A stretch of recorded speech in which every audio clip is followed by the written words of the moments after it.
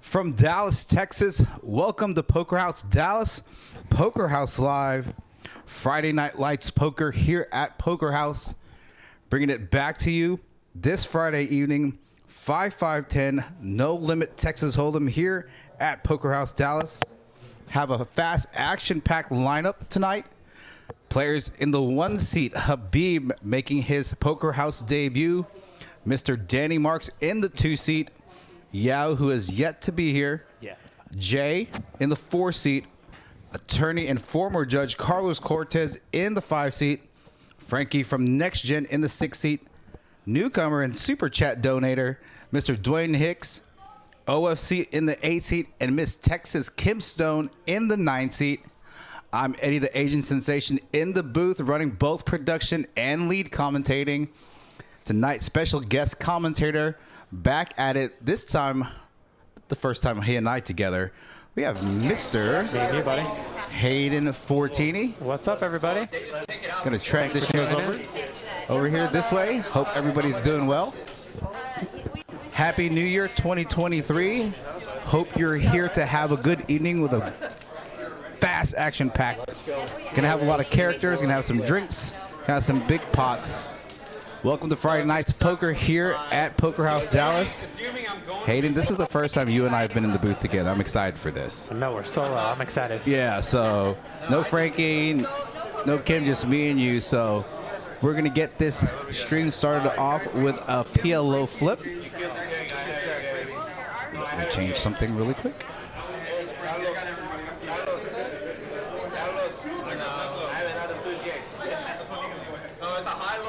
All right. So a lot of these players you've played against, Hayden, streams down the road at TCH. A couple newcomers to this particular stakes. We got Jay playing. This is, I think, one of his bigger games he's played. Dwayne Hicks, he's about to be here in a few minutes. Played with him a couple times in a tournament setting, but never played with him outside of that. So interested to see how things shake out this evening. So is there anything you can tell us about any of these players specifically? I think the only player I haven't played with is Dwayne Hicks, but there's a lot of action players here at this table. Kim, OFC, Carlos, Habib's first time here at Poker House. They all usually play on the Wednesday stream, 5-10-25 at TCH, and it's a pretty big game, so these stakes are a little bit smaller than what they're used to playing. Right. So I think there'll be some action. Frankie, he's very solid, very good player. Jay seems solid as well. I played with him on the Savage Sunday, so and Danny as well. He usually plays, he'll play 5-10 and a quarter. So a good mix of solid players, action players, loose aggressive. So I think there's going to be some big pots, a lot of action, some interesting poker and situations come up. So I'm excited to see what unfolds. So this is your first time on this side of the booth playing against. I know you've commentated the PLO here the past couple Thursdays. Also, I think a couple Tuesdays over there. But you've never actually commentated against these specific players. Maybe Danny. Yeah, right? I haven't commentated on really any of these players except for Kim and OFC and the PLO stream. So I'm excited to sit on this side of the felt, relax a little bit, and see what happens. All right, sounds good. First hand underway. Frankie's got a nice hand to start. Ace jack suited. And Frankie, you and Kim have over the past couple months have developed a nice little relationship with a nice young kid, nice up and comer, especially being as young as he is, like 23, 24. So, to be young again. Yeah, great guy, but he's got a great head on his shoulder for his age. I wish I had the discipline he has when I was his age. Don't we all? Yeah. I always joke with players, because they know that you and Kim are my coaches. I live with you guys. And I used to think when we were back in Houston, so that's how I met both of you guys originally down in Houston. And every time you guys would invite me to play, I was like, oh, this is cool. I get to play with Kim and Hayden. And then now, like 2 years later, I'm like, these guys were trying to hustle me. I like it. I was so bad back then. You've come a long way. I've definitely come a long way. So not paying off river bets like we just talked about. So. Yeah, Frankie got some value here against LFC. Nice hand. Yeah, I Good got turn a for number. Frankie. Yeah. Got a number of our regulars in the chat. We got Poker Monkey. We got Miss Tammy Venny, who will be here via Iowa. She'll be here in a couple hours. Look forward to seeing you in a little bit. Mr. Mike Leonard, you remember him? Kim said, "Hey, Mike, I'm gonna turn on the camera real quick because you got to see the jacket. Okay, this is the full ensemble. Okay, this is definitely courtesy of Kim Stone. Now, I usually don't ever brag about my clothes, so, but I am gonna do it right now since we're definitely in between hands. I'm gonna do it real quick. Love it. Here goes. The AC is on, so. Yeah, the AC is on. So there you go, Mike. Got the turquoise velvet. Got the Beautiful. flower button down. I got the white. Love it. Love Looking the sharp? combo. Yeah. Hopefully you can actually make it down here to Dallas sometime. Get some play in here. Would love to see you again. I'm not that young, Poker Monkey. Shout out to the chat. Thanks for coming in, guys.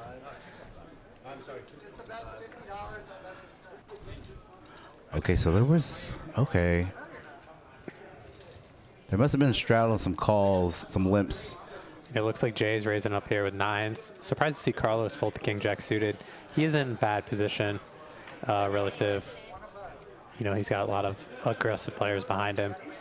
And I know this is Jay's, I'm not saying this is his first time playing the stakes, but this is Jay's first time playing these stakes on a live stream here. Well, we only had this for a couple, so. Carl's probably going to tread a little more cautiously with some of these players that he hasn't played against, specifically Jay in the 4 seat and Dwayne Hicks in the 7 seat. So Yeah. Like the check here from Jay on this flop. He induces Habib to take a stab at it.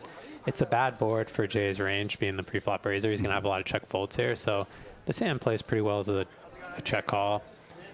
Could maybe even consider check raising. And now he's in a tough spot on this turn.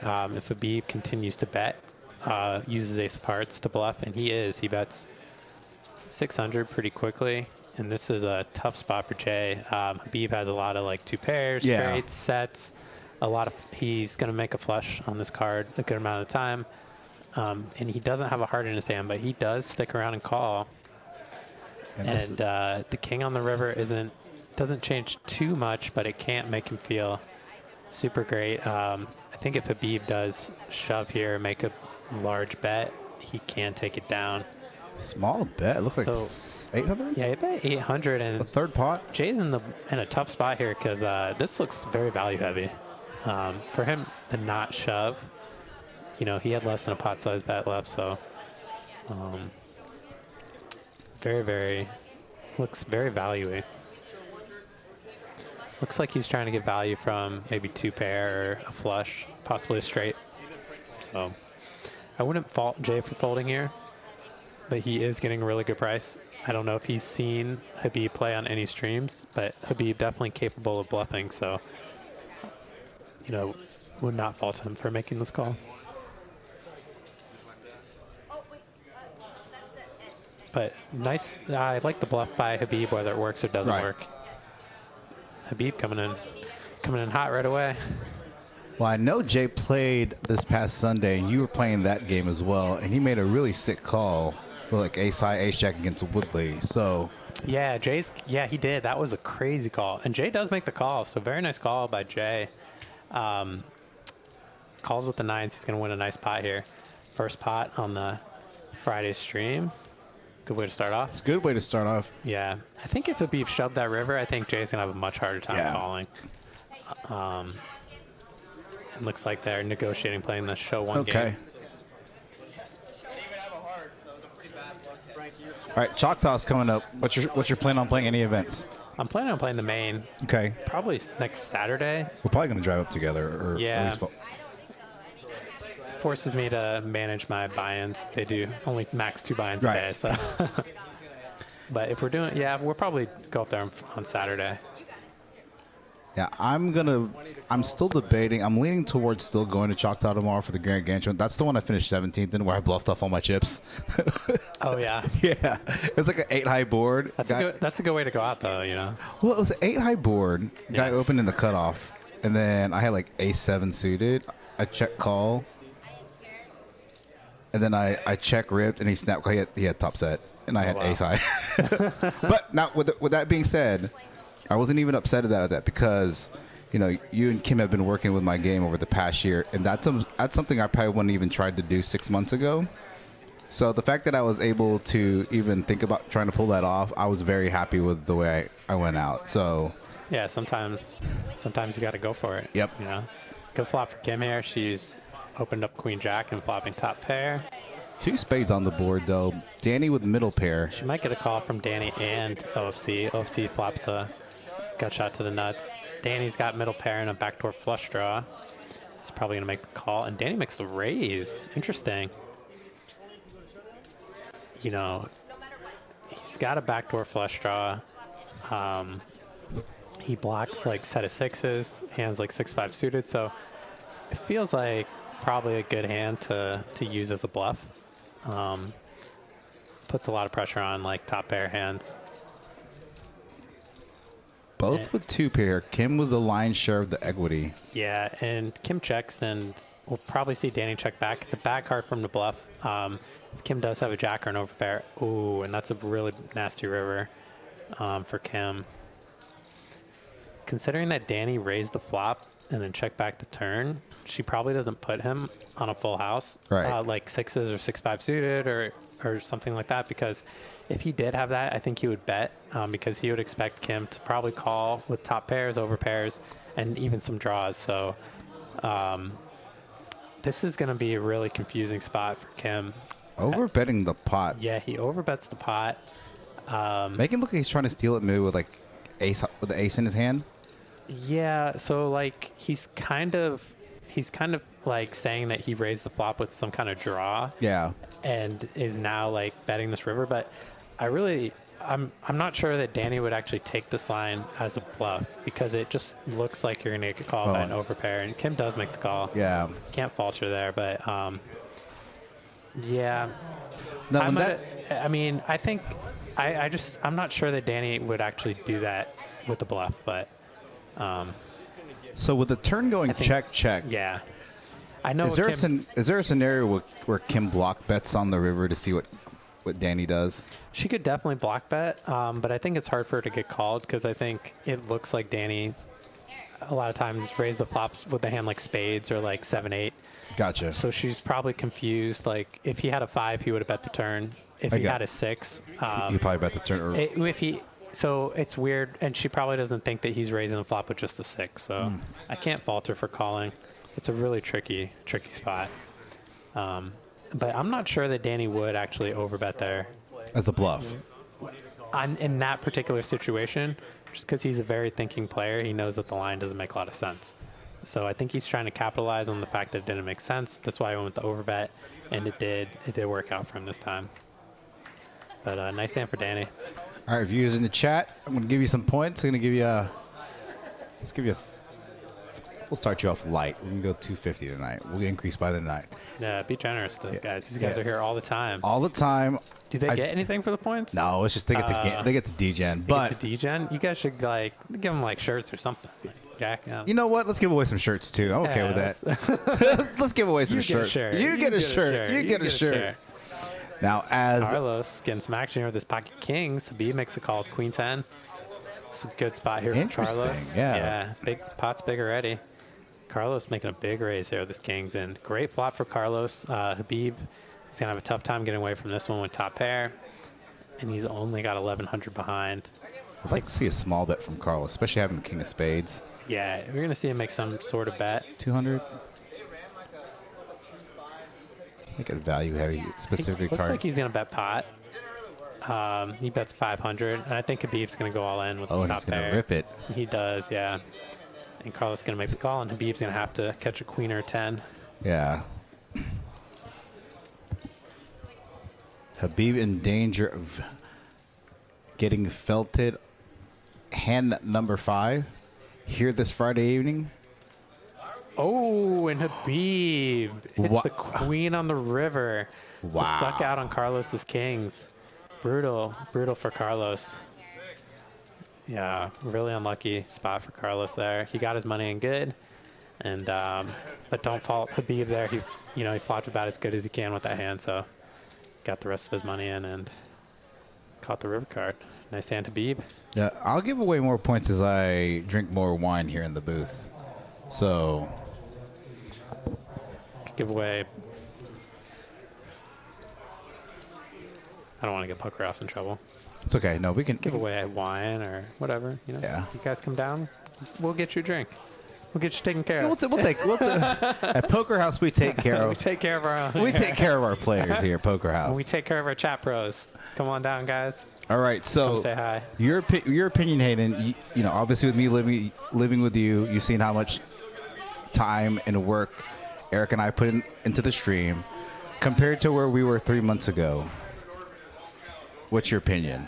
I think you guys made massive improvements. Yeah. The quality looks really nice. The graphics, the commentary is great, and these lineups and these games are super great. So We'll definitely have you and Kim to thank for the lineups. You know, I have definitely my contacts, so utilizing that as well. But just kind of, I think it's kind of fun too because a lot of the players, that I've brought, the players that you and Kim brought, they've never really mingled, so to speak. So creates an interesting dynamic.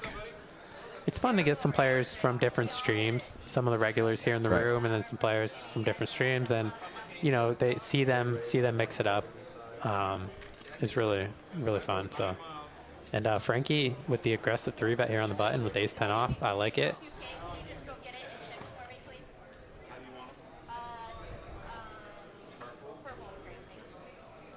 And I think, Habib's gonna make the call here with his nines, and Jay's in a tough spot here with this king-queen offsuit.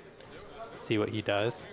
Now Jay and Frankie have a lot of history together on the Sunday Next Gen stream. So I wonder if Jay thinks that Frankie is 3-betting light on the button based off their history together. Right. Yeah, and Jay comes in with a 4-bet here, recognizing that Frankie is 3-betting aggressively, and Habib thinks his king queen is doing well against Habib's cold calling range, but I don't think this is going to get Habib to fold. I think Habib is probably going to at least see the flop here. And rightfully so. He has the best hand, and he has a strong pair. So we'll see what happens here. If the board comes good for Jay, definitely, it's going to be hard for him to get Habib off in this spot. We'll probably see him continuation bet, and I don't think Habib's going to be going anywhere. Mr. Yao's showing up, just sat down. He just shot, there he goes, right there. Apparently traffic was really bad today. Yeah, that's what I heard. Let's see what sizing Jay's going to use. And 450. And Habib just shoves, and Jay snap fold. So really nice spot, really great play there for Habib. I love the check raise. Charging the max for hands like ace queen, ace king, and obviously king queens in there. So really nice play there from Habib. I like. Nice hand. What do you think about the 4-bet from Jay there? I think it's very aggressive. I love the aggression, but I think it's a little suspicious given that Habib cold calling there can definitely have some strong hands. So, and I don't, Habib's not really the type to cold call a 3-bet and then fold to a 4-bet. I gotcha. So I don't think he's accomplishing what he wants to accomplish there. Got it. Yeah. But I like the aggression. I mean, he had a good read that Frankie, is 3-betting light, so. Oh, Yao already getting in the mix. Just sat down. Just unracked his chips. Yeah, Queen Jack. Let's go, Yao. Ready to mix it up. So what's the argument with Jay with the 4-bet there? You can make the argument that he's blocking a lot of the strongest parts of Frankie's range, blocking ace king, ace queen, pocket kings, pocket queen. Sure. So that's more of a curiosity question. Because, as I progress in my game. Now, for the record, all you guys and the viewers, I don't want Hayden to get too much strategy away, but that's more a curiosity question there. I think like I think it's probably not like a quote unquote like GTO play, but I think he's trying to exploit the fact that, you know, Frankie's obviously 3-betting aggressively. Okay. And then Habib, you know, Habib has an image of, you know, being on the loose side and wanting to see flops. So Gotcha. he's trying to capitalize on that. But I think when he does that, though, he needs to be prepared for Habib to call. Gotcha. That's what happened is what is most likely going to happen. Frankie folding and Habib calling. And, you know, there's merit because Habib could definitely like have hands like King Jack suited or Queen Jack suited, hands that he dominates. Right. So he gets himself in a really great position there. But yeah, Captain Underpants is here for the strategy. I'm giving it to you. Ralph Pipkin from North Carolina, thanks for joining in the chat. Regular Frank Boisvert also in the chat. Are you guys having problems with the points? So let us know. Over 40 viewers in the chat already. So I didn't know if you knew this already. You guys were in here, and I said, if you guys need anything, just let me know. But I saw some of the comments in the chat saying, expressing compliments to how much we've grown. Gosh, it's so funny because going back to the birthday bash, it's like night and day relative to the quality of our live stream. Oh, yeah. It's come a long way. It's great to see. Yeah. Love seeing it. It sucked 3 months ago. Love seeing it. You know, but that, I mean, you guys worked out the kinks and respect for that. You guys put a lot of time in really perfecting the quality of the stream. Yeah. And, you know, it's awesome to see the, you know, where it's come. It's really, really exciting. I think it's only up from here. And Kim's going to make the call here against Habib with their 6-3 clubs. She knows Habib's an aggressive raiser. He does, unfortunately, have an overpair in the spot, but not a good flop for her. Yeah. Not a good flop at all.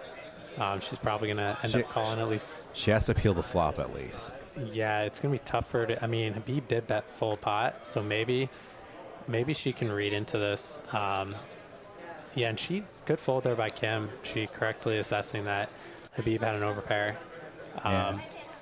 Probably trying to bet to get her off overs. You know, yeah, like I mean, overs. he has a hand that kind of wants to bet big. Right. You know, it has vulnerability, so I think For some protection. Well played hand all around. Kim making the loose call there, but she can do that because, you know, she got away. You know, she can get away from bad situations like that. So, you know, but nice hand for Habib, off to a good start. And again, for those of you in the chat in the DFW area, specifically this Sunday here at Poker House Dallas, we're going to be having our first Poker House meetup game with our chat pros. Going to include Miss Serena Hewlin. I think a number of players like Cup is going to be here. Poker Monkey's going to be here. DFS Brett may be here. I'm not sure. Tammy's going to be here. Contingent on how if I decide to play tomorrow, and I don't bag, I will obviously be here on Sunday. But if I bag, unfortunately, or depends how you look at it. Fortunately, it's both fortunately and unfortunately that I won't be here. But here we go with Kim on the button, gonna 3-bet sixes. She min clicks it, which is hilarious. Habib made a 35 and she 3-bets the 60. Interesting. And I'm not sure what the thought process is here, but let's go with it. Maybe she's trying to be balanced. We talk about balance. Maybe it was a misclick. It might have been a misclick. Because if she wanted to call the 35 and she threw in an extra green chip, he's gonna come in bigger here. Yeah, he looks like he wants to punish this. And let's see if Kim can see through this. Now, for the record, OFC sat down at my table and I bluffed him, and I showed him the bluff earlier. You did? Yeah, I you bluffed OFC? Yeah. Oh, he's a hard man to bluff. He's got the shades on tonight, rocking the shades. He flopped middle pair, and I flopped open ender, then I turned bottom pair, and I was still open ender. Yeah, she must have misclicked. Because she's not, prepared for this. And if she did misclick and OFC knows it, she knows that OFC can take advantage in this situation. She does call. She's like, I don't believe you, OFC. And she has him in very, very bad shape here. A lot of the 4s and the 5s were out. I think Dwayne had... But unfortunately for her, she really needs to hope that this board doesn't come with high cards, because if it does, it's going to be hard for her to continue. This is a really good board for Kim. Yeah, it's a good board for her. It's a good board for her range. She's going to have a lot of hands that connect with this flop. 10-9 deuce, and OFC knows that, so he might just, yeah, he's just giving up here. And it's a tough spot too for Kim. Like, she does check back, and she really needs to hope that, okay, that's a good turn card for her. It gives her a straight draw. OFC, I don't think is going to bluff this card. He's probably just going to continue waving the white flag. And we'll see what Kim does here on the turn if check two. OFC does bet. Very interesting. 80% pot. It's pretty big sizing. Yeah. Especially after checking the flop. It is a good board for him to check flop on. He does know this is a flop that favors her range here. Yeah. She makes the call. Good. I mean, with the yellow birds. She reads it correctly. And the ace river is very, very dangerous for her. It's going to make it really tough for her to call here. And I think this is a card that OFC is definitely going to try to represent. I don't think Kim is going to have a lot of aces. I think he's probably putting her maybe on a hand like 7-8, pocket sevens, maybe like a middling pair like nines, sixes. So this is definitely a scare card for her. It's a card that he can pretty credibly represent. And she's going to have to, and she snap folds, and nice hand there for OFC. Shows the 5. Yeah, shows the 5, and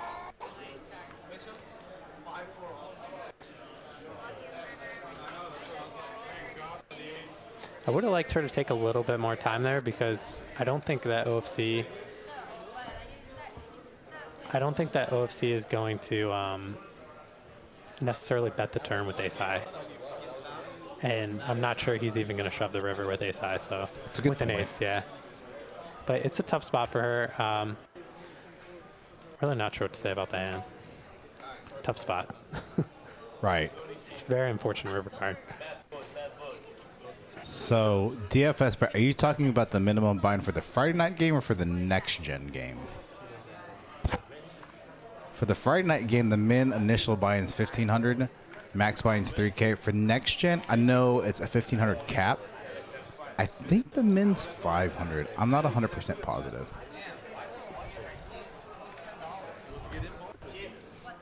Friday this week, okay. Min 1,500, 3K maximum initial buy-in, and it's match the stack.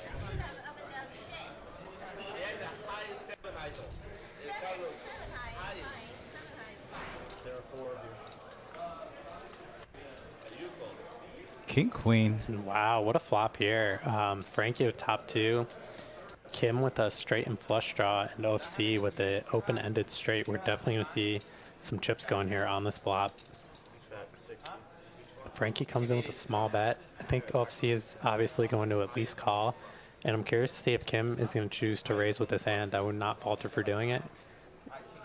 She's at the very least just going to call.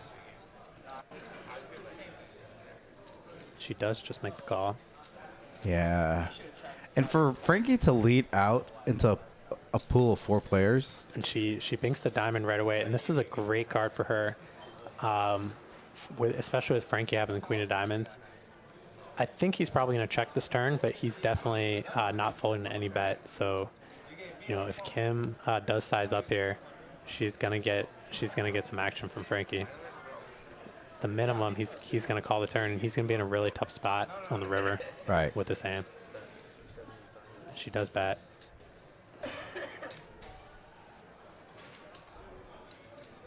About 55% pot. Nice little value bet. Hoping to keep in a hand like king, queen, king, jack. Yeah, OFC's going to have to fold here. Yeah, OFC has to fold. His straight draw is very dirty now. Yeah. Only as we can see, he's drawing dead. Only 6 clean outs there. Got reverse implied odds on that, making that call. He definitely lost the minimum. And if this is a brick river, Frankie's going to be in a really, really tough spot. And it is a brick river. The 9 might help him get away, because now he's also losing Jack 10. So if Kim was bluffing with a hand like Jack 10 with like 1 diamond, right, it just got there. So she doesn't have a ton of bluffs. And I think she's going to really have to choose the sizing that he can call with a hand like this. 550? She overbets. Yeah, this is a tough spot for Frankie because he does have a diamond in his hand.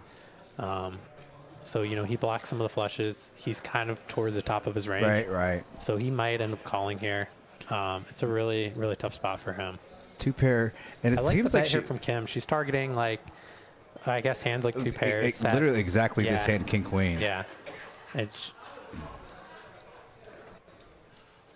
might be a little too much, but he's really in a tough spot here. Kim could be bluffing with a hand like ace jack or ace 10 with the ace of diamonds. So she definitely has some bluffs here. And Frankie knows that Kim is capable of bluffing in this spot. Yes. Those are her bluffs, though. You know, she's bluffing with, like, I think, like ace jack and ace 10 specifically. Most likely with ace of diamonds, so. Yeah, especially with the turn, you know, if she had a hand like ace 10, ace jack, she has a lot of equity with a flush draw. He's reaching. He's in pain right now. He does not like the spot. And I don't blame him. So I do like the overbet. I do like the pot size bet from Kim, actually, now that I think about it, because she would definitely want to make this bet if she just had the lone ace of diamonds. Right. Yeah. And she has all of those hands, so you know, I think if he didn't have the queen of diamonds, he might. Right. I think that's really what's weighing on his mind right now. Right. I think she's, yeah. And he calls, yeah. I don't blame him at all. Nice hand for Kim. Well played. So nice little pot yeah, there. getting some money back. So I played a hand very similar to that today. So And she does look, I mean, she said it. She does kind of look like she's steaming. She's lost a few big pots already. Yeah. So, could definitely be a time when a player could be trying to make a bluff. I took a very similar one like that when I was playing a 1-2 earlier today, where I actually flopped like middle set with an ace high board. And I check call, and I'm sorry, I went check on the flop. And then I bet like 60% pot on the turn on my brick, and the guy snap calls. So this guy has an ace. Right. 100%. And there was 95 going into the river. So I bet 135. Right. And now, at higher stakes, whatever, but in 1-2, a lot of players in these lower stakes overvalue one pair holdings. Mm-hmm. And so he snap called, and I showed the set of sixes, and he's like, "Yeah, I didn't think you had a set." He's like, "I thought you had a weaker ace." Right. Right. Yeah. So. Yeah, the overbet can definitely work out in spots like that. Kim getting back on track. Good for her after losing a couple pots early to OFC and to Danny. Yeah, very good for her. So is Dwayne's he's a regular in the chat? Is he a regular in the room? So he's not. He's a little further up north. So I met him when I went to play a lot of the Choctaws tournament series. And I would be lying. He's going to go back and he's going to watch and listen to this. And I'm not going to sit here and lie. I met him playing one of the events, and I was inebriated. And I said, "Hey, if you come down to Poker House, I'll comp your daily membership. I'll give you a free hour time." Just trying to get some of these guys to come visit the room, whatnot. He came up to me. He's like, "Hey, do you remember me?" Oh.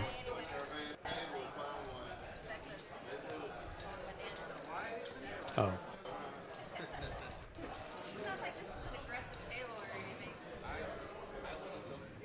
Oh, no. I'm not even paying attention to that. Yeah. Oh, okay. Look at this. Is this Seven-deuce game on? I'm not sure about that. It seems like it might be. And Yao calling here at the 7-deuce.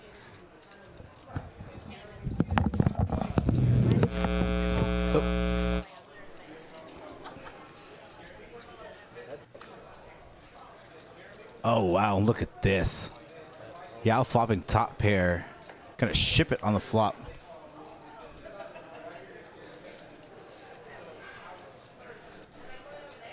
Yeah. Dwayne in a tough spot here. Look at this. Yao just sitting down. You guys have seen him in the PLO game on Thursdays. Very, very aggressive player in PLO. Mixed it up last week here on the Hold'em game. Not afraid to get his chips in, whether he has an outmade hand or he's straight bluffing. Now, with that being said, he does have top pair here. Here we goes. Dwayne gonna make the call. Doesn't believe Yao.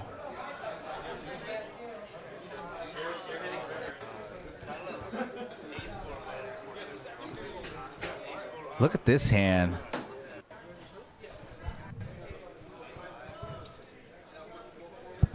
Yao getting his entire stack in there with 7-deuce.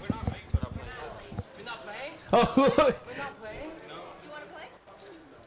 so Yao thought we were playing 7-deuce. Oh. But I mean, he got rewarded for the heart, so I love it. He flops, he calls a 4-bet, flops 2 pair, and just what a life. Love Yao. Gotta love Yao. I really think he thought they were playing 7-deuce because he sounded very sincere when he asked about it. Yeah, Yao's the man. Yao is the man. I love it. Now, with that being said, we did play the 7-deuce game last week, and he did show up late today. So I think he was under the pretense that we were playing the 7-deuce game.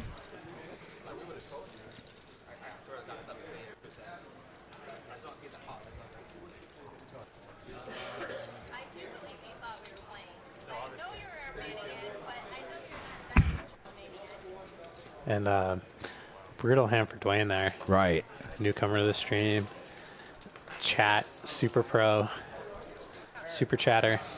Yeah, unfortunate. He's a tournament guy, so that's what. So Yeah. I met him. He just got introduced to Yao. Yeah. Welcome to Poker House Live, Dwayne. Welcome to Yao's world. Welcome to Yao's world at Poker House Dallas. So going back to that story, he came up to me. I think he was playing a tournament, and he said, "Hey, do you remember me?" And I was like, yeah, I lied to him. I was like, yeah. He's like, chalk that. Then I was like, okay, I do kind of remember. He's like, yeah. You said you were going to get me, free daily membership. I said, it was all coming back to me. Yeah. And so I went up there and they ended up commenting the day. And so, we've been texting and stuff like that. He's made a couple of big super chat donations over the past 2-3 weeks. Love it. And so well, hoping he has some run good for it. Sorry to see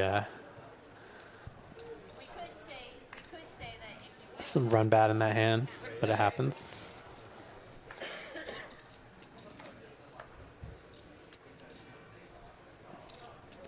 And Yao's getting right back in it with the 5-deuce, 3-betting the button at 200. And Jay has got the ace-8 suited. He's going to fold.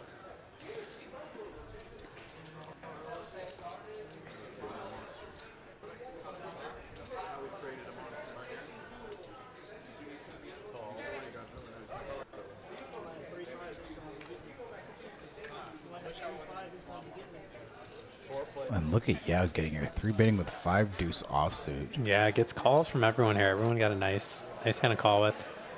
And he can definitely take this down with a bet on the flop. Danny flopping middle pair, backdoor flush draw. It's going to be a tough spot for Danny. And when Yao bets here, if he does choose to bet, he might. As a 3-better, he can obviously represent hands like ace-king, bucket aces, but he just checks back, kind of giving up. And what a turn card here. Habib turning a straight and flush draw. Curious to see if Danny is going to call this turn. If Habib bets big, Danny might just fold with 2 players behind him.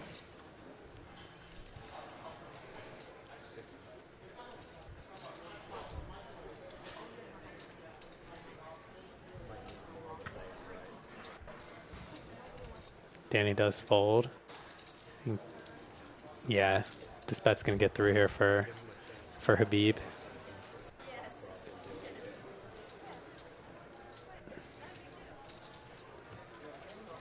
Nice little takedown from Habib there. Starting the stream off rough against Jay in that ace-jack versus 9 hands. Nicely recovered so far. Oh, so again, for those of you in the chat, they're doing the show 1 hand. Show one card after the player that wins has to show the entire table 1 card. And if they forget, they have to tip the dealer $25. Love it. Love that game. I'm sure Scott in the box likes that game as well. Oh, yeah. Got Pokernomics. Pokernomics. Pokernomics. Pokernomics. What's up, Pokernomics? How's it going, Reese? Thanks for joining. I saw the text that you sent me. He just posted a nice session last night. Yeah, a YouTube video on, I don't know if it was last week's stream or this week's stream, but I'll send it to you.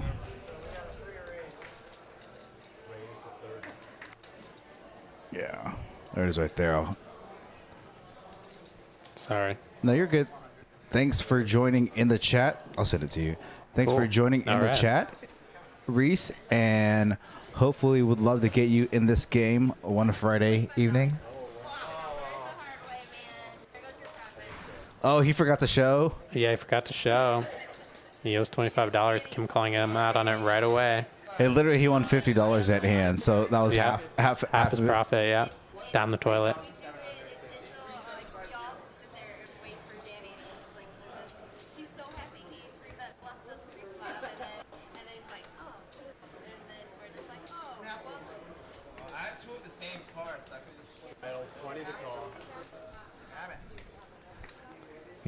I think this is gonna be a really fun table. So definitely gonna turn up the table mics, let you guys listen to some of their conversation and fill in the gaps. So Pokernomics, you always have a seat. Not always, but you know, you definitely have, you know, an open invitation for this some point in the future.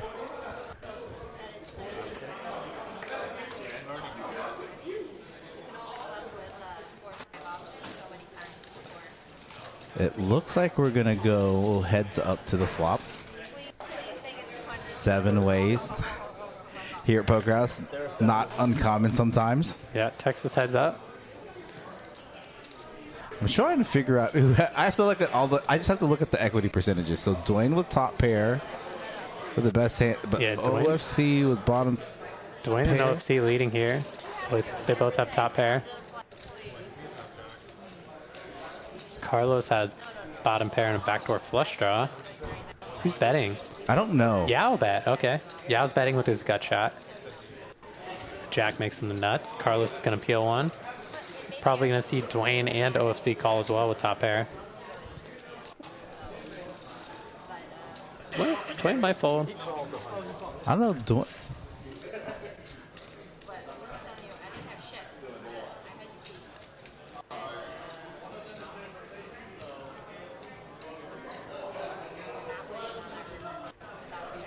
Robbie with the jack, with the Robbie Jack 4 offsuit. Let's see, whose action is it? It's OFC. He may think his ace is good here. It's a tough spot for him. There's 7 ways to the flop. Yeah, I don't blame the fold. There's not really any good turns for him. Yao is an aggressive better, but once Dwayne calls, very likely has an ace. Dwayne and Carlos calling, so yep. You know. He would have banked to 7, so bad fold OFC. Now with Dwayne having a short stack as he has. Yeah, Dwayne might rip it here. He's going to lead out, try to charge these guys. Yeah, really small. Going to end up being a really good play against their hands and takes it down. Nice hand for Dwayne. Now, that's interesting because he love the bet, love the aggression. Shows the 9, love it. I think that's an interesting bet there because he only had $600 and I bet a third of his stack. Yeah. When I'm in a tournament and I see somebody do that, I'm like, why don't you just rip it? I'm more inclined to call a rip. I'm more inclined to call a rip. Maybe that's why he did it. Yeah. I remember, I think I told you about this hand specifically. There was a hand, you know, this summer that I played at WSOP where I opened jacks and the guy had like 11 big blinds and 3-bet me to like 6 big blinds. And in my head, I'm like, why aren't you just ripping your stack? And so I just like put him all in. He had aces? No, he had kings. Kings, yeah. I was like, okay. So then I came up on a similar spot where I opened 10s, and the guy at Choctaw had like 14 big blinds and made it 7s. I opened under the gun with 10s, and then I fold. I was like, you have aces or... I was like, I think you have aces or king, because if you rip, then I'm probably calling with 10s. Yeah. And he flipped over aces. I was like, okay. So I remembered that. Nice read. I remember that line. Love it.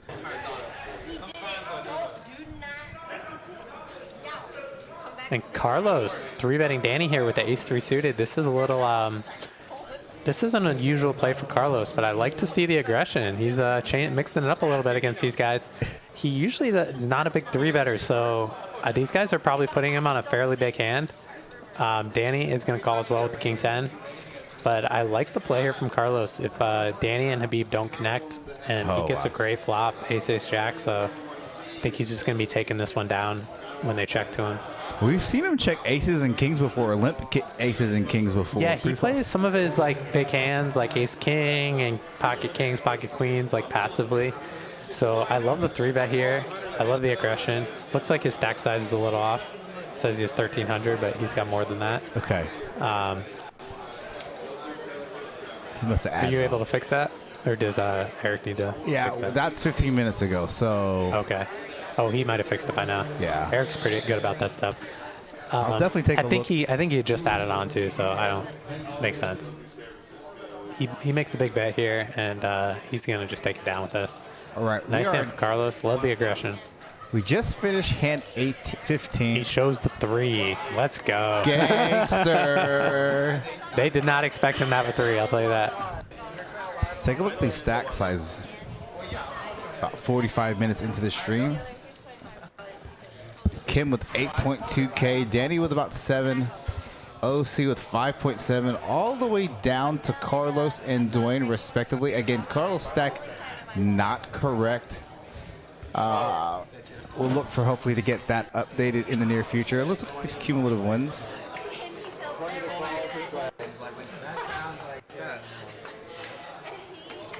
Oops. As the hand starts, those go away.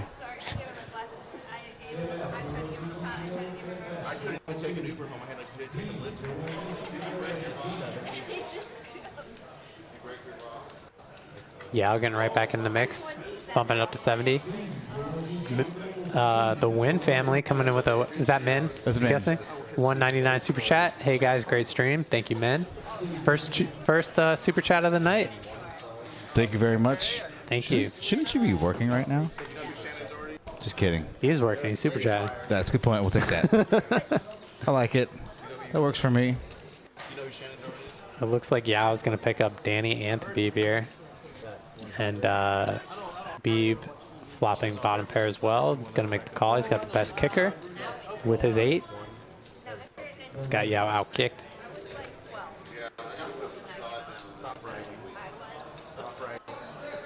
And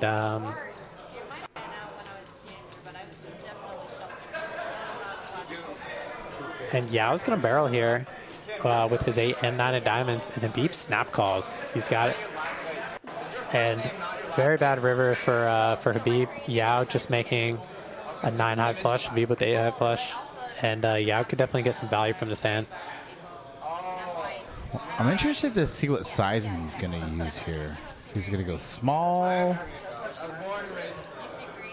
neutral size bet, polar, 80% above.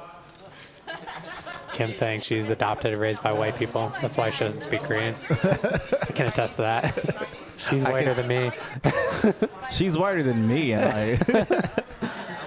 Yeah, you're pretty white. I am. And nice value bet there for Yao, going runner diamonds to suck out on Habib's 8, ace 8. Got some value on that river.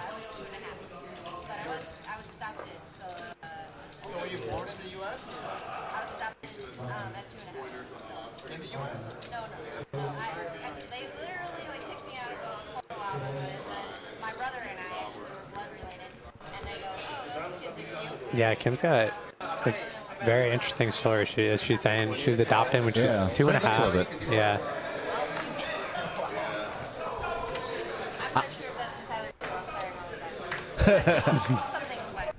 But shout out to her parents. They had 5 children, all adopted. That's cool. Yeah, very cool. So her brother's her blood brother, and then her sister is not hers. Yes. Okay. Yeah, she's got a sister, and then she has 2 younger brothers. Gotcha. Yeah. Yeah, her and her brother, they were adopted first by the family, and they came over from Korea. Gotcha. Kim was 2.5. Andrew was, I want to say he was like 1 year old, like 12 months. So they were very young. 3 of you. Grew up in St. Louis, Missouri. Why do you punt it off against Daddy? This is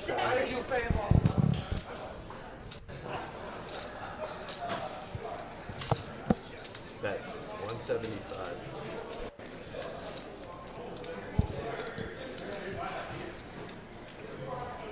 I am going to step out for a second just to make sure the chip stacks are correct. So if you want to man the leaving me booth, in here by myself? You're a pro, man. I'm nervous, man. Don't leave me to the wolves. Be nice to me, chat. I still don't forgive you for that queen on the right.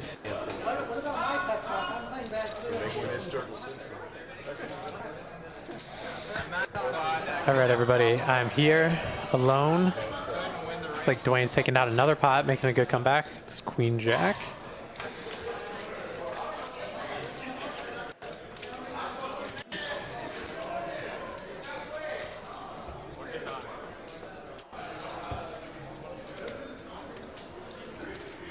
Just got chastised by the commentators. For what? Just too much boob. Oh. Is that a thing? Is that a thing? Too much food? Oh no, Kim outing us. Danny wants a seat change. Y'all still goes, what? Too much He heard booby. you. He heard you. I think I'm also showing too much. Me or you? Lovely conversation.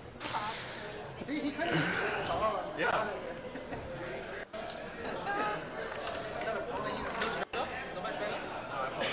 Thank God I didn't travel. Kim picking up a really nice hand here on the button. Ace Jack suited. Gonna raise Habib's OFC's limp. Danny with Ace Jack as well. Like literally have to eye each other whenever you're about your He's gonna 3-bet. Well, it's still, I mean, And Yao in the big blind with Jack 8 of clubs. Thinking about doing something here. Looks like he's gonna come in with a 4-bet.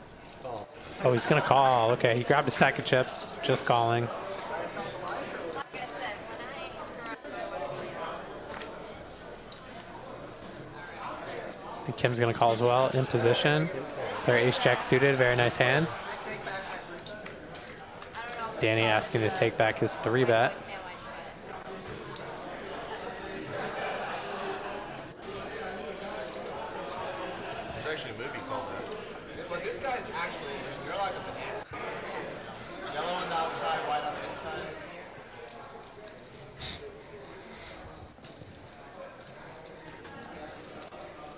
Danny's gonna c-bet here.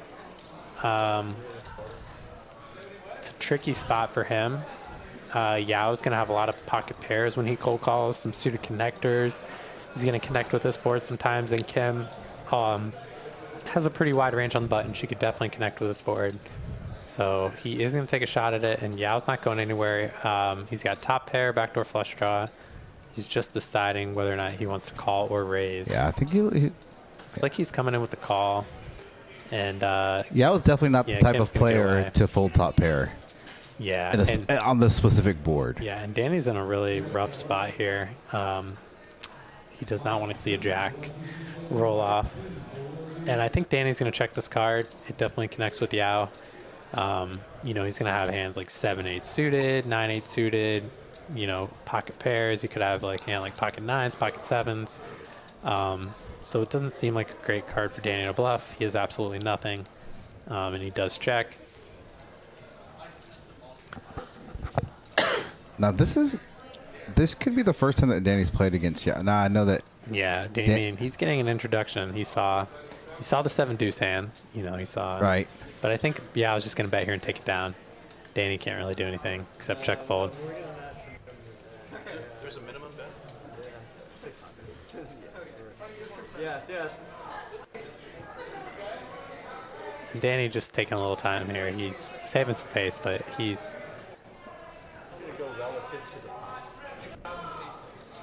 definitely going to fold. Just posturing a little bit. Yeah, Doesn't want to he's snap. posturing. Trying to get a feel for what Yao might have. Be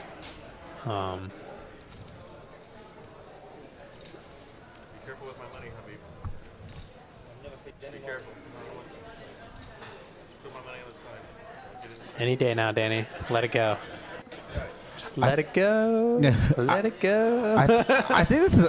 I mean, Maybe he's gonna do something crazy. in theory, okay, he's gonna Yeah, fold. he's gonna fold it. We all knew it, Danny. Come on. I wonder what he's gonna worried show. Yao at 7-deuce. He'll probably show the jack. Jack. Love it.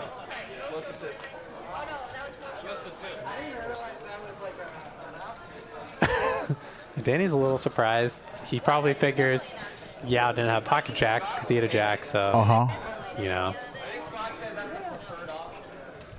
But nice hand for Yao. Love it. Getting in there gambling. Playing the jack-8 suited, flopping top pair. Taking it down on the turn. Yao's a tough player to have on your left, I'll tell you that. Yeah. You don't want him on your left. He's going to make your life very tough. And his player profile makes it really difficult because he's got an uncapped range. Oh, yeah. And he's As deep. we've- yeah, and he's deep. and he's deep. Yeah, so you don't know what he's got. He's a tough guy to play against. Yeah. Love Yao style.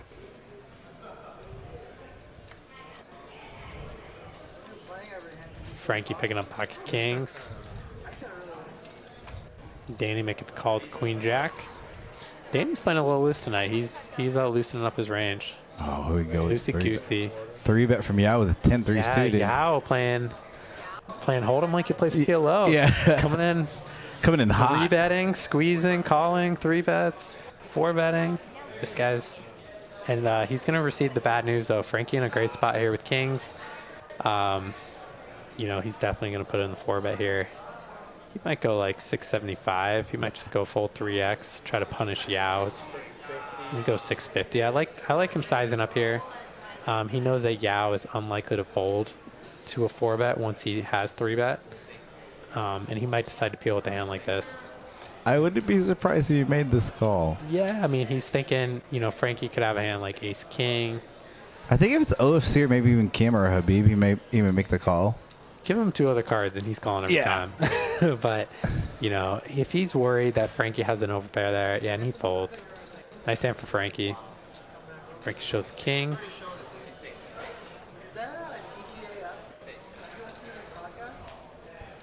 Frankie trying to look back, act like he didn't have 2 kings. Trying to decide which one do I want to show.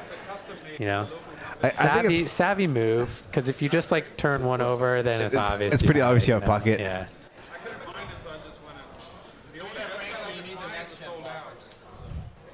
And then for those of you that don't know, I didn't know Frankie had announced it. So Min had made a comment in the chat yesterday about next week's lineup.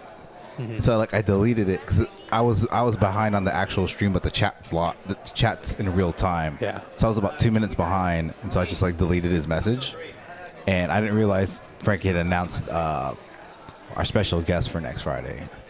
All right, we got Pokernomics in the super chat donating a nice $50, saying to keep up the fire, Pokerhouse Dallas.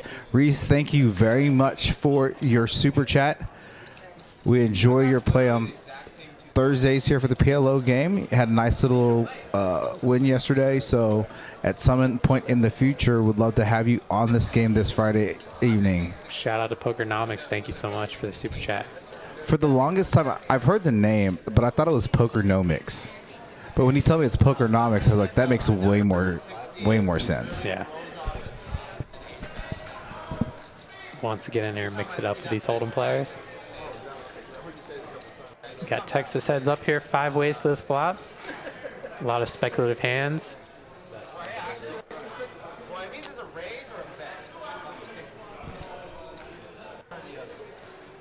Yao leading out with just king high. Dwayne's gonna make the call. We're probably gonna see OFC coming for a raise here. He's probably gonna. He does really size up here, bet 700. Trying to charge those straight draws, top pairs.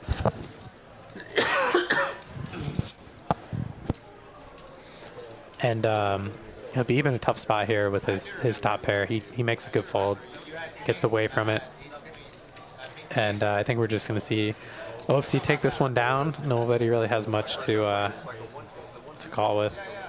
Yeah, Pokemon game. I thought it just, in my head, it made sense, Pokernomics. But yeah, but then when he played the first PLO stream, he's like, it's Pokernomics. I said, oh, that makes way more sense.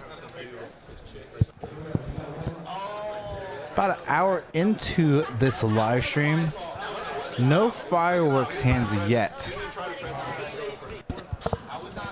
girlfriend was like literally she was like probably acting like a 12 year old. Okay, that's it. Being stupid. Thank you. Like every hand I was in, she would just say something. Yeah, she always had a comment on everything. Thank you. No, she wasn't even playing.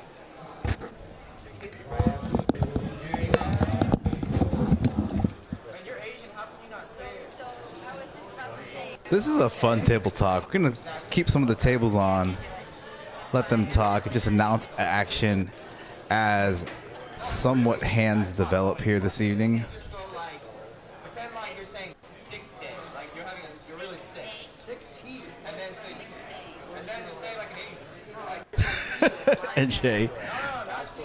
It's My like, best- more like day. My best girlfriend was from Korea. I loved her so much. Your best girlfriend? My ex-girlfriends, yeah.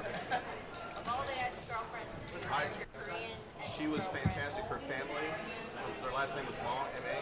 That's Chinese. 1/3.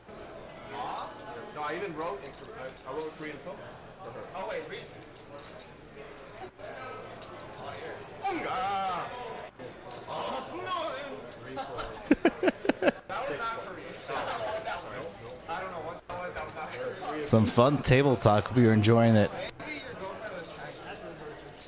Some hands developing here. OFC with the best hand with Jack 10 kicker. Danny with the same hand. Habib with a 10. Going to be a... Oh, wow. Habib gets there on the river.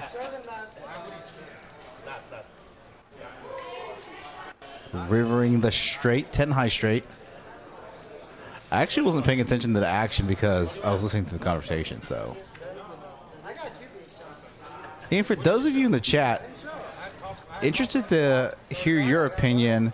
Do you like the announcers doing analysis, announcers announcing the action, liking the announcers to just let the table talk, take over some of the conversation, I guess contingent upon what they're talking about at the table?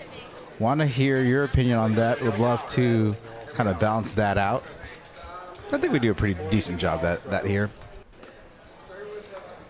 Again, got Minnesota Scott in the box. Make it 80. Hey, hold on. 80. Eric Anderson running action tracker. Hayden 14 tonight in the booth.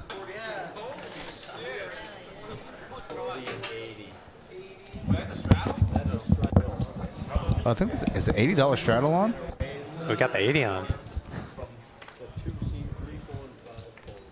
Oh, wait a minute. The 160's on. Oh, no. Okay, that's not.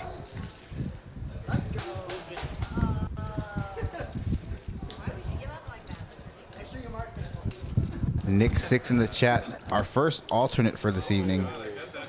Yeah, looks like Habib put the 80 on. Props to Habib, gambling it up. And Kim and Danny both with 982 to go into this flop. $100 is a lot of money, all right? You can buy like 10, 5 fully. Yeah. 30 Mexican. The 3 of you. I don't never go to McDonald's. Danny was the pre-flop aggressor.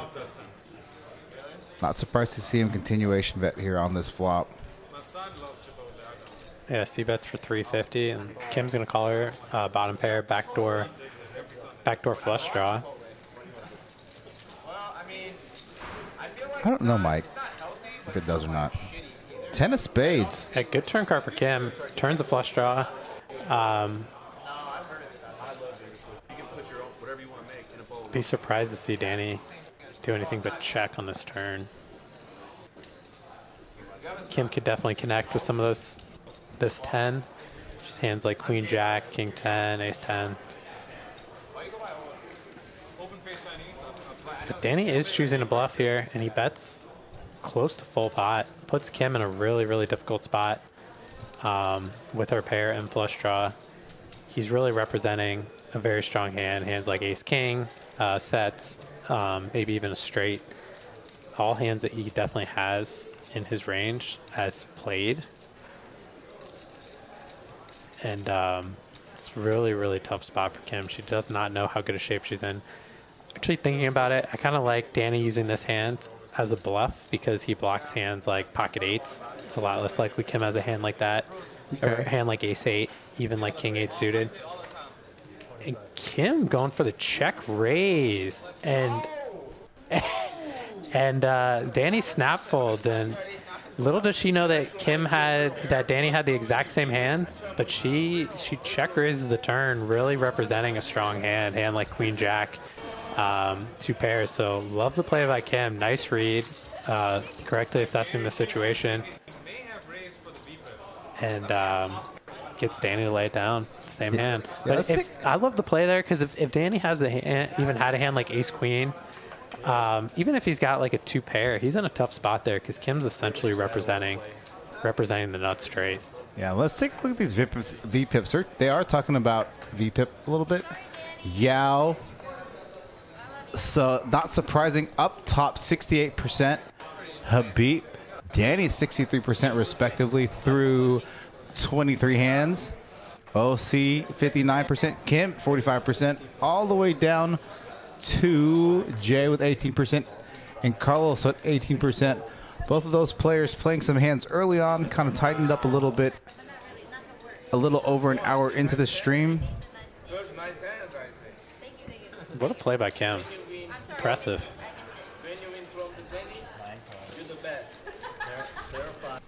She's always saying, she's like, you know, she thinks I'm the better Hold'em player, but I don't know. I mean, she makes some plays. I don't know if I have it in me to check raise that turn there against the pot size bet. That's gangster. Yeah, that's super gangster. I definitely With don't that have it. hand, yeah. And it's I mean, if Danny had like even a hand like ace king, he's in a really tough spot there. I mean, you know, he's essentially got to call turn and call river. So nice play there by Kim. Love it. And she's got outs.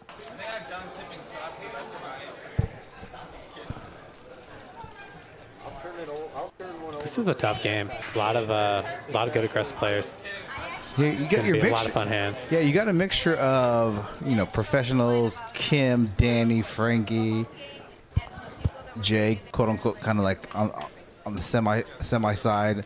Then you have your working professionals that play on a regular basis: Dwayne, Carlos, Habib, OFC.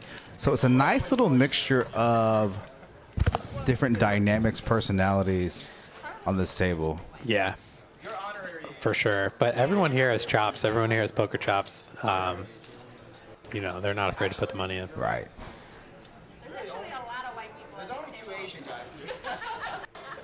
Talking about how many white people are at this table. Is that what they said? Yeah. The table mic. I want to hear this. I'm sure the chat. Frankie,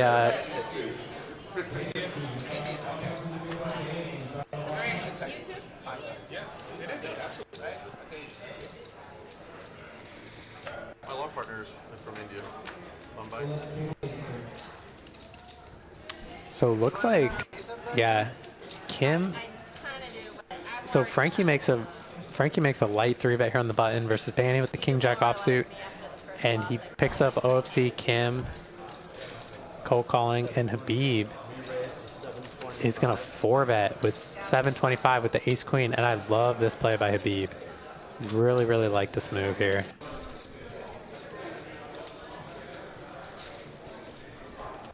Very aggressive, puts everyone in a really tough spot.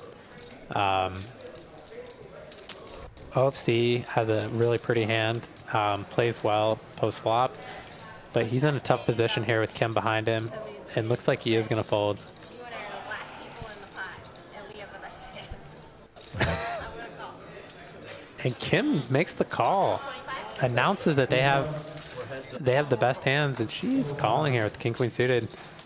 I don't recall if I've seen Habib 4-betting very often. And it goes check check.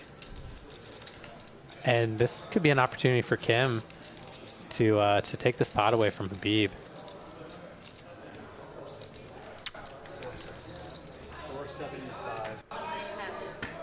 And she just folds.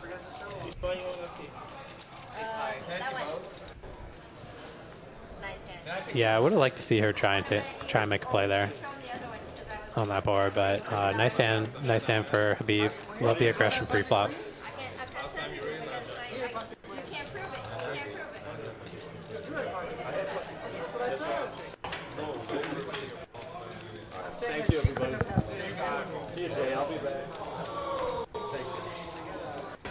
Scott rotating out of the box. Gonna get Mr. Butch in the box now. Two of our more experienced dealers here at Poker House. For those of you in the chat, is it Table Talk loud? I need to figure out if there's a way we can turn it down in our ears here in the booth, but still be loud enough for the chat to watch. Yeah, let us know.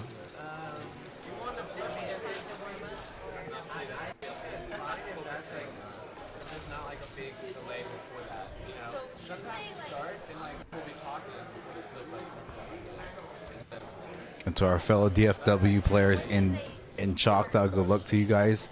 I think the Gargantuan's going on right now, so that's the one. I'm 50-50 right now on the Gargantuan. If you would have asked me 2 weeks ago if I was going to fire a bunch of bullets, I would have said yes. Can I buy a piece? Yeah, I mean, of do course. it.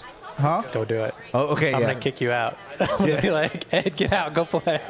So there is a running joke.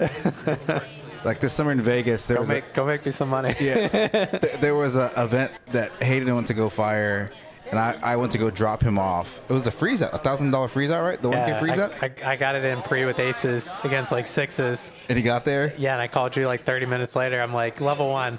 I'm like, Ed, can you turn around and come get me? No, and I was actually still there because. Oh, you're still there. That's right. That's right, because Tika had driven into town from Dallas, and I was showing her around the facilities, and I was like, "Oh, I'm still here." He's like, "All right," and then I didn't. As gross as this sounds, chat, I didn't take a shower that morning and didn't get. I just put on PJ like sweats and a t-shirt, and I drove you back to the house. You're like, "You have to fire this." Like, that field is so soft, and I'm like, I guess, whatever. And then I ended up finishing like 42nd or something like that. Yeah, So I got 20% of that one, right? everybody, Or 10%. I got something. Yeah. Every time you, but that wasn't the first one. Like, I think there was like 2 or 3 of Yeah, them. I rolled it over. I was Yeah. like, let's go. Let's run it up. There was like 2 or 3. There was Yeah. 2 or 3 events where. I'll take your action any day. All right, You're an accomplished tournament player now. man. I'll tell you Your game has really come a long way. It's so funny because like I'm going through my stats for last year, and they started off and they creeped up, and then the past 3 weeks I've had 3 losing sessions, and 2 of them were mixed, and only one of them was only one of the losing sessions. Out of my last 19 sessions, Yeah. 3 were losing. One was like a 1.6K loss down at the lodge, and then the other 2, like one was like $115, and then was like 420. Like, remember last night Kim would text me and said, "Hey, are you okay?" I was like, "Yeah," because I ran like dog shit on this mixed game, and then I got it back. I got it back in Hold'em, which is why I didn't come home till 4 o'clock in the morning. Yeah. Which is why I didn't come back till 4 o'clock in the morning. Yeah. So, at the beginning of the stream, you talked about making river folds on the river. I've been doing that a lot more. So it's been saving me a lot of money. And one of the things I've been working on, and then for those of you in the chat that trying to improve your game, making sure you're sizing your bets appropriately and trying to extract as much value out of your bets, on however many streets you try to, go for. All right, so OFC, Yeah. and yeah, with the best OFC and hand. Yao. This is going to be Both interesting. top pair. This is going to be an interesting game between both players. Good looking out, Yao. Thank you. Sorry. I was thinking. Danny popping middle pair.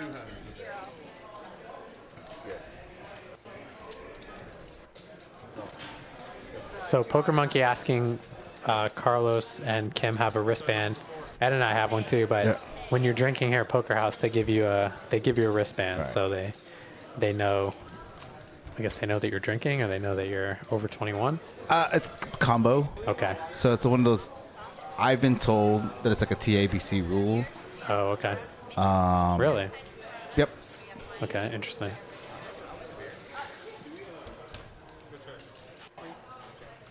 And with it being a BYOB, because you can be 18 to play here. Oh, because it's BYOB. Yeah. Okay. So since They don't do that at some other places though, so it's the first place I've seen where they do that. how come for the record, when I was there for like 3 or 4 days, I made a lot of money. I made a lot of money when I was there. So I played some 1-3, some 2-5. It's a beast. And then I Makes money everywhere. I finished 6th in a tournament, like 150 entries that I didn't even know that I was just going to play, and I just decided to fire. I don't know. Every time you play a tournament, I want a piece. Yeah. Okay, I'm down with it. Did I tell you that tournament I finished 6th out of You're an 149? animal.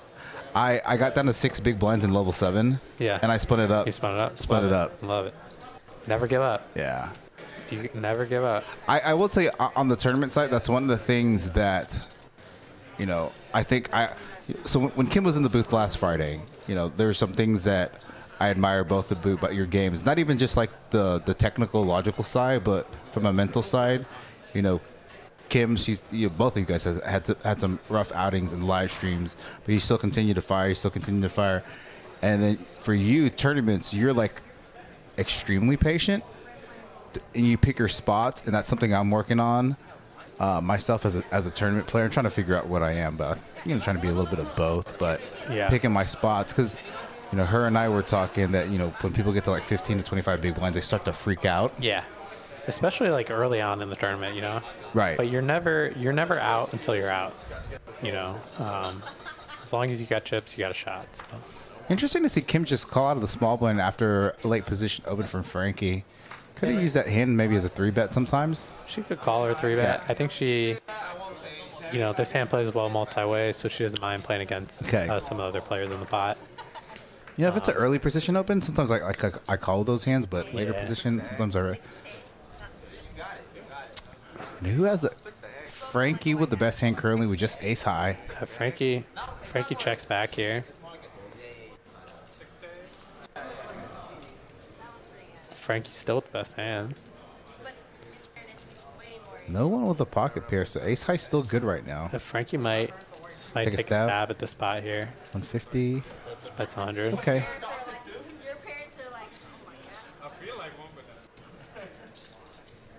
But he wouldn't have called with queen high. Yeah, interesting caller for Habib. Danny having some thoughts, but let's it go. Let's see what Yao does. Yeah, Yao's capable of anything. Staring down Habib here. Gonna fold. Heads up now to the river, about 500 in the pot. King of hearts. Frankie's still the best hand, but yeah, Habib calling the turn. He might be thinking about bluffing here, but he checks. And Frankie now has to consider, does he want to bluff with this hand, or he just checks? And he's going to be happy to win here with his ace high. Nice hand, Frankie. Nice. Good hand, Frankie. I mean, honestly, I knew you knew, so I don't know what I would have done. That's all I'm saying. I don't know what I would have done. I know Frankie and Jay, the two younger ones. I think Frankie's 24. Jay's around the same age. Okay. Everyone else, quote unquote, more experienced, whether that's life or poker. Don't want to give away some people's ages here. Oh, let me give you guys some points. Sorry. I definitely enjoy when you and Kim are in the booth, because obviously with us all living together, we just have a natural rapport. I'm going to give you 500 points. Going to escalate it up as the wine is a-flowing here in the booth. Let's go. Gamble, gamble. 500 points. Eric, what kind of tequila? She's asking Eric what kind of tequila. Oh, I think she's asking what kind of tequila do they have, not if she wants tequila. I was confused for a Yeah, second. she doesn't drink tequila, so I'd be surprised to see her drink that. And oh my God, look at this hand here. OFC picking up aces and just limps behind. Frankie limping with the ace king, planning on limp raising. Kim raises here. And I don't blame her raise with a suited king on the button after some limp. And she's gonna get some bad news here.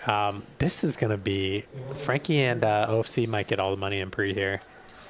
OFC, and look at Yao with the sixes. Yao coming in with the 3-bet with the sixes. I think Frankie is gonna put on the 4-bet here, and OFC is gonna be in a beautiful spot here with his aces. There's no way Frankie's gonna ever think that OFC has aces. I mean, he limped the cutoff behind 2 players. Like, no one ever does this with aces. 1,000. How much do you make? Okay, 900. Like the sizing. And 2.6, 2.7. what a spot for OFC. I mean, this is something else. What sizing do you? Because there's, you know, I when mean, you if five he- bit. I think a jam honestly looks weaker. So if he jams, Frankie's going to snap call. He's got to figure Frankie probably has a very big hand.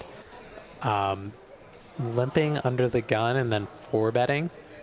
So he's essentially like cold 4-betting after limping under the gun. Very, very strong line.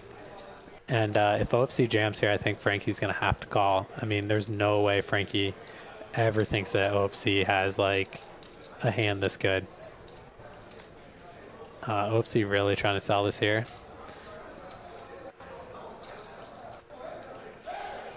Trying to maybe make it look like if he jams, he's got a hand like ace king, 2 jacks, like hand that Frankie has. And I think OFC could just jam because, you know, I think Frankie's probably never bluffing here.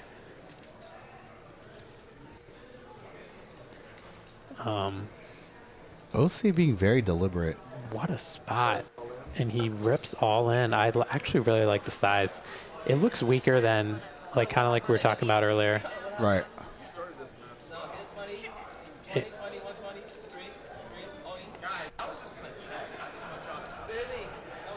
We're in trouble if he's the reasonable one. I mean, I'll take some blame.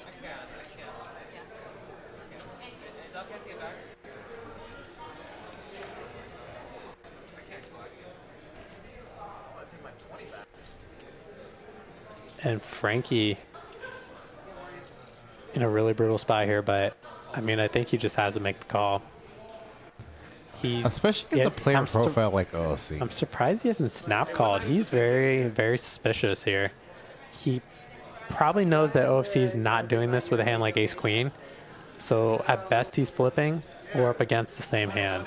So he's probably looking at a range of like jacks plus ace king that he's up against here. Okay, that I don't even know if OFC would do this with jacks because he has to be. I mean, yeah, he just makes a call, and I don't blame him. He's just like, can't believe that OFC would limp like aces or kings in the cutoff. I've never seen OFC do anything like that. I'll be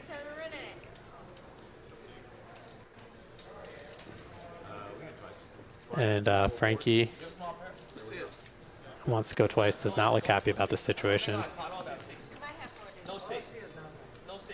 And unfortunate flop here for Frankie. Frankie might think he's good here. Yeah, he might think he just sucked out on kings or something.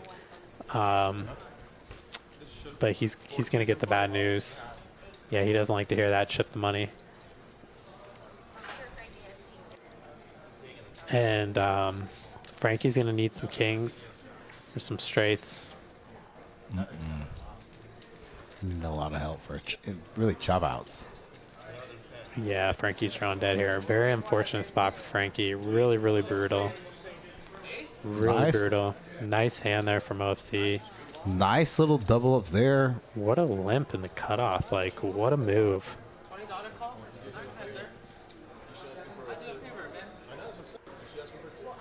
Yeah, and Kim started it. Yao made it even harder for Frankie.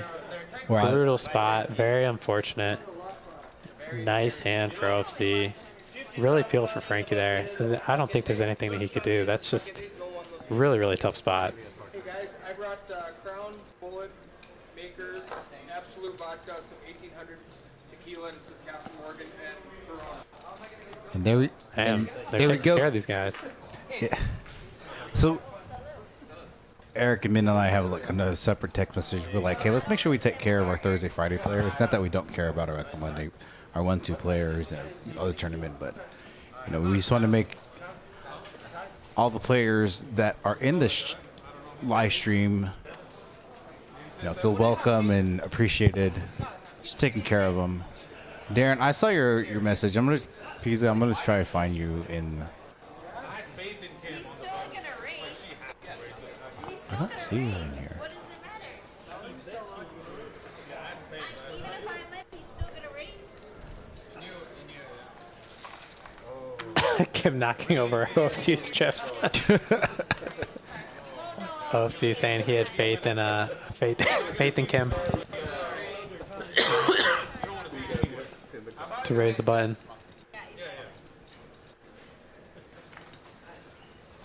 Darren, I don't see you going through this. Oh, there it goes. Alright. I'm going to give you like 2,500 points. You can get like 2 minutes.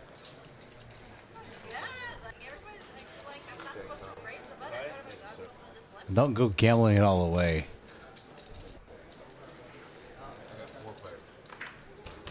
Alright, you have 2,500. Darren. Let's see here. What do we have going on here in this hand? It's like Kim raise it up in position with the Jack 10. That's still a goodie, though. Same thing for Danny. Yeah, Danny's going to lead here. He's got 2 overs, backdoor flush draw, and a gut shot. Like this lead. Interesting line. And I think we're going to see... I think we're going to see... Oh, Kim folds. She folds her 2 overs. Surprised to see Kim fold there. Nice hand by Danny.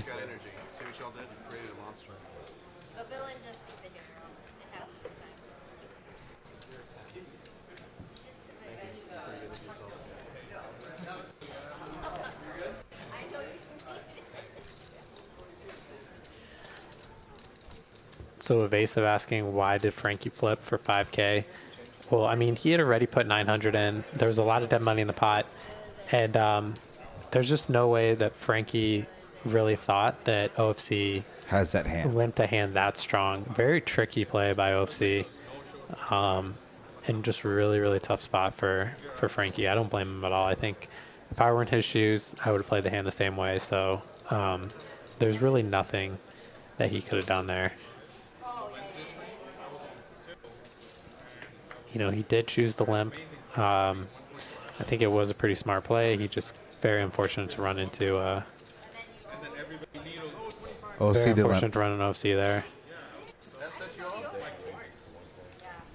Dwayne picking up the king queen, bumping it up to 125. No, Texas Ted, he is not playing as of yet. He is the first alternate for this live stream.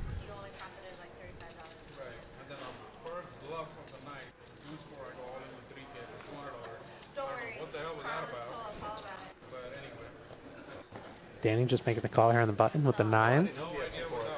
Interesting spot. Facing a large open raise.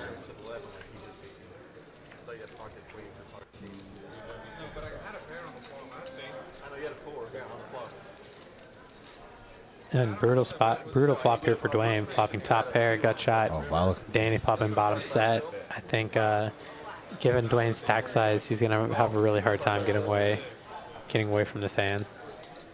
All these chips are probably going to get all in. Yep.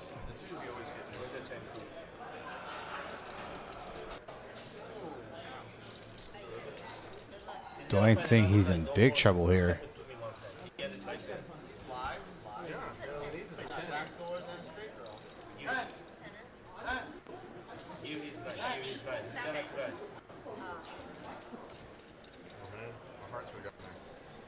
Danny gonna felt Dwayne here. Dwayne gonna looks like he's going for reload money. Yeah, brutal spot there for Dwayne. Don't blame him at all. I don't think it's an overplay with King Queen there. Based off his stack size. Yeah, I mean that's about as good as you're gonna flop with King Queen. He's only got, you know, there's almost $300 in the pot. He's only got 700 behind, so I think none of us are getting away from that hand. Given stack size, he played it fine. You know, if he had 3 or 4K behind, that's totally. I think he'd play it different. You know, he would have probably, you know, check called or, you know, done something different. But given his stack size, it's very understandable play.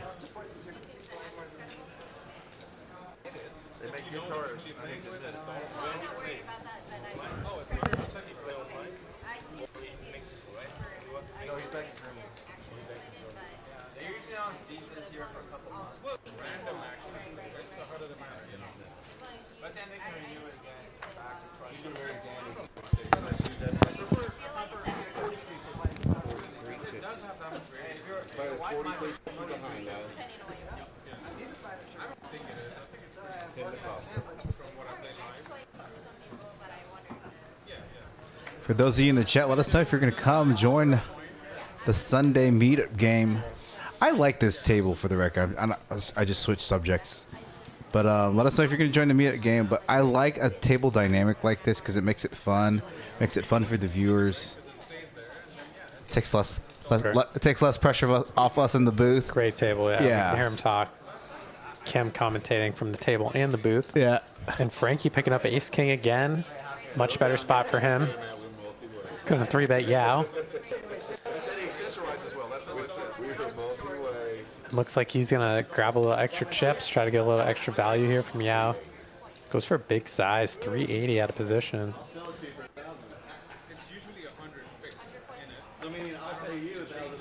And Habib wants to see a flop here with his Jack-10 suited. I don't blame him.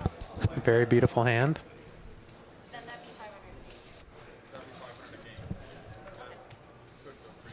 Captain under pairs coming in with a $20 super chat. Says awesome stream, awesome action, and awesome commentary. Thank you so much, Captain under pairs. We'll see. Well, like I said, I'll either see you Sunday or I won't. If you don't see me on Sundays, because I made day 2. So is he going to be up in Choctaw? No, he's going to come down. So he's coming down here. Yeah. Cool. So Captain Underpairs Robert is a FedEx truck driver who goes to California. Yeah. From Fort Worth to California twice a week. So I think he usually gets back sometimes Saturday, sometimes Sunday, and then Sundays and Mondays he's off. So he played this past Monday on the 1-2 live stream. I love that guy. He's got the whiteboard and he's I love it. Now, I usually don't. I love it was like 3 weeks ago. He had one like he turned it around and it's like, help, I'm being forced to play against my will. Yeah. And then I forget what the other one said, but it was really clever. I found out today he got a shout out because he uses pokercoaching.com. He got a shout out on the Twitter page from Jonathan Little and Poker Coaching. Oh, awesome. It said, thank you, Jonathan Little and Poker Coaching or something like that. And so there was a tweet today that from Jonathan Little saying, hey, thanks. You know, even this guy is on, on the whiteboard, putting stuff on the whiteboard. Yeah.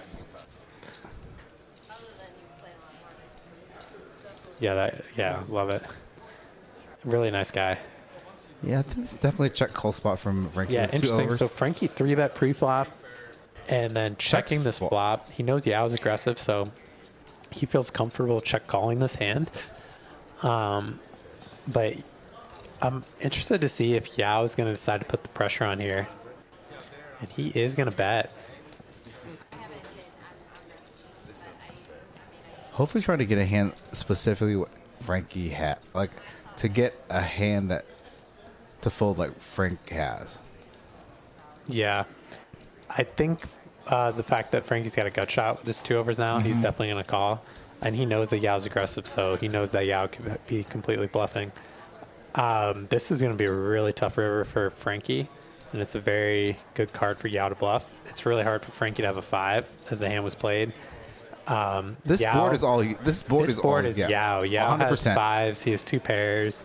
He's all over this range, this board here. So I'd like to see Yao come through with a bluff here, given his style. I think we can see it. I think even if Frankie has an overpair, it's a really tough spot because, Yao has all the 5s in his range. He has a lot of combinations of hands on this board that beat an overpair, a lot of hands that beat ace high. I do think that if Yao might be concerned that Frankie's check calling him with ace high or an overpair, which is definitely possible. And Yao gives up, and Frankie's going to be really, really happy about that give up. If Yao knew he had just ace king high, I think he definitely would have bluffed. And you can see Frankie's like, thank you for not betting the river. Frankie knows he dodged a bullet that hand. He knows that was going to be a tough river decision for him.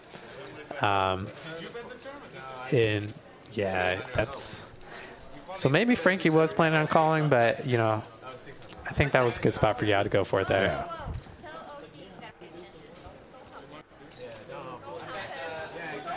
Then again, don't forget the $25 show one card game is on it. So if you don't show your card, let's say you discard and muck it, and you forget to show one card, that specific player that won the hand has to tip the dealer $25. So Dealers are hoping that players forget to show one card. It's a fun game, though. Love it. Y'all play that down the street, TCH, right? A lot of times we do, yeah. A lot of times we will play it. I'm not gonna lie, I'm a little freaked out drinking this red wine with white pants and a white shirt. I'm like really nervous about it. Just be careful. Use caution. Right. Use caution.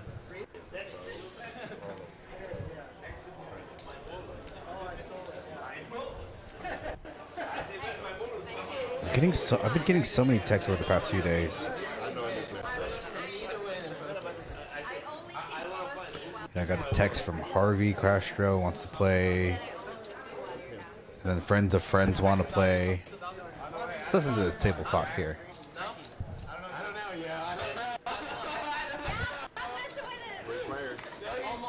There you go, three-way pot here. Kim and Yao both with the king-9 suited. Interesting flop here. Everybody's got a little something. Danny checks his middle pair. Yao and Kim both have a gut shot. Kim's got the backdoor flush draw. No, he said just you and me, and I said, Yes. He said it's on me. did you say it's on me or it's on me? 200 to bet. Don't forget about me over here. Kim is so good for the game, for the table. Yeah, she's great. My $200 Danny's gonna fold his middle pair. welcome to the Just talking shit.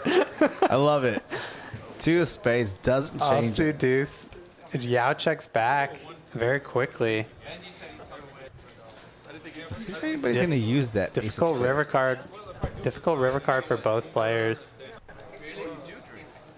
Kim and Yao getting to showdown, Yeah. chopping this pot up. Danny's gonna be a little salty. Folded the best hand.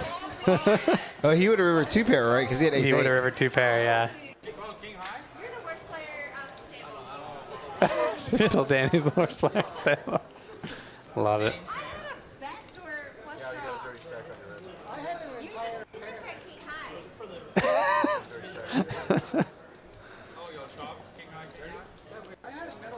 Hey, yeah, you played it perfectly. We got Danny out. That's all that matters. Needling Danny. Love it. Love to That's needle funny. Danny. He's probably one of my favorite people to needle. Danny, Yes. Gotta give him shit. I love it. Yeah. Gotta give Danny shit. Only because I love him. Yeah. I was gonna hear all that shit. Only because I love him. They're asking for the V-pips. We're going to give you the V-pips there on stream. Look at these guys. Twice as much in a single. Danny leading the pack, 65%. I think Danny has a goal to have the highest VPIP.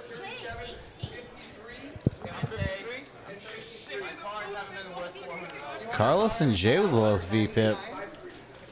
And Jay's taking, like I said, when I talked to Jay specifically about the stream, I said, hey, would you like to play the stream? Yeah.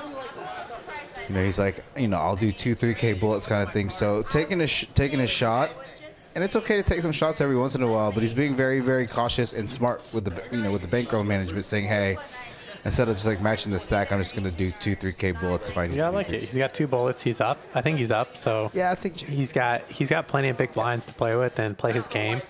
I think especially when you're taking a shot, it's not a bad idea to play a little shorter to start off. You don't have to match the stack. There's and if he's comfortable playing that amount of big blinds or that stack size, he can actually, play. Sometimes when players are playing really deep, they Right. don't adjust as well to like your shorter stack size. So you can actually be more profitable by them kind of like splashing around too much and not adjusting the fact that you're shorter.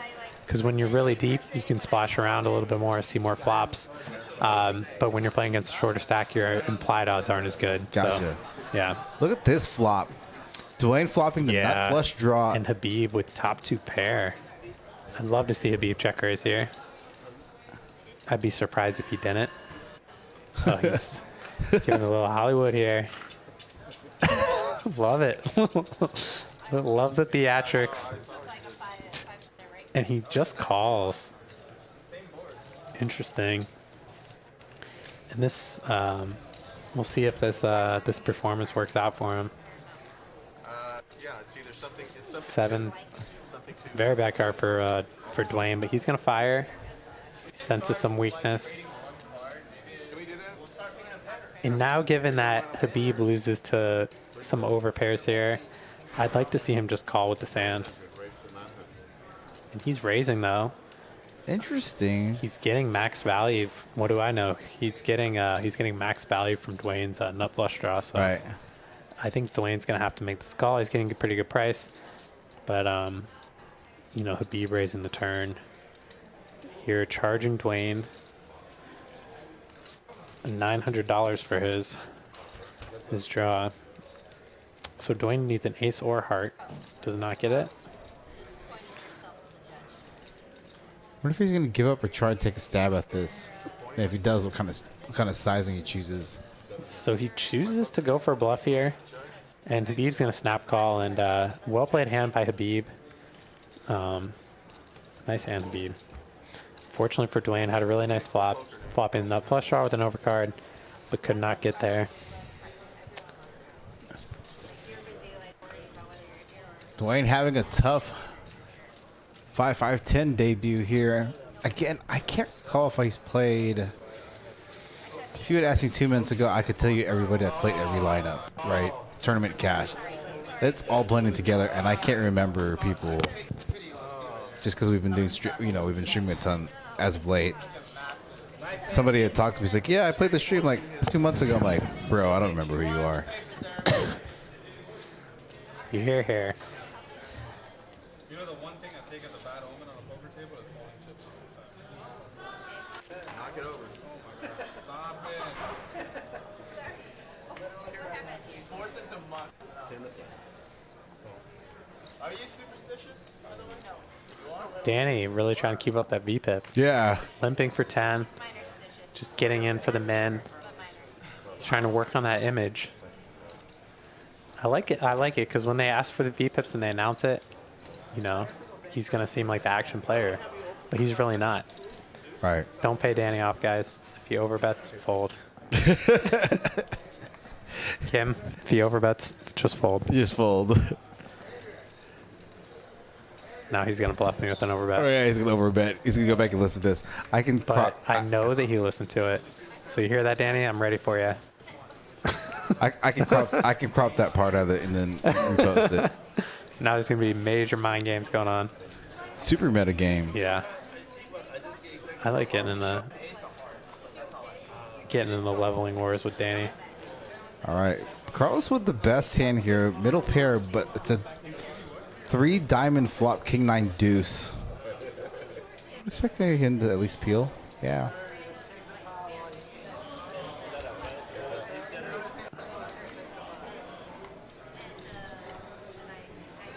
Deuce of spades on the turn, pairing the board.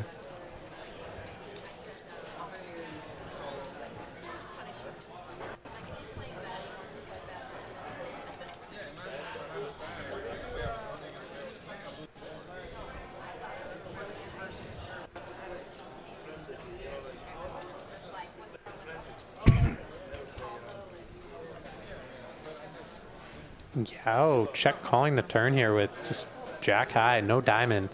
Carlos getting value here for his 9. Rivering a boat. Great river for Carlos. Has to feel really good about this. Yeah, I don't see there's any world And where he's folding if this. Yao does bet, I think Carlos is going to snap call here with this full house. He could be worried about a king. Yeah, but I think given that it's Yao, given that he's so capable. Yeah, I think his hand is just too strong to fold here. Yeah, Against Yao. Yeah, nice hand there for Carlos. Well played. If you were to play against one of the more fundamentally sound players, Sure. yeah. But it's an interesting line. You know, just check calling the turn and then leading Right. with the king.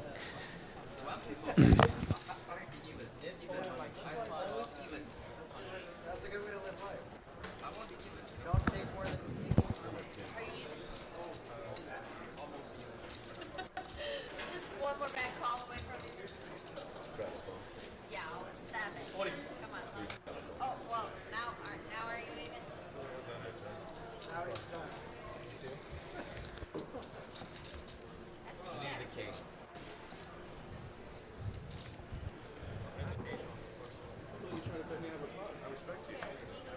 So I've gotten to know Carlos over the past few weeks. That guy's hilarious, man. Yeah, he's got the best one-liners. So when I walked out there, he asked me if his penis was showing, because the word had gotten out that Kim's, Oh, yeah. No, you guys could cut that out. I'm sorry if I said that word on the. You could say penis. Yes. I mean, Kim said the F word last. Yeah. It's just a body part. Yeah. But yeah, he asked if it was showing, and I told him only when he had pocket kings.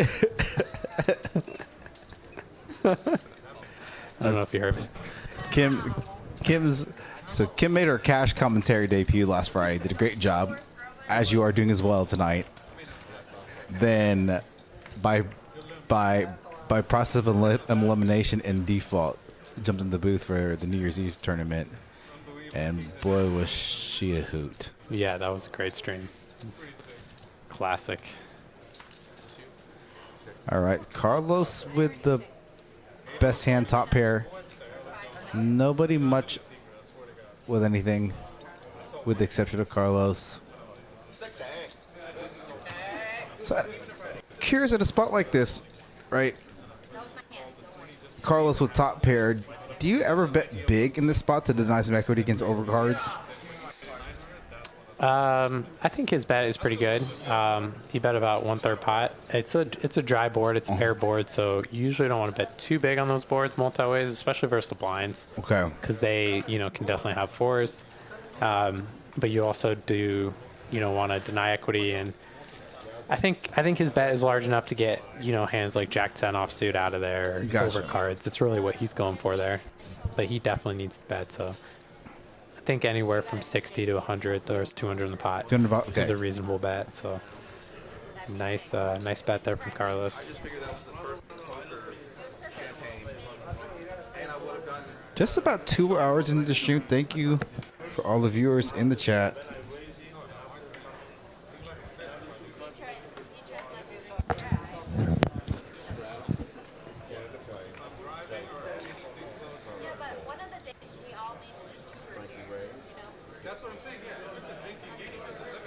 What are they talking about? Ubering and drinking. I gotta turn this up. Kim comes up with the greatest conversations. Oh wow. Oh, never mind. I thought Habib had queens. I wanted to hate it because it's all packaging and like you said, it's all bullshit. But no, and I don't like champagne. Yeah. Squeezing the ace-8 offsuit. Big size. 600. I love Yao's game. Yao is gangster. Super gangster. Not afraid to get his chips in. Oh no. I love the squeezes. He's just like punishing everybody. And I don't think... So Dwayne has an interesting decision here. Because Yao is so aggressive, he could definitely shove with his hand. And he does fold. I don't blame him. And OFC here. In position on Yao. 7-5 suited.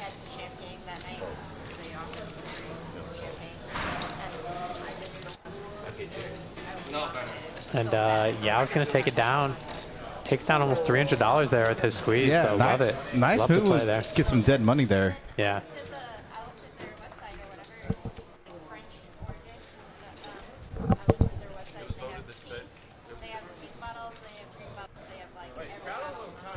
Love me some Yao.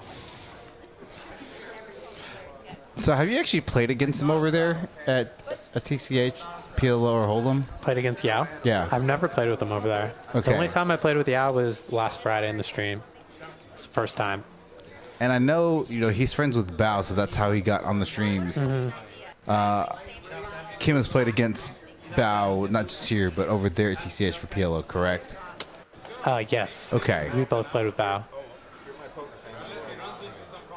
Well, you're my poker friends, and that's the family you choose for yourselves. I looked at my cards. I have aces. Yeah, I had aces. Raise for 20. Jay kind of get that VPIP up, going to make it 20. Going to min click it. Oh, wow. Frankie picking up aces. What a spot.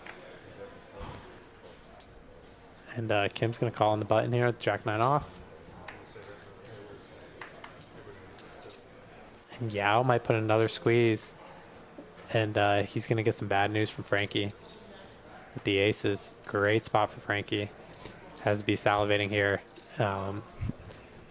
given how aggressive Yao's been. It's interesting Got an 3-bet aggressive size. dynamic. Yeah, he does. He goes with a small size.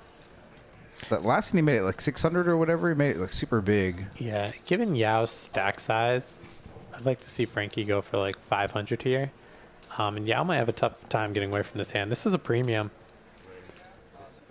And Frankie does go up for, he tries to go bigger for more value against Yao. He goes for 600. And this is a premium for Yao, given he's, you know, been squeezing really light. And he does want to see the flop here with this king queen. Doesn't know how bad of shape he's in against Frankie's aces. It's a dangerous hand, you know, versus 3-bet, because Frankie's going to have a lot of ace kings, ace queens, hands like that. Great flop here for Frankie.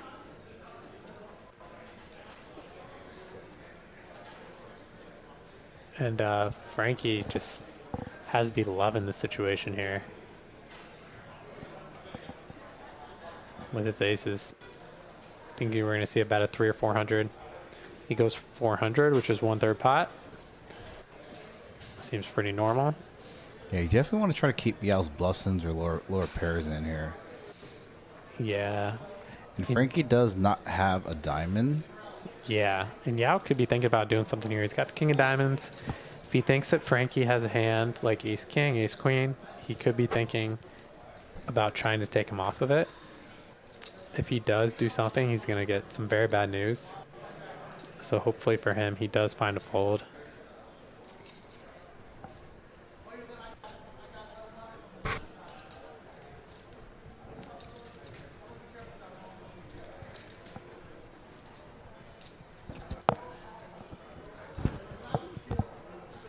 And he does check call.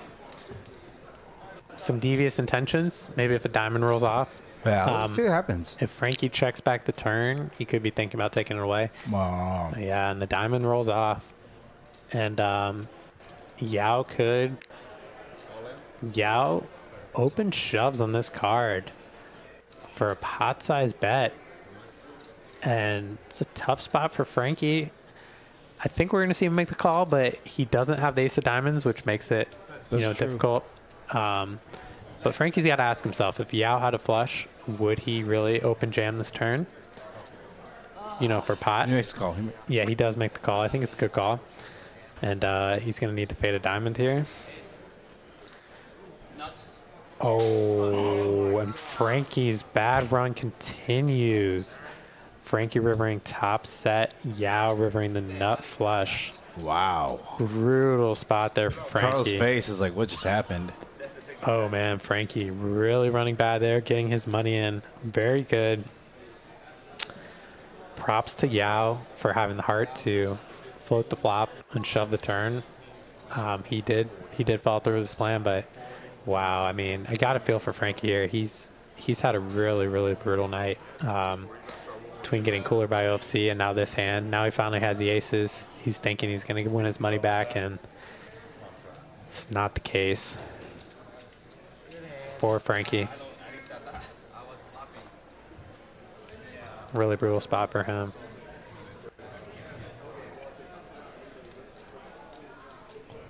Looks like he's going for add-on chips. We'll see. Yeah, he is. And Frankie's played very well tonight. I don't think he's done really anything wrong. Yeah, I don't think he has either. He's just ran into it numerous times. He ran into it against, OFC, against Kim, and now Yao getting there. Nice hand by Yao. Gotta admire the heart though. So, Texas ace, the ace kings. On that hand against OFC, Frankie limped ace king in the hijack. OFC limped aces in the cutoff. Kim opens on the button for whatever amount. Something like whatever she opened. Maybe it was 120. Yeah, it was something 120. And then Yao 3-bet to like 350. with sixes. With sixes, yeah. And Frankie made it 900. Yeah, Frankie 4-bets. Yes. And then OFC rips it. Yeah, for about 5,000. Yeah, about 5,000. Frankie calls off. Yeah, with ace king. I can't blame him. Frankie's just running very bad tonight. happens. Definitely happens. This is the type of game you can definitely get your money back in. So he is Right. choosing to rebuy.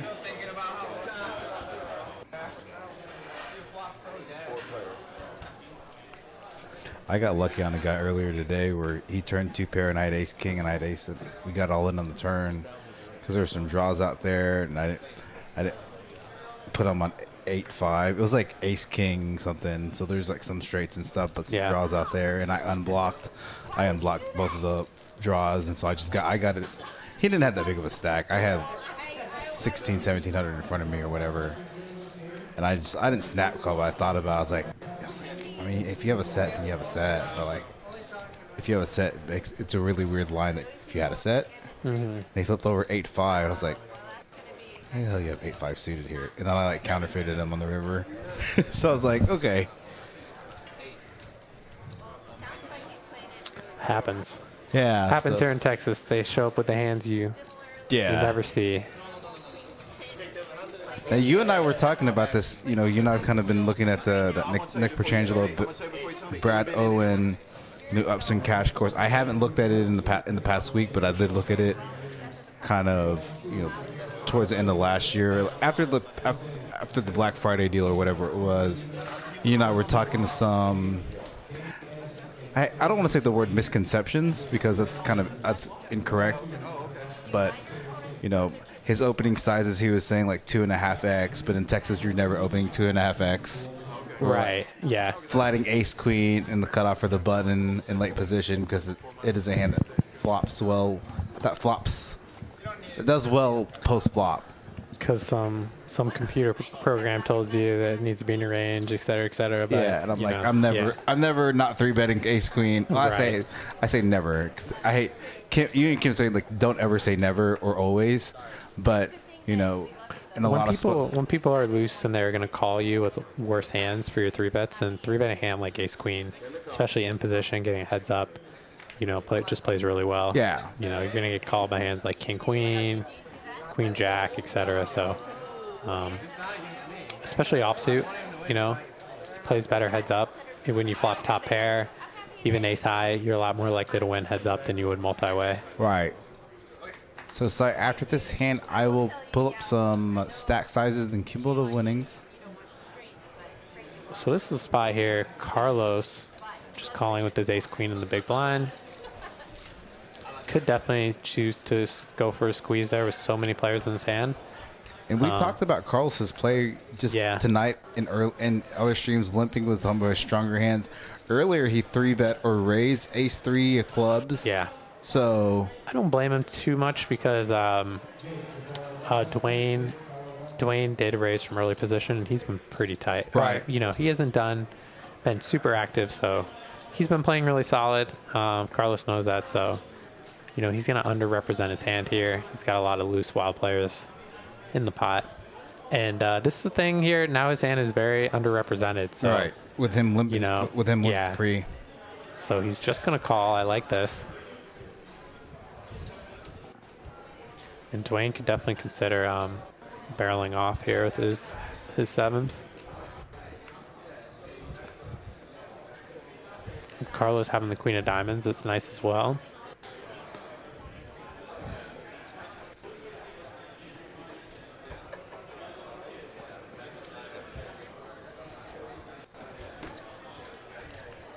Dwayne wisely checking back. I think Carlos is going to win the spot.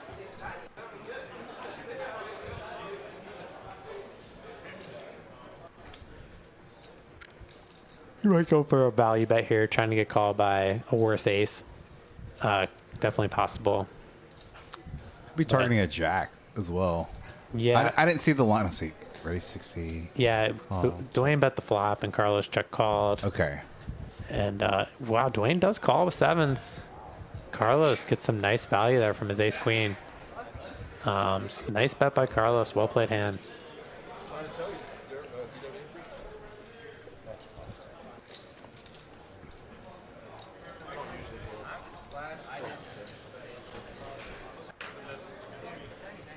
When I went pocket aces in your 4-2 offsuit. Carlos and OFC talking about the infamous 4-2 versus aces after Carlos slumped aces. Yeah, Carlos got him. OFC learned from Carlos, limping the aces. Right, that's true. I've seen limping OFC the limp. aces. Comes always nice when you limp aces, and it's like 4-bet back to you. So it's funny, going back to OFC, he sat down at my 1-2 table, sat to my right, Yeah.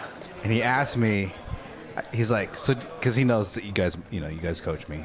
He's like, so he was like, who do you play more, like Kim or Hayden? And I was like, both. That was my response. He's like, that's a dangerous combination. I was like, it's a really dangerous combination. That's awesome. And then I bluffed him. OFC. And I you showed did? the bluff. Yeah. So he might have thought you played more like me. Yeah. I thought I saw Kim with aces, but with this hand, let's find out. I don't think so. It looks like she folded, unless she was away from the table. Which She could have been a. Which would be very sad. All right, let's not talk about that. Yeah. Because given that Jay has queens, that would be a very bad beat. This is my first hand up today, basically. He's anti-beat. And what's really funny is, on. They're pointing out this is one of Jay's first hands he Yeah. played. In fairness, they don't know. Yeah, she did that have he- aces. Oh no. Yeah. That's a very bad Super beat bad beat. there. Oh man. All right, let's move on. Next hand. Running bad in all facets. I'll pay for your night.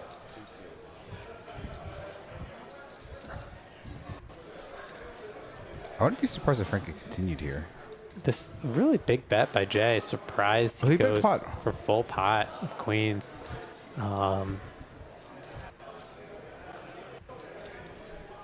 Yeah, Frankie's got 2 overs, backdoor flush draw. Frankie definitely has more sets than Jay on this board, but he is going to fold. I think wisely so. And Jay taking it down with the queens. You'll see it. You made a good point. That's what I'm hearing.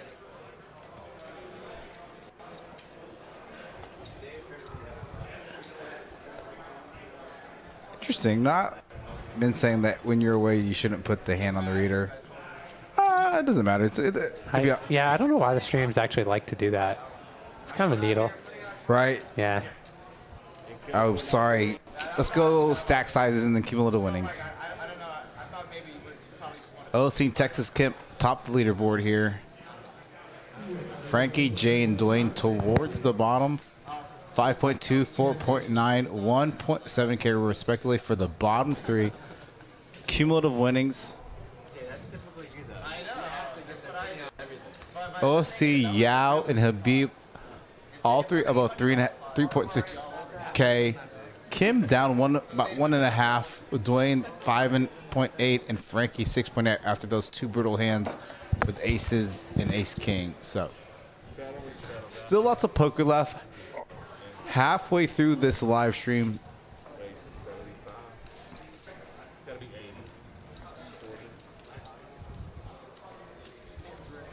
Jay trying to take advantage of his image here, 3-betting the jack-8 off. 275. Picking a dangerous man to do it against, Mr. Yao. That's interesting bet. That's an interesting person to 3-bet against. Kim calling with the 8s. Yes.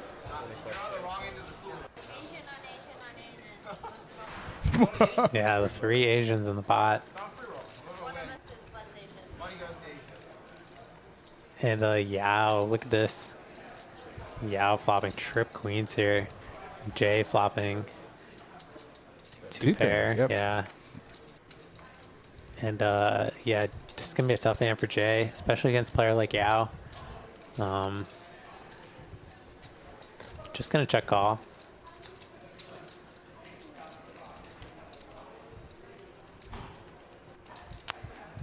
Good turn card for Jay in the sense that it can definitely save him some money.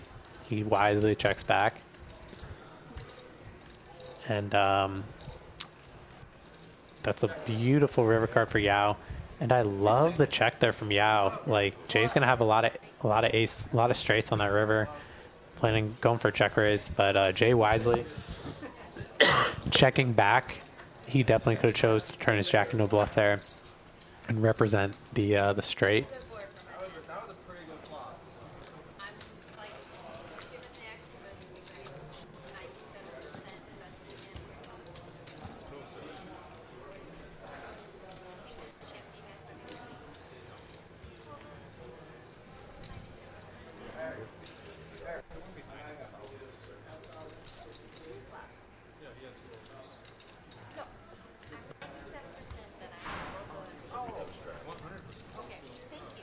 I know this is bad to say because there's been some action, especially with Yao being at this table.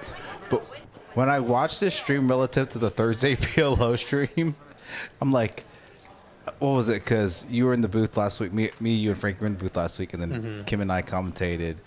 And the action was actually really good for the Friday stream. But she's like, this is kind of boring compared to the PLO stream. So, I mean, this is... And, I mean, we have people V-pipping 65%, 58, 60%. Yeah, this is a very action hold'em game, but you know, PLO usually just gonna have more action. So, right. But yeah, this is a great game. It's definitely ramped up a little bit from last week. They have had a week now to kind of, you know, watch the stream, figure out some tendencies amongst players.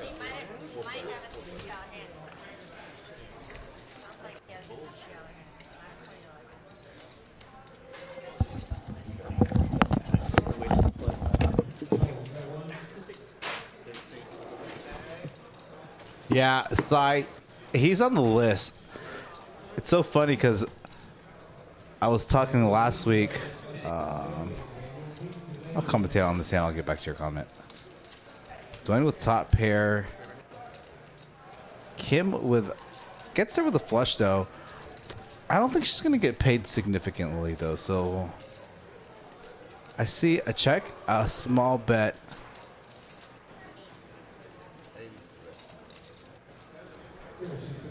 Value bet here. At this point, Dwayne has a bluff catcher, and that's pretty much all he has. Good fold there. What up, Knock? How things are going up there in Choctaw? I was actually gonna come. Fire Wednesday. I did not. I'm the guy that fires tournaments without looking at the structure, or at least look at the structure when I get there. I did not know it was a 2-day event, which prevented me from coming because of the PLO stream last night, but it's neither here nor there. We'll be there tomorrow probably. I don't know. I'm going to see how I feel tonight. I'm sure he's interested in something that he hopes to pursue. Exactly, yeah. Here you made a decent run on that tournament, or one of the tournaments. People that got into the investment banking program, it's a very competitive group, so I feel like he probably didn't want to waste that. Hi, yeah, I feel that one. Knock.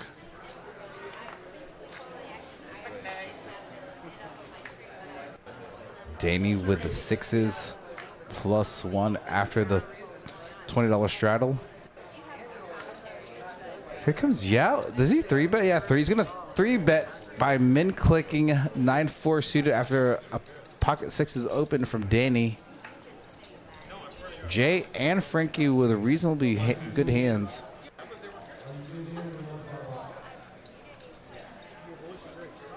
Jay made the call with 120. Let's see if Frankie's going to go for a squeeze, and if he does, what side he's going to go.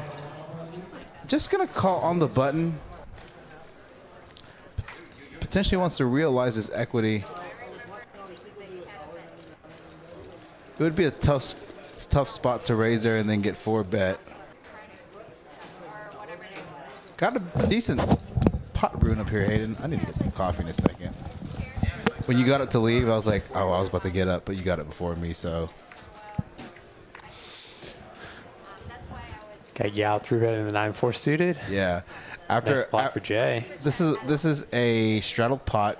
Danny opens with sixes to 60. Yao makes it 200 with a 9-4 suited and +2. Gangster. Yeah, Jay and Frankie coming in with the call. Jay with the nut flush draw. It is a paired board though.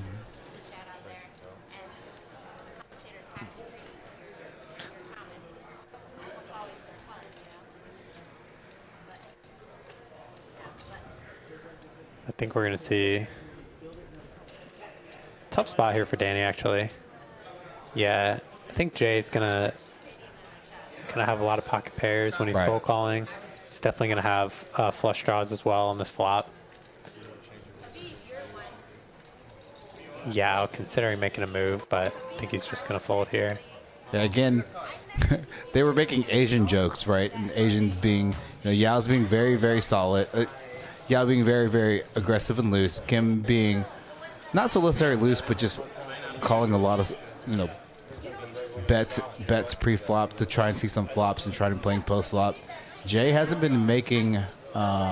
Jay's a tight Asian. Yeah, he's tight Asian. Yeah, so Texas, he's, oh gosh. So I definitely deviated what I was trying to get you. All right, dealer change. Are we gonna do a PO game? I don't feel good about this one. All right. This Looks like we're up to 67 viewers. Yeah. Is this our peak? Yes. So I think we had 70 something last week. I'm trying to figure out what I was going to tell you. Oh yeah.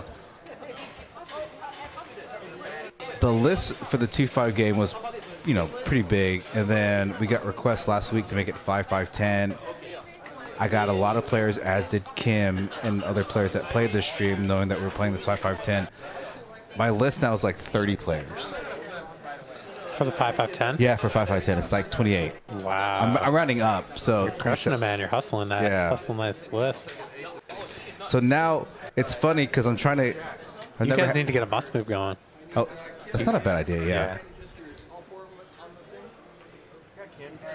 Then when they show up, if you show up to play the must move, you can draw for alternates. Yeah. Yeah. But it's also good for after the stream, because if people want to leave after the stream, people they can come merge up. the game, or they that's can not a- move them in. Yeah, that's not a bad idea. Yeah. So it looks like they're doing the flip now. Jay flopping the nuts, and Dwayne's got the nut flush draw. How much are they doing the flip for? So now Looks like 100 apiece. No one else really has anything at all. And Jay's ace jack nut straight is going to hold up. Nice little $900 boost to his session. We're trying to figure that out in terms of scheduling. 5-5-10 could theoretically be Saturday nights because the final table for the deep stack doesn't start till 10:30. I'll talk with Eric over the next couple days. I know. What do you think, Hayden? What's that? About changing the. I see his comment. Yeah. I'm open to it. I know that some of these players, like Carlos, prefers to play during the week. He doesn't like to play on the weekend.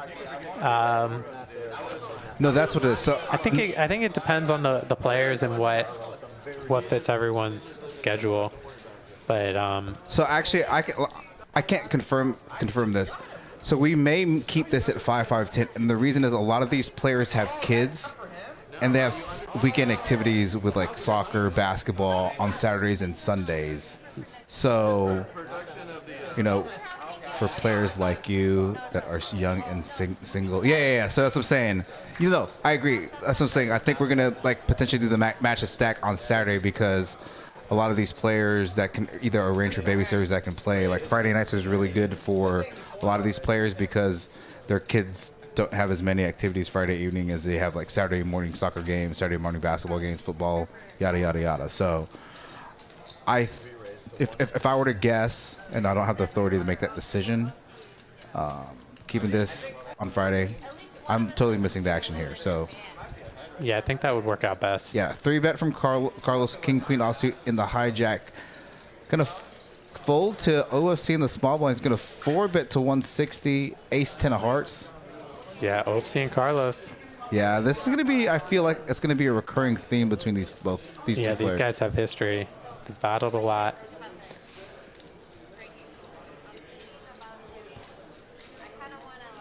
Flop goes check, check.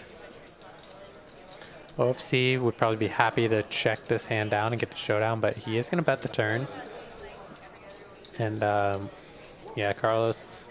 Are you trying to get a hand like 9s or 10s of flop? I don't know. No, I think he thinks he has the best hand when Carlos checks the flop. So I think he's like just trying to kind of just protect his equity and possibly get some value. Carlos folding the king high. Maybe he can get a hand like ace jack to fold. Gotcha. You know, so nice. I like OFC's line there. Gonna leave you in the booth for a couple minutes. You're leaving me alone again? Yeah, I need. Oh no! Give me some alcohol. Gotcha. I'm on my third glass, so I already broke the seal, and I need some coffee as well. So we talk about poker balance. I gotta balance the H2O, the coffee, and the cab. So Gotta balance all those. Gotta balance. You gotta balance at the table. Your play. You gotta balance your beverage intake. All right. You got this. What if I called you Danny? How would you feel? I've been called. Third time I've had that hand. I wouldn't know what to do. All right, Frankie raising up with ace-10 suited. Beautiful hand.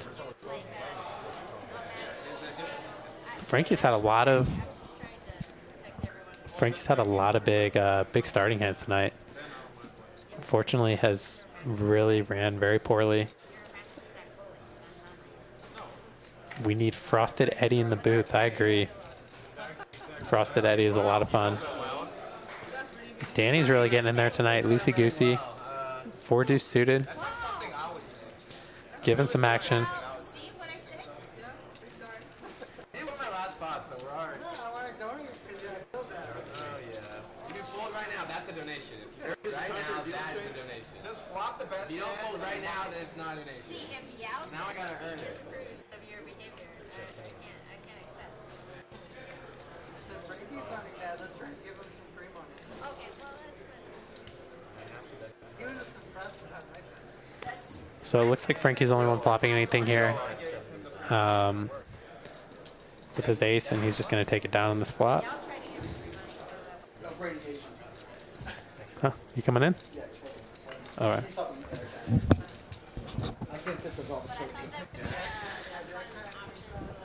All right, guys, we got a special guest here, Min Win, in the booth. What's up, Min? Hey everybody, Eddie just grew really big, so I hope you can hear me. Hey everybody. Oh, there you go. Yeah, What's going on? How's your night going? going well. I got Yeah. no tournament unfortunately tonight. I think Choctaw took a bite of our Yeah. tournament crew, but How many players you got out there? Zero. zero. We didn't make it. Oh, you didn't get it started. We didn't get it started. Oh, man. But I tripled up in the bomb pot, so I'm doing good. All right, let's go. Let's go. So you got off work early to your other job, crushing bomb pots. Man, this has been a great stream in Milwaukee. This has been an action game. Frankie 3-betting the eights here.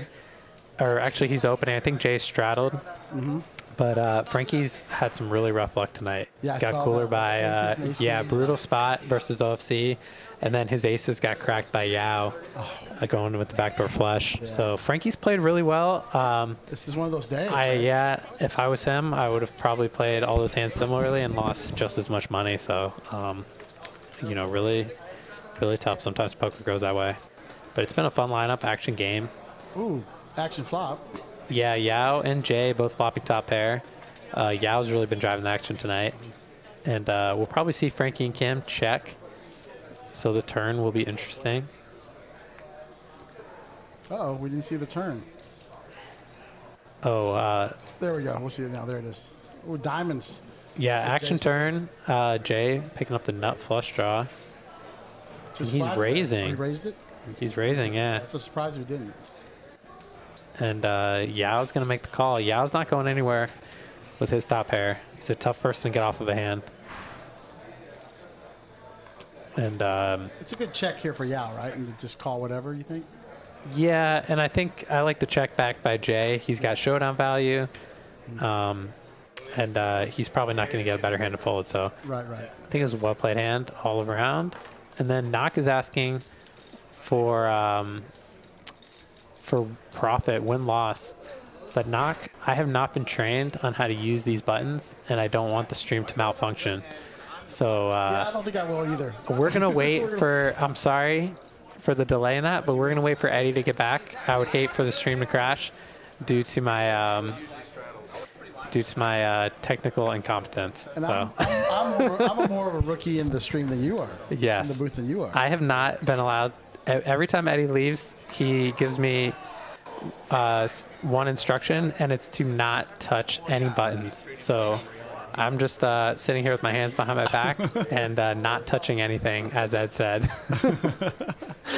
Yeah. All right, Frankie opens up with King Jack clubs there. Another action flop. Look at these. Another great hand for Frankie.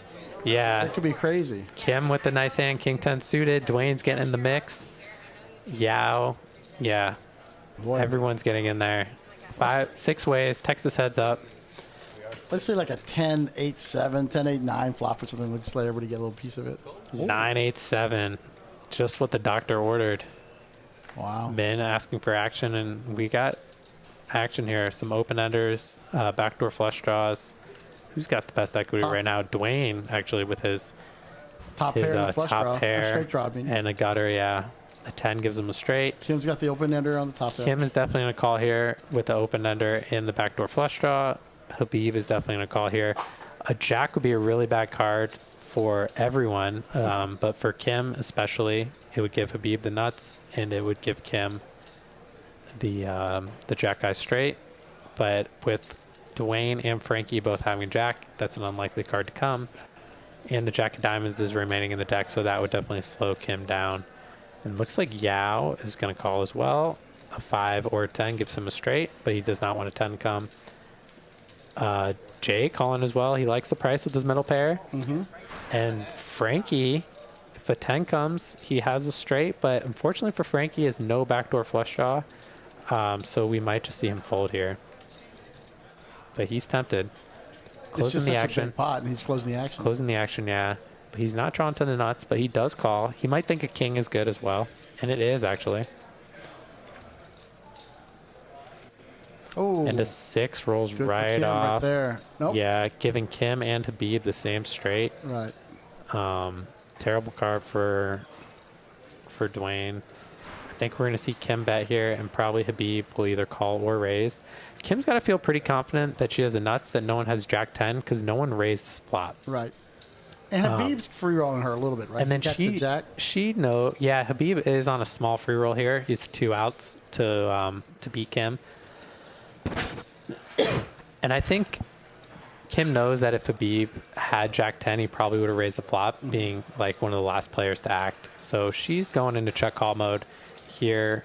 She knows that they're likely chopping. He checks back. And he checks back. Nice of him. And they chop up a nice pot here. Nice hand. Not bad, not bad. Yeah.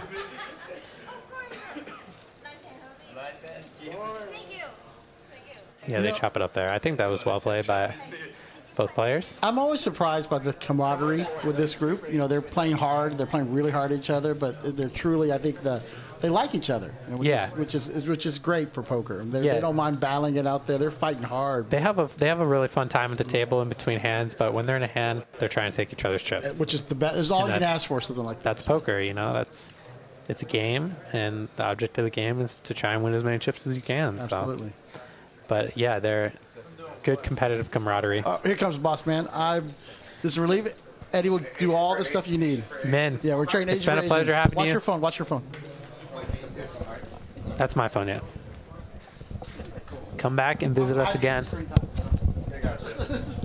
Thanks, brother. Switching out, back in the booth, back here. Oh yeah, don't touch anything. Yeah, did you hear that? Yeah, don't touch Knock asked me, and I'm like, I just don't want the stream to crash because I pressed the button I'm not supposed to. He asked if I could show win-loss, and I said, I don't know how to do it, and Min said, I don't know either. So I said, I've been given specific instructions by Eddie to not touch anything. Yeah, so I'll get the profit loss after this next hand here. Oh, here you go, OFC with pocket kings. Did he just limp? Yeah, it looks like he limped again. Did you see the text from Kim about ordering food I could eat right now? I did. Unfortunately, I don't have an Uber Eats account, so I'm struggling here. She's like, oh, it said you could no longer join this order. Contact the host. I thought we were getting pizza. That's what I thought we were doing too.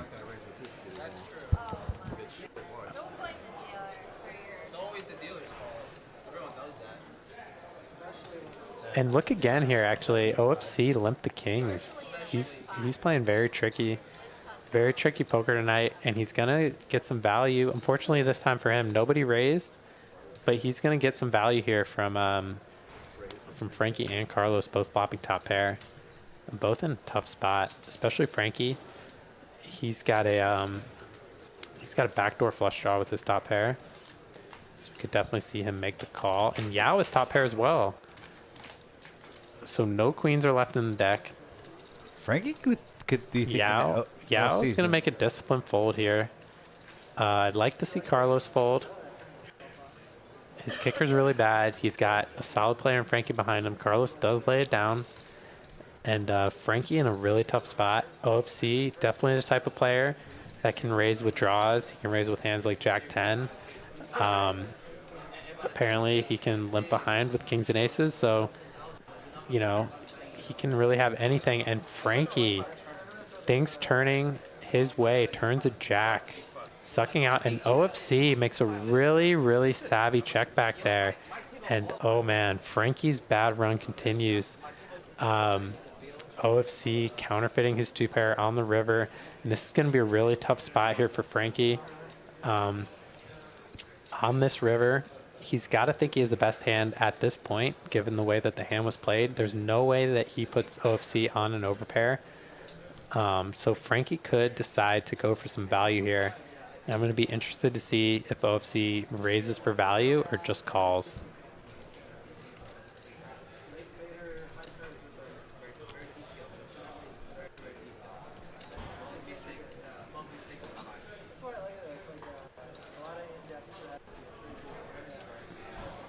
And if Frankie makes, he's going to go for a blocker size bet here of 400. And if OFC reads this correctly, he's definitely capable of going for value. And if OFC does raise here, Frankie's going to be in another really, really brutal spot. Because Frankie did choose a small sizing, I think OFC might be reading that Frankie doesn't have a 9 and he doesn't have a straight. Yeah, there's no way OFC's ever folding here. Interesting, the table talk, asking if Frankie has a 9. But given all his talking and posturing, yeah, he says I'm not raising you, so he's just going to call, and he's going to let Frankie off the hook here. Frankie's going to be, yeah, really surprised here that he loses, and it's just another really unfortunate hand for Frankie. Yeah. Just how his night is going. His night is just going terribly. I can't really fault him for any of the hands he's lost. All right, let's take a look at this cumulative winnings. OC and Yao both above 5K in cumulative winnings. Dwayne and Frankie at 6K down, 7.9K down, respectively. Everyone else a little in between that. Habib, also big winner himself, 3.7K.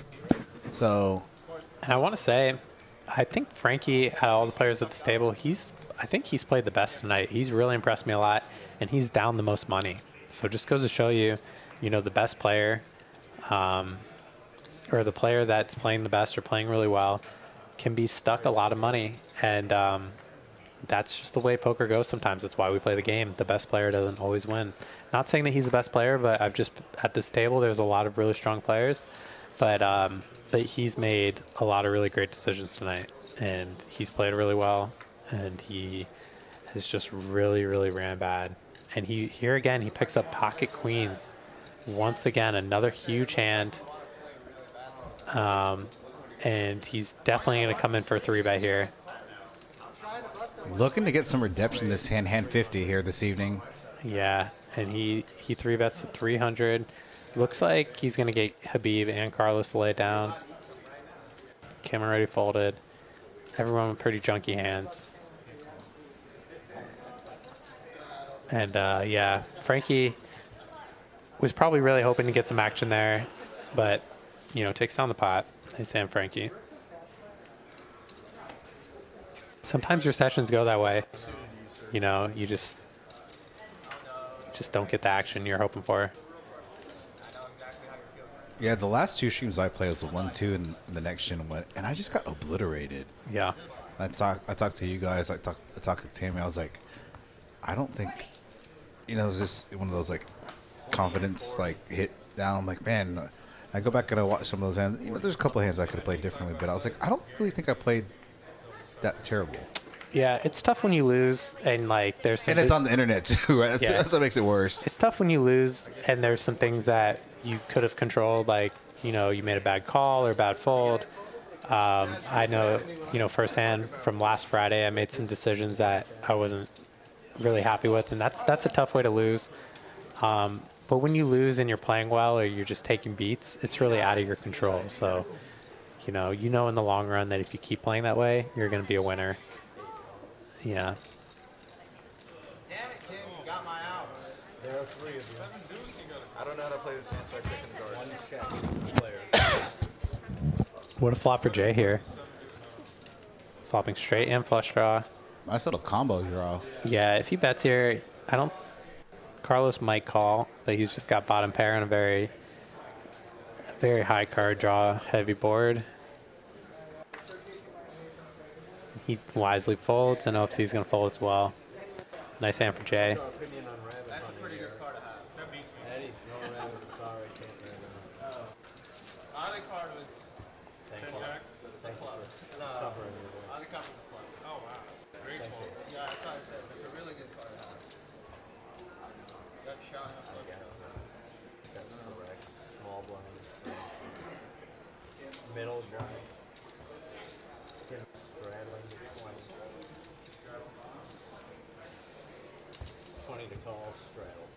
I haven't seen Rosie in a while. Is he still out of town? No, he's in town. He's just busy. The hand with the kings was, I think, the first hand I went 8-handed without a raise all night. All right, Tiny, I'll give you 3 points. So reluctant. That's a good way to suck me into it. It's like, I'm not getting the points. That could be lying to me. Danny coming in with a suited Robbie, Jack 4. Is it getting spicy? Oh, we're going to make Yow. it 60. Jay, Carlos all coming in. Did I hear a raise?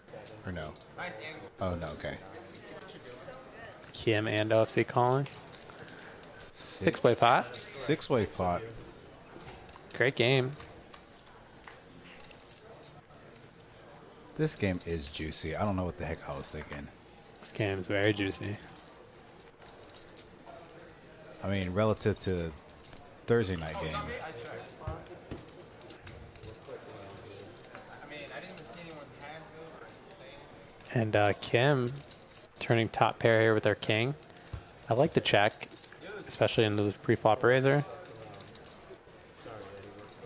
It looks like she rivers 2 pair. I see a 10 out there, and that's a great card for her. OFC rivering a worse 2 pair. So she can sneak out. So Yeah, she's gonna call here versus OFC's bet because there's so many players behind them. Yao thinking about doing something with his ace-9, blocking straights, but he's folding. And Kim's gonna take it down here with her kings and 10s. Nice hand. Lego, I did get. Oh, she knocks over all of his chips. I was actually out there. I actually ran track. I'm actually running track in the background for this game. And I'm laughing my ass off in the background. Yeah, I remember that. I'll get points. Chip Chip Tourette's. Do me a favor, Tiny. Don't ask how many points I gave you. Now, for the record, the reason I'm giving Tiny a ton of extra points relative to everybody, Tiny has done some commentating for us, and dude, my show, I will also give you points as well. Tiny's come and done some commentating for us. When we first started the stream, he helped us with the setup and the audio and the visual and the lighting, so he gets a little extra points relative to everybody. Nice. Shout out to Tiny. Helping the guys out here. Yeah, don't do the exclamation points because people are going to see what you went from. But I'll text you the amount I gave you. Wow, and we got some hands here. Oh, wow, what's Dwayne, this? the ace-queen suited. It's going to come in with a 4-bet. I like it. Love the aggression by Dwayne. And OFC also with the 9s.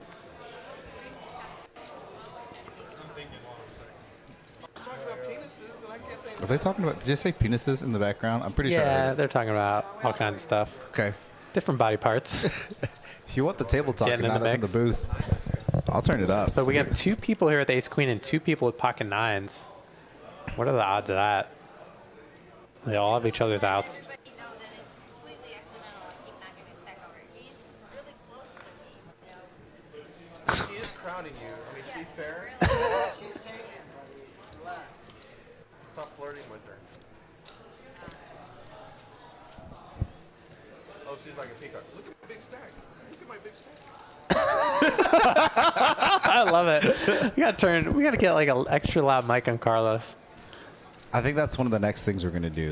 Table mics. Yeah. It's either mics or cameras, but cameras are stupid expensive. Turn it up just a little bit. Yeah, I was gonna say, wow. OFC folding. Sitting down. And Yao, curious to see what Yao's gonna do here. He's got a premium. He's got to be a little feeling a little wary about this ace queen, given that Jay's been on the tighter side and Dwayne coming in with the 4-bet hasn't really done a whole lot so far. I like this 4-bet by Dwayne. I He love hasn't it. I Been love very it. active this evening. And he's got a shorter stack, so he's gonna be. And Yao makes a discipline fold.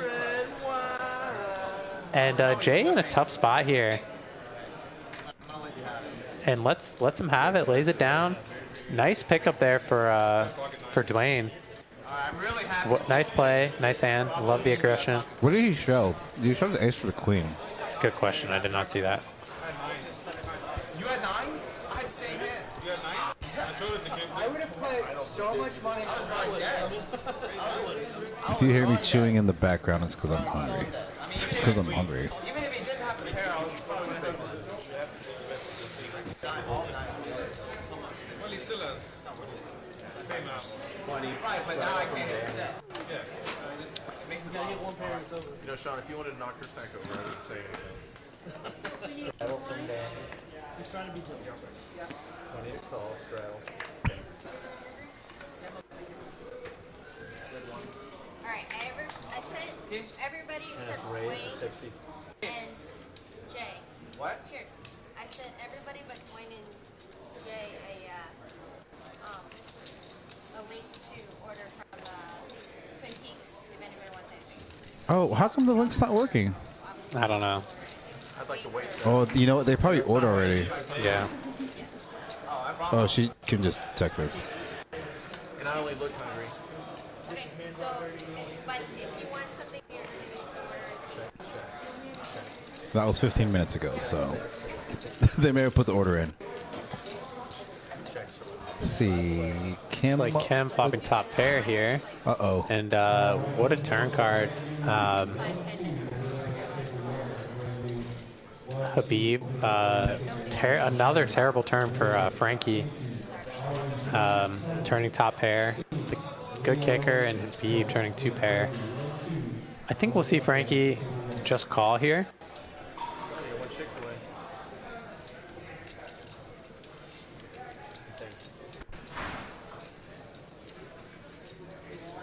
And I'm not a big fan of this call by Kim. Very likely that either player hasn't, and she does river a jack, so what do I know? She knew she was going to get there. I don't know anything. And she could be thinking about potentially leading here. Yeah, she would hate to check this and like lose value and check through. Obviously, she doesn't know that Habib has a strong enough. Okay. Can make 500. And I'm so excited. I'm sorry. I was going to buy you a massage. That's why I always like guys know I am going to call this. so it looks like she's check calling Frankie. And Habib is going to call as well, so really nice pot for Kim. She played it well in the river, getting value from both players. And Frankie went for value there. I think he read Habib correctly. I think he didn't think that Kim would be calling with the jack very often. Probably figured that Kim had some type of heart draw. So I think he was purely targeting Habib there, thinking that Habib, his kicker was good against Habib. He read that correctly, but just unfortunate for him that Kim had the trip jacks. And I'm not I'm a little surprised Kim called that turn. With, you know, she didn't have a ton of outs, but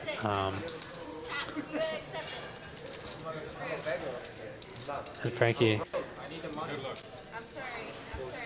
It is tough when my cards are here, but I thought he said 3 players. How much are they? Kim. Is your mini rebate? She gave a little rebate. Frankie's been having a rough night. Yeah, that's tough. We've all had those days where you think you played as well as you can and just bad runouts and things of that nature.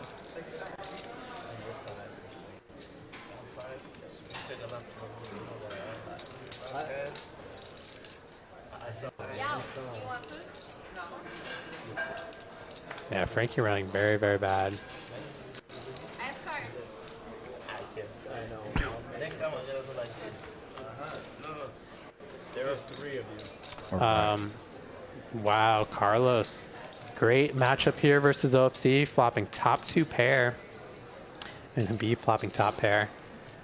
The backdoor flush draw, he's almost drawing dead. I think we're going to see Kim make the call, and I'd like to see Carlos check raise this flop. Very draw heavy board.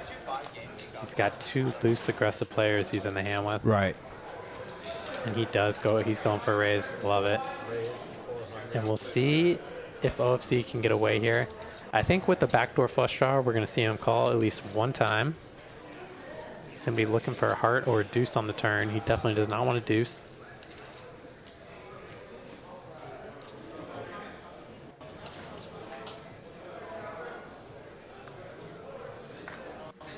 And OFC makes the fold and shows the king. And oh man, Carlos has to feel terrible about that. And again, a lot between Kim, Carlos, and OFC, those players have a lot of history going back to the Wednesday stream over there at TCH. So yeah. I'll return it to you. Carlos, be nice. Did you see what he did to me when we first started? No, there would be no second date. There would be no second date. What did you see what he did to me?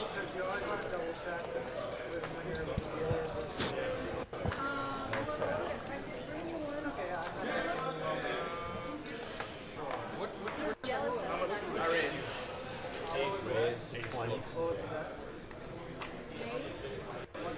all right, Frankie, let's get back on track here. Frankie picking up another premium, pocket kings. Carlos with a really nice hand, 10-9 suited. Every time I raise, I'm really good. Seriously? I was going to subscribe. Literally every single time. Carlos kneeling, saying he was going to subscribe. Oh, really? That's funny.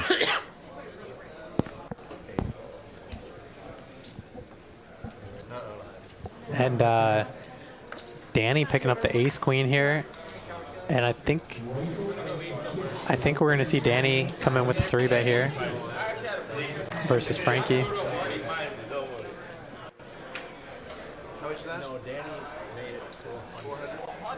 What a spot here for Frankie versus a Danny 3-bet.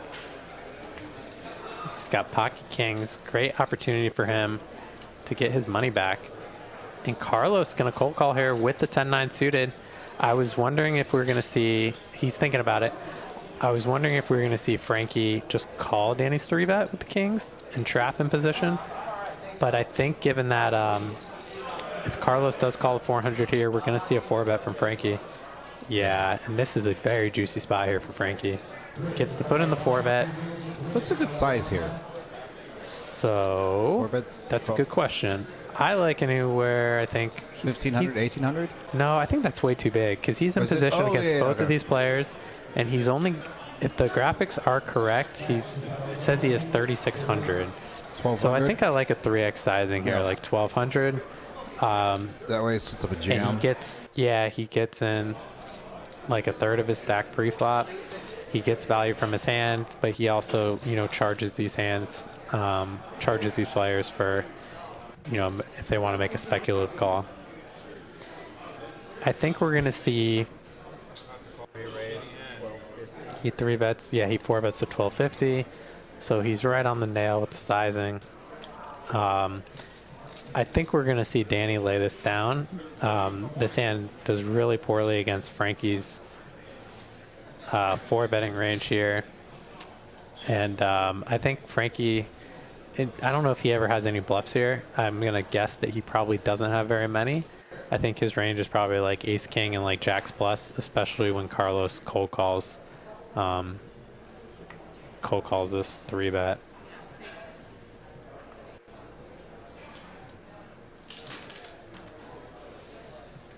And Danny really staring him down, trying to get a read.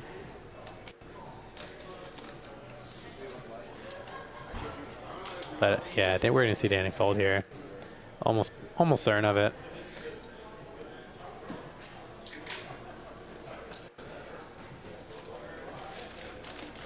Oh, you fucking kidding me? Texas Ted requesting that we keep the camera on Texas Kim. I couldn't agree more. But we got to show everybody here equal opportunity. We're an equal opportunity Yeah. poker live stream here We're at not Poker the House. hustler, you know. Yeah. They just zoom in on Poker Bunny the whole time. Yeah. That's actually the route we're going. Actually, that came out wrong. We're going to go to that type of we're looking to go to that type of camera setup where we can manually like rotate around the table and zoom in respectively. Carlos makes a discipline fold. And Frankie doesn't get any action there, but he does take down a nice pot. Over $800 profit. A win's a win. Right. Just for the record, Texas Ted, Hayden Fortini in the chat, in the booth to me, is Miss Texas Kim Stone's significant other, so Yes. he can see the chat. But I'm the baby daddy, so. That's funny. I am flatter Poker Monkey. I had King Jack. It's looking very good tonight. So he didn't have. That felt like the bottom. Well, she's definitely locked and loaded, that's for sure.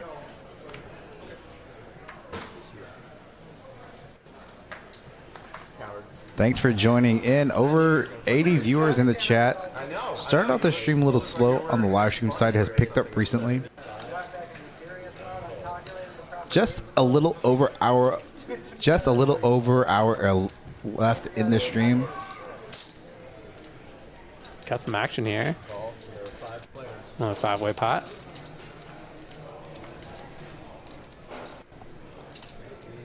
Kim.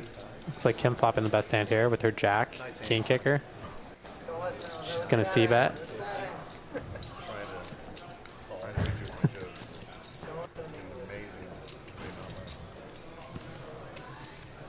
All right, let's see what these players have. Kim with the lion's share with the lion's share of the equity, flopping middle pair with king kicker. No one has an ace. Tons of clubs out there. She gets a call from Jay and Habib. 2 loose calls. They both have backdoor flush draws. Check, check. Probably going to slow Kim down. And Habib thinking about checks back. 7. If Kim can get the showdown, she's going to win this pot. And she does get the showdown. All right, making her way back up. Nice hand. Nice hand, nice hand. Damn it! Is it geek? I want a massive problem with that hand, remember? Yeah. I do. That was against Jen. Yeah, Jen's in the chat. So Yeah. way to needle. Wow. Jay, way to needle Jen, Jen played that hand perfect. who's watching Jay. vicariously. Jay got very lucky. Yeah, if I remember correctly, Jen's on the button with aces, with ace of clubs. He opens, she 3-bets. He 4-bets, she flats. Yes. He flops jack high flush. He was ready to bluff off all his money. Yep. And he got bailed out by the deck. Yeah, he got bailed out by the deck. Oh, Texas 10, it's funny. We're laughing here in the booth. We definitely don't worry about it. No problem, Texas Ted. I appreciate the compliments. Hayden married up. That's for damn sure.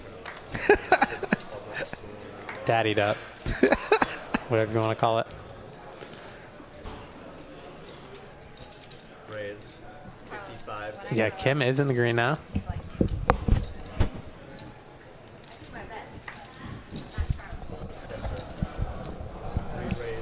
An after the Danny squeezing the 5-6 suited on the button here. All right, Danny. You know what? Okay, I'll talk about this hand specifically because we talked about this when I met with Yes. him a couple days ago. Danny must be taking the course seriously. No, we were talking about solvers. Oh, you talked to Danny about this? Yeah, about like a hand like this. Yeah. I'll talk about this afterwards.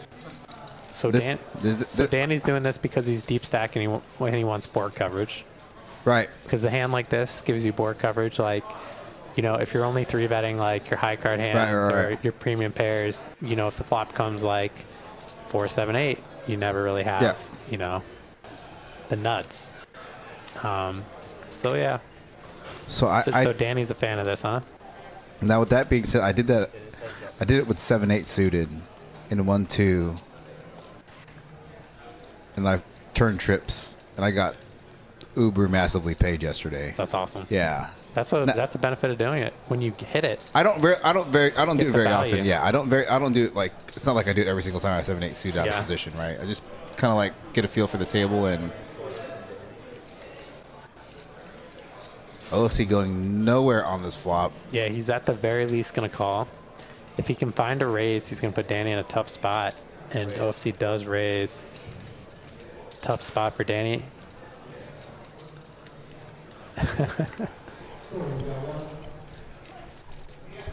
For the record, Ron, Texas Kim's VPIP's 55%.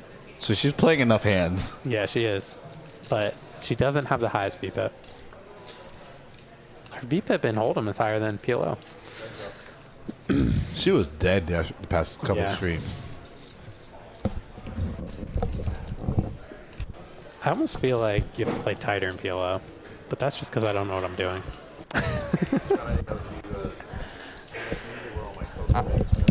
Well, you had a good day today here at Poker House. You played some 1-2-5 ROE, which is a round of Hold'em and a round of pot limit Omaha. Yes, I did. I got lucky in some bomb pots. Fortunate to make some good hands. Yeah. Win a few big pots. I mean, he's going to barrel again. Wow, what a bet from Danny. OFC is check calling. Danny getting a lot of value here from his third pair. OFC was set a ton of equity. OFC River's the better pair. I think we're going to see Danny check back here. And he's going to feel a little bad about this one. But he did make a really good turn bet. I don't know if he was turning his hand into a bluff, or he was trying to charge OFC for flush draws, maybe a combination of both. And he could be considering bluffing on this river. Well, if you're going to triple barrel, what kind of sizing do you think you would consider using? I wonder if he's going to bet here or if he's going to give up. Looks like he wants to turn his hand into a bluff. We'll see. We'll see if Danny proves me wrong and goes with the overbet bluff. Danny is and he chickens out because he's a chicken. Nice hand for OFC. Danny OFC said he was calling.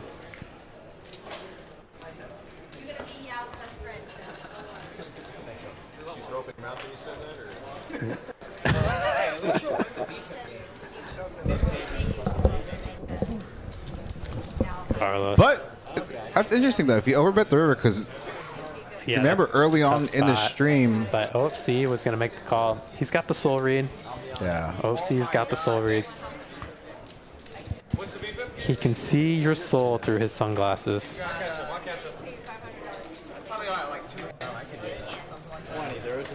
Here we are with updated cumulative winnings. OFC winning. OFC and Yao. Oops. Big winner so far. I needed to do that as soon as the next hand completes. Because as soon as a new hand starts, it automatically pushes it out. Danny really getting after it. Opening up 10-6 suited.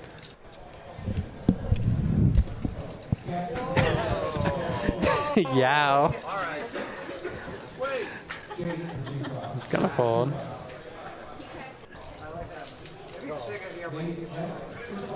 I'm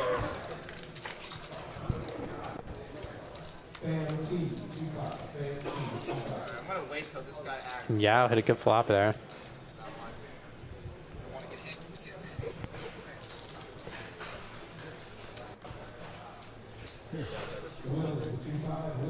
Danny checking his top pair. I like this check by Danny multi-way. I think he's just gonna check call.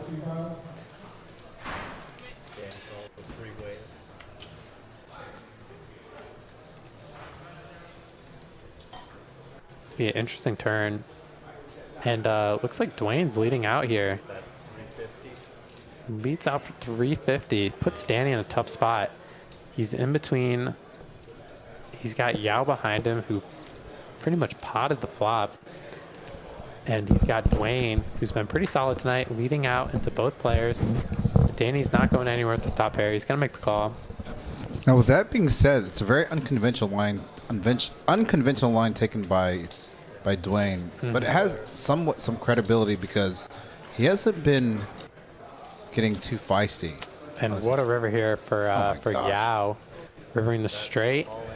Dwayne shoving this river with his two pair, and Danny in another really tough spot. Danny rivering a better two pair. Flush draws get there, straights get there. So it kind of looks like Dwayne rivered a flush or a straight, given the check call on the flop, the small lead on the turn, and with Yao behind him, I think Danny can get away from this. But it's a really tough spot. And he does make a good fold. And yeah, Danny correctly saying he had the best hand before this card. And Yao, I think we're going to see Yao make the call. He's got the straight. He's blocking the flush. He's just worried about a flush here. Right. But I think he's got it. I think he's going to make the call. Just given the pot size. I think against any other player, he kind of snap calls. Yeah, I agree with that. He does make the call. Yeah. He thinks he might be donating. He just says, you win, Dwayne. But Dwayne had a weak two pair. And got snapped off there by Yao. Tough hand there for Dwayne. Tough spot. He's had some rough luck tonight. Yeah, both him and Frankie this evening. Just not getting the good end of things.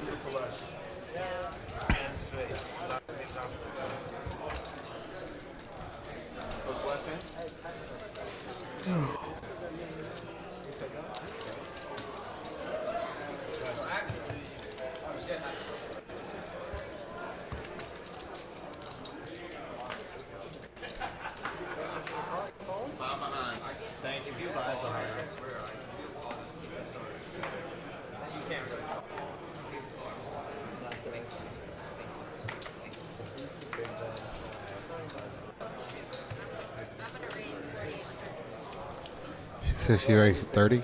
She's raising 40 in the dark. I don't know if that's true or not, but she does have a nice hand for dark raising. It's resuited. Habib calling. Yao is probably going to 3-bet with his nines, given the way he's played. This is a big premium for Yao. And it's a very good hand for everyone. And he does go for a smaller 3-bet, 120. I think that's gonna bring Carlos in with his eights. I don't blame him. And Dwayne picking up Jackson. He just rebought for 5,000. And he's coming in for 360. Full 4-bet. I would like to actually, well, what do you think about that sizing? I think it's a little too small. I'd like to see him go a little bit bigger because he's out of position against Yao. Maybe like a 450 to 500. Right. But, you know, he's getting action. He's getting Kim's coming in. And I think we're going to see Yao and Carlos make the call. So we could really have some interesting flops here. We got 3 pocket pairs. And we have Kim with the suited wheel ace. So this could really be an action flop here. Already 1,500 in the middle going to the flop. And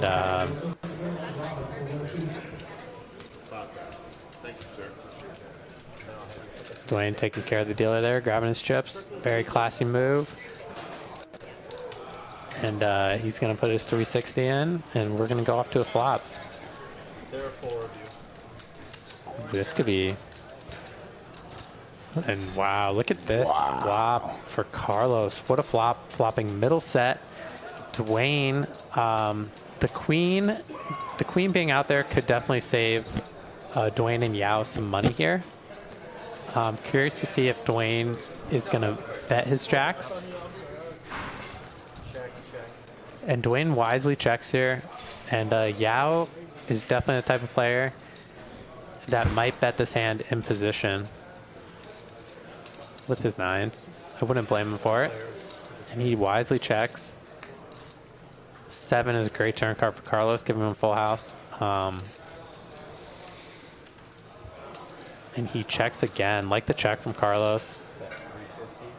Dwayne gonna bet out now 350 with his jacks. Has to feel pretty comfortable when nobody bets the flop. Yeah. See if Carlos can go come with a check raise here. I think we'll probably see Yao at least make a call one time here with his nines. But it does kind of feel like he's up against a hand like Dwayne has, given the flop check and the small turn bet. But Yao wants to see a river. He's going to make the call. And yeah, interesting spot here for Carlos. I kind of like a call, given that these hands feel fairly weak to me. Oh, so he boated up on the turn. Okay, I gotcha. Yeah. Sorry, I'm trying to manage some chat. And Carlos just makes the call. Very nice call from Carlos, especially given his opponent's hand. There's straight draws out there, flush draws out, the club draws out there. Yeah. 5 of spades doesn't change anything on the board dynamics. So Carlos checks here. Dwayne and Yao should both probably check, given this action. I wonder if he's going to lead. Oh, he does check. Oh, wow. Dwayne, I would have liked to see a check there from Dwayne. Given the action, he's going to have the best hand a lot, but it's hard for him to get called by many worse hands. Right.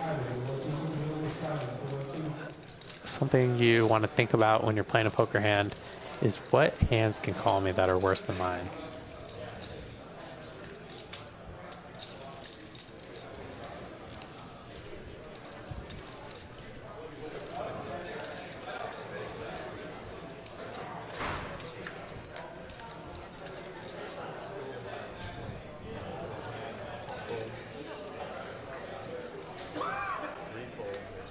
And Yao makes a good fold there with his nines. And now, with that being said, with Carlos definitely going to check raise here. With as aggressive and loose as Yao has played, he's made some pretty disciplined folds, especially in multi-way pots. Yeah, Yao's played well. He's been loose. He's mixed it up pre-flop, but he's played very well after the flop. So, you know, when you play well after the flop like Yao does, you can definitely play more hands. Right. And Carlos... Interesting to see what sizing he's going to use here. Yeah, I like the size here from Carlos. It's big enough 2,500 where it looks like it could be a bluff, but it also gives Dwayne a good price to call with his jacks. There are some missed draws out here. Like there's missed, like clubs missed, hands like 9-10 missed that Carlos could definitely have check calling the turn. So I wouldn't blame Dwayne for calling here, especially he doesn't have a club in his hand. But he has to think, is Carlos the player that's going to check raise the river as a bluff? And he does fold, gets away from it wisely. And Carlos shows both of his cards. 8's full. Nice hand for Carlos. Well played.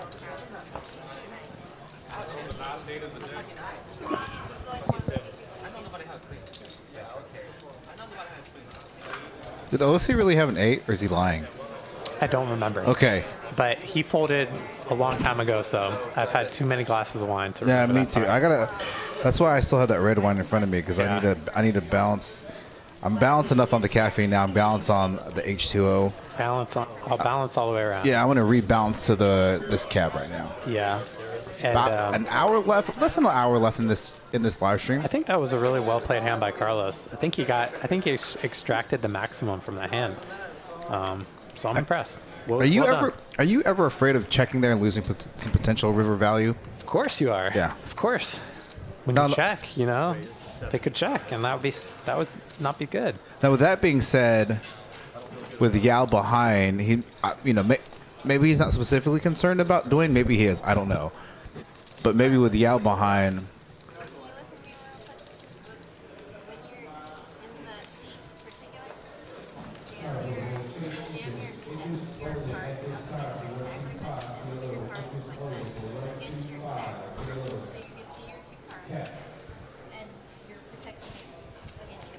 Kim giving Carlos some lessons. On what? Looking at his cards. Oh, okay. Yep. Cup. Thank you very much. I am definitely staying balanced. Well, I don't know about standing up, staying balanced. I'm not as bad as Kim was last 2 years. That's for sure. All right, let's see what's going on. Was there a Like raise? Jay raised it up here. He got a lot of callers. Oh, and Habib limp raising the Jack 10 suited to 370. Love it. Love the aggression from Habib. He's got a hand that plays really well post flop, but he's representing a strong hand with this play. Bow in the chat saying Yao folded ace queen. Bow. Take him out of the game. He's too tight. Yeah, but I think it was a good fold. Bow, I think you may. Given that Dwayne had been pretty solid, Dwayne Right. and Jay, he's up against two tighter players. But your boy's showed some discipline, but he showed some chops. Bow, he's been mixing it up. He's been making moves at the right time. He's made some good folds, made some great calls, some great bluffs. Really impressed with his play. Next Gen Poker. Is this Rosie or Jello? Frankie's having a tough stream tonight.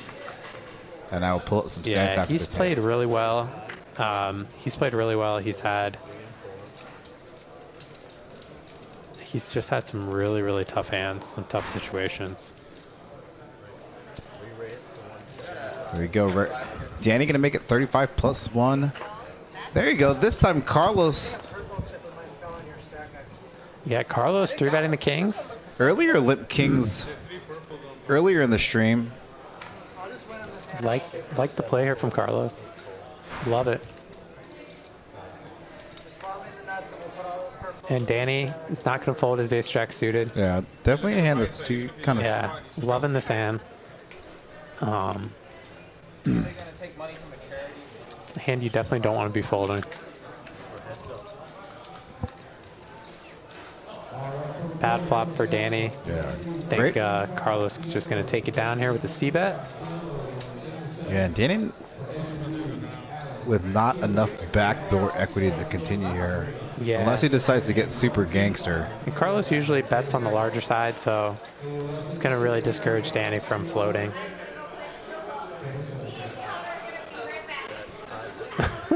Kim and Yao are going to go play some PLO on the side. Oh my gosh. D-Chen style. Okay, for the record. I would love to see a heads-up match between them. That'd be fun. That would be epic. Like a heads-up PLO match, that would be sick. So on Wednesday, I was playing cash and I was up a lot. And like the Wednesday's Katie's tournament got so many entries that like I maxed late reg and I was multi-tabling between cash and tournament. Oh, wow. So I was playing I was playing cash. Luckily, the tournament table was right next to the cash table, so I was like running in between. And so the 179, there was like 90 something that made it through the break, or 90. No, it was actually like 100 something. And they were paying 18, and I finished like 32nd. So I was like, I was still multi-tabling. I couldn't, Semi-bubbled. Yeah. Yao picking up the ace queen. All right, Bow, there you go. Your boy going to make it 80 with ace queen. He's probably not folding this one. Probably not folding. Probably going to see a flop. At minimum, I'm going to see a flop. OFC calling. Very nice hand. Three players. This is the new Danny. Look at the bright side. You're up thousands. He's stuck thousands. All right, look at this flop. Danny actually with the best hand bottom pair. Yao with flopping a gutter to Broadway, but also having the ace of spades. Yeah, I like the C-bet here from Yao. Blocking into flush draw. Blocking hands like ace king, king queen. It's a premium flop. A lot of good turn cards from the barrel too. Any spade. Even this card. I'm actually not paying attention to this hand because I'm looking. And I like the second barrel here from Yao. He's gonna take it down.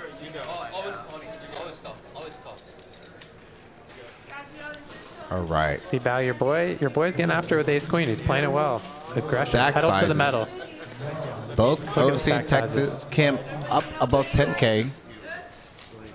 Stack size is 9.7, 8.5, all the way down to Frankie and Dwayne respectively at 4.5 and 3.5K. Let's take a look at these VPIP percentages.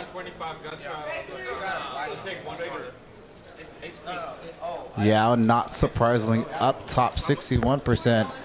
Danny mixing it up. I haven't seen Danny get this spicy before on all these live streams. So Yeah, Danny's getting in the mix, raising his VPIP. yeah, Love Kim it. 52%, Habib 50%. Action Danny.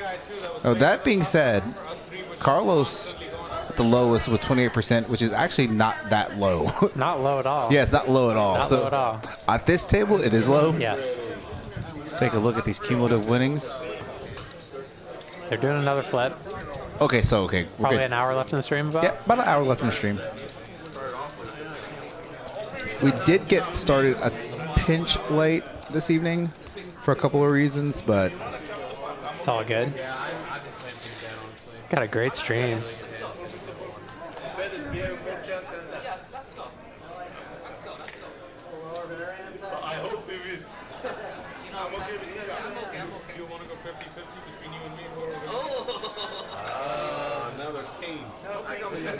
are they doing some side bets? That's what I'm trying to listen to. Probably. They're all degens. Yeah. We're all degens here at Poker House. Yeah. No, for the record, Eric and I had a bet with the dealer King on the over-under on how many entries we would have for Wednesday. So he said less than 165. Eric and I said we'd take the over, and so he had to pay us $25 spot. Oh, what's going on here? Oh. Yao flopping a boat. The nut boat. Okay. Danny's gonna need a 10 or an 8. And looks like everyone else. Frankie needs an ace. What's going on? Where we at? Look at Frankie and Carlos is saying. Frankie's got ace, ace, king, jack. ELO. I'm trying to see. It's so hard for me to follow everything right now. Yeah, Yao's pretty much the. Yao's got the lock full house. Yeah. There's a lot of outs against him though. And he's river quads. I can beat it. I can beat it. I can beat it. I got it. You get the full house. You gonna jump to? Yao the goat. I just need to look at. Yao going back to his roots. These guys don't stand a chance against Yao and PLO flip. Yeah. Not a chance. Just never. Yeah. It's so hard on these flips because. The funny thing is, yeah, if this was a real PLO hand, Yao would have won a huge pot. Oh, would he really? Well, think about it. Oh, yeah, He's yeah. probably not folding. And then Danny's got a really nice hand. Frankie's got a really nice hand. Carlos has a really nice hand. Probably would have been a bloated pot pre-flop. Yeah, good point. And Yao just flops a nut boat. Very Turns rarely to do I nuts, recall. rivers to nuts. Yeah, very rarely do I recall seeing Did you guys chop it up? Yao folding pre-flop in PLO. Yeah, Yao's not a... Welcome to Texas. Welcome to Dallas, Tammy. Are you not as bubbly as New Year's Eve, Ken? Probably. Semi-bubbly. Huh? Semi-bubbly. Semi-bubbly. Still gotta work. Still gotta put the... Yeah. Do we need some more drinks in the booth here? I mean, maybe you do. I'm good. I probably need a water. Here you go. Here's one that one's not open. Thank you.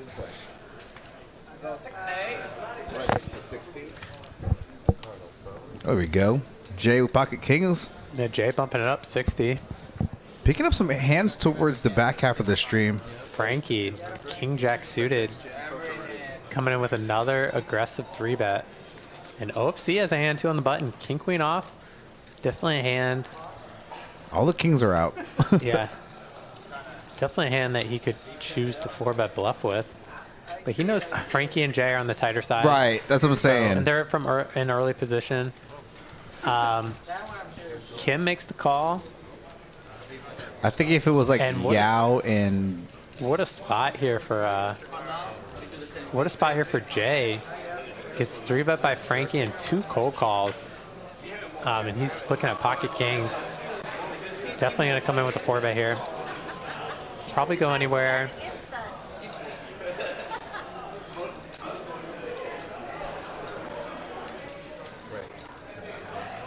900. Like the sizing.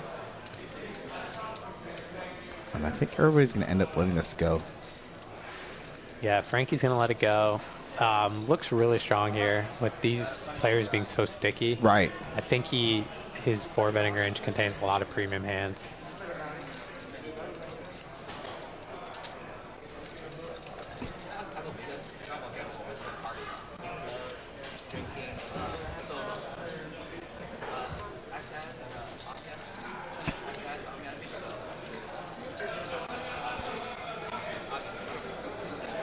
Yeah. Lego, there's no. Unlucky for Frankie. He's got a really nice hand. Bourbon. But I think he's just going to let this one go.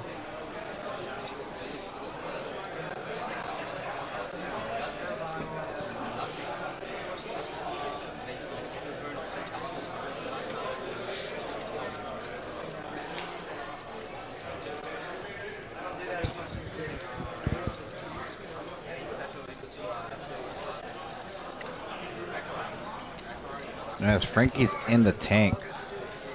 Thank you for tuning in. Tomorrow, Saturday, is going to be our $300 buy-in, $8,500 guarantee. Starts at 3 p.m. Consistently have been crushing that tournament. 30-minute blinds, 30K.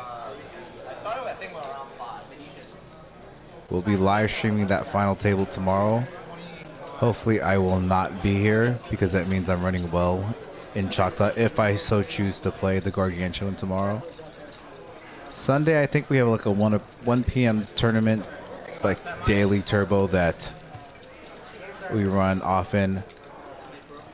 Noon here in the private room for all those people in the chat.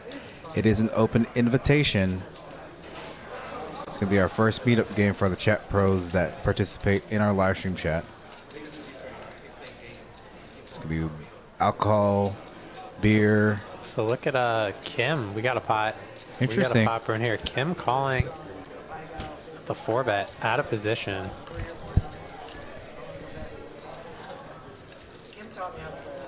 And what? Not a good flop for Kim. Yep. She's got an overcard, backdoor flush draw. Probably see Jay bet a small size on this flop.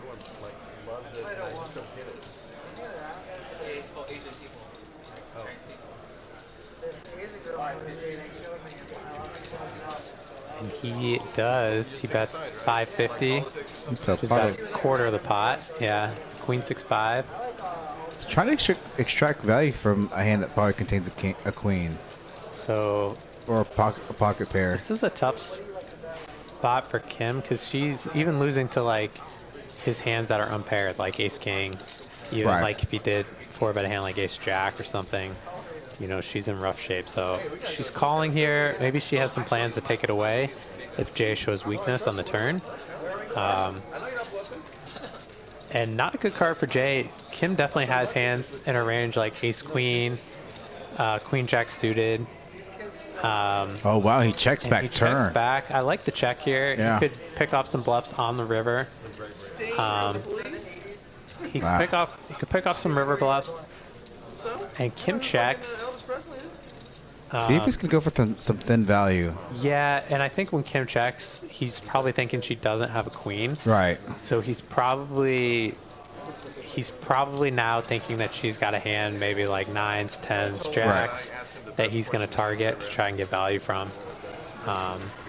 And I don't blame him. I like to see him go for value here. Unfortunately, she has a hand that cannot call. She can't even beat his bluffs like Ace King or Ace Jack. So yeah, and look for Kim to play it down here. He doesn't have much of that thing unless she decides to do something super gangster.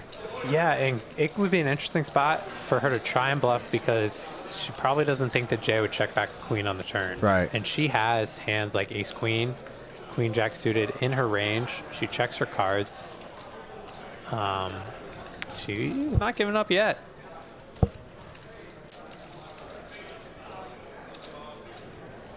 And Kim check shoves. Wow, is she? What's going on? This move. Interesting line, and Jay just tossing his head back. Does not like surprised. this. Wow. What is happening? When I made that comment about her doing something gangster, I was half joking. And oh my God. Oh, wow. And what a play. I mean, Jay, I don't know if this is going to work. I mean, Jay's got a really strong hand, and he's got king queen, so he's got the king of spades in his hand, so he blocks king queen of spades. Okay. He doesn't block king queen of clubs. Right. And he does not block ace queen. Which Yeah. Kim, I don't know if she has all ace queen offsuits, but she definitely has like ace queen suited. And Kim likes to see flop, so she could even have hands like queen jack suited, possibly even queen 10 suited, because she likes to see flops suited broadways. You know, she called the 4-bet with this hand, ace 8 suited. So she has a wider range than most. I think she has more queens here than most players do.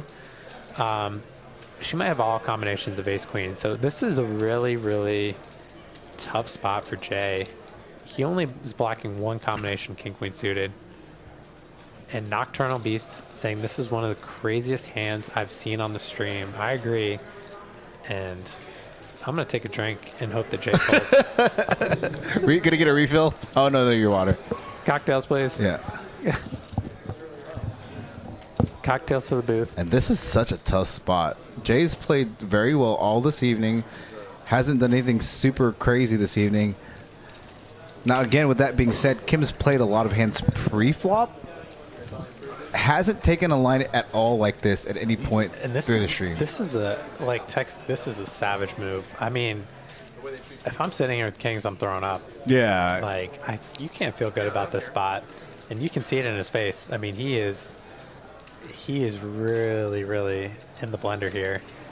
But Kim hasn't really shown, she's played a lot of hands, but she hasn't shown too many bluffs today. She did show a check raise semi-bluff on the turn against Danny. But she had equity, and she did show a pot-sized river bet against Frankie where she had the flush for value. Right. So Jay is running through all that right now. And that hand that she showed down earlier against Frankie may end up working out in her favor here. Yeah. If he thinks that Kim is just very value heavy on rivers. Right. And on this particular board in the run out, what check raise bluffs can you have? Like, I know it. No. Apparently you can have ace 8 of diamonds. Yeah. Ace 8, fair enough. Maybe a hand like ace jack of diamonds or something. I really don't know. That's a good question, Ed. Because he does have the king of diamonds, so it's like ace queen of clubs. This is an insane ace hand. queen of clubs, ace queen of this spades. has to be one of like. I'm talking about, sorry, not bluffs, but for value. You have ace queen of clubs. Oh yeah, she has like almost every combination of ace queen. Yeah. She has king queen suited, queen jack suited, queen 10 suited. So she has a lot of queens in her range. Yeah. And Jay knows this. Jay knows that she's willing to peel lighter pre-flop than most players, see flops. So this is going to probably the fact that Jay knows. Oh, he just told her he has kings. Yeah, and she knows. And Jay probably doesn't expect that she would check raise a hand like jacks or tens as a bluff. The way that she's played, he probably just expects her to call. So. And he lays it down. Wow. And Kim gets the check raise bluff through. And she shows it. Oh my gosh. What a gangster move by King here. That is going to be Frankie. He gives her a high five. Frankie, for the record, I know you're going to go back and watch this. You have to make this a highlight video. What a gangster move. What a move by Kim. And she gets the bluff through. What a hand. Phenomenal move.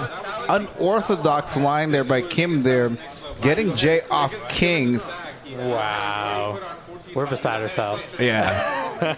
I'm Knock Asian, says but his I'm heart not was that racing. Asian. I'm with you, Knock. Yeah. I need a drink. We'll text me like, hey, we need some. I'm gonna go out there and give her a high five. Yeah. What?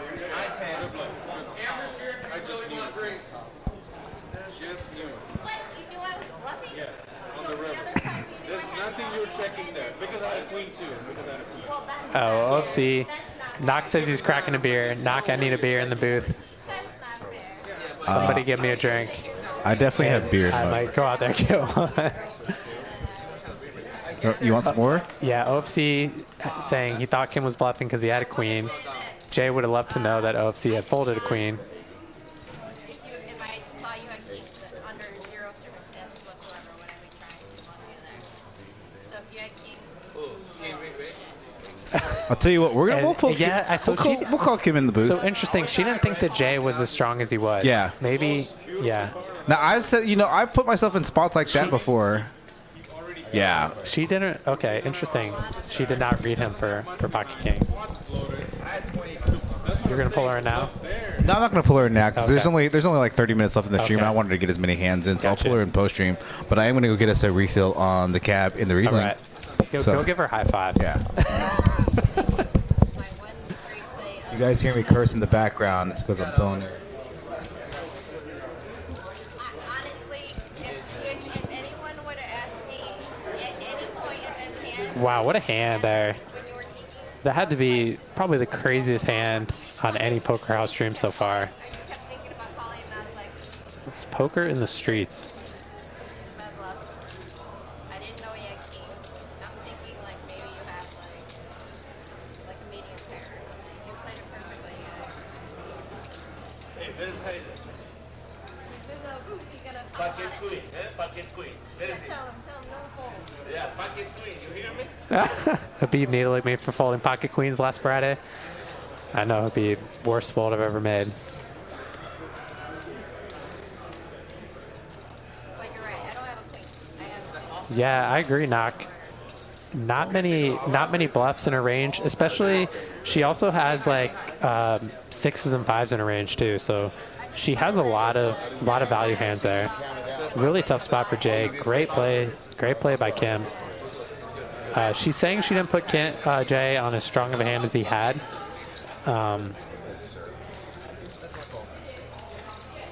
Yeah, very hard to find bluffs there.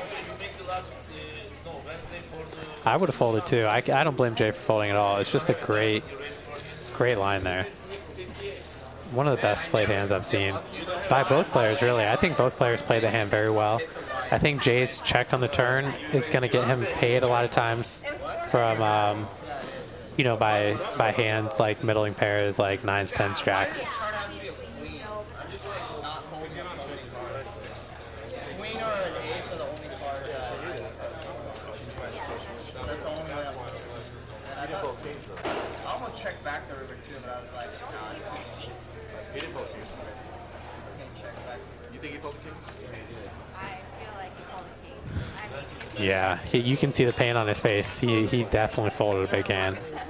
And we'll see if Jay can recover from this hand. maybe. I don't think he Hollywoods us for that one. Well, he'll tell us. And for the record, chat, I really don't think that Jay played his hand poorly at all. I think the check on the turn is very standard. He can pick off bluffs on the river. I think there's not many players. Thank you. There's really not many players that are capable of check raise bluffing a river like that, especially that line, given the way that the hand played out. So props to Kim for going for it there. We'll be talking about that hand for a while. Did you give her a hug? Yeah, I told her she was a gangster, but I used an expletive before that. She's like, you guys just saw it? I'm like, we all just saw it in the live stream. I'm not gonna lie, Jay. I thought you were gonna do it. It was like, wait, like I rolled completely off. In like the last 45 seconds. Yeah, I just got back in the booth, so I was like, I'm trying to run through the combo of hands that bluff, like what check raise bluffs, and I'm like, I can't even come up with any combos of bluffs. And maybe that's why he folded, because he can't come up with combos of bluffs where she's bluffing there. So We will pull her to the booth afterwards to get her opinion on that hand. I'm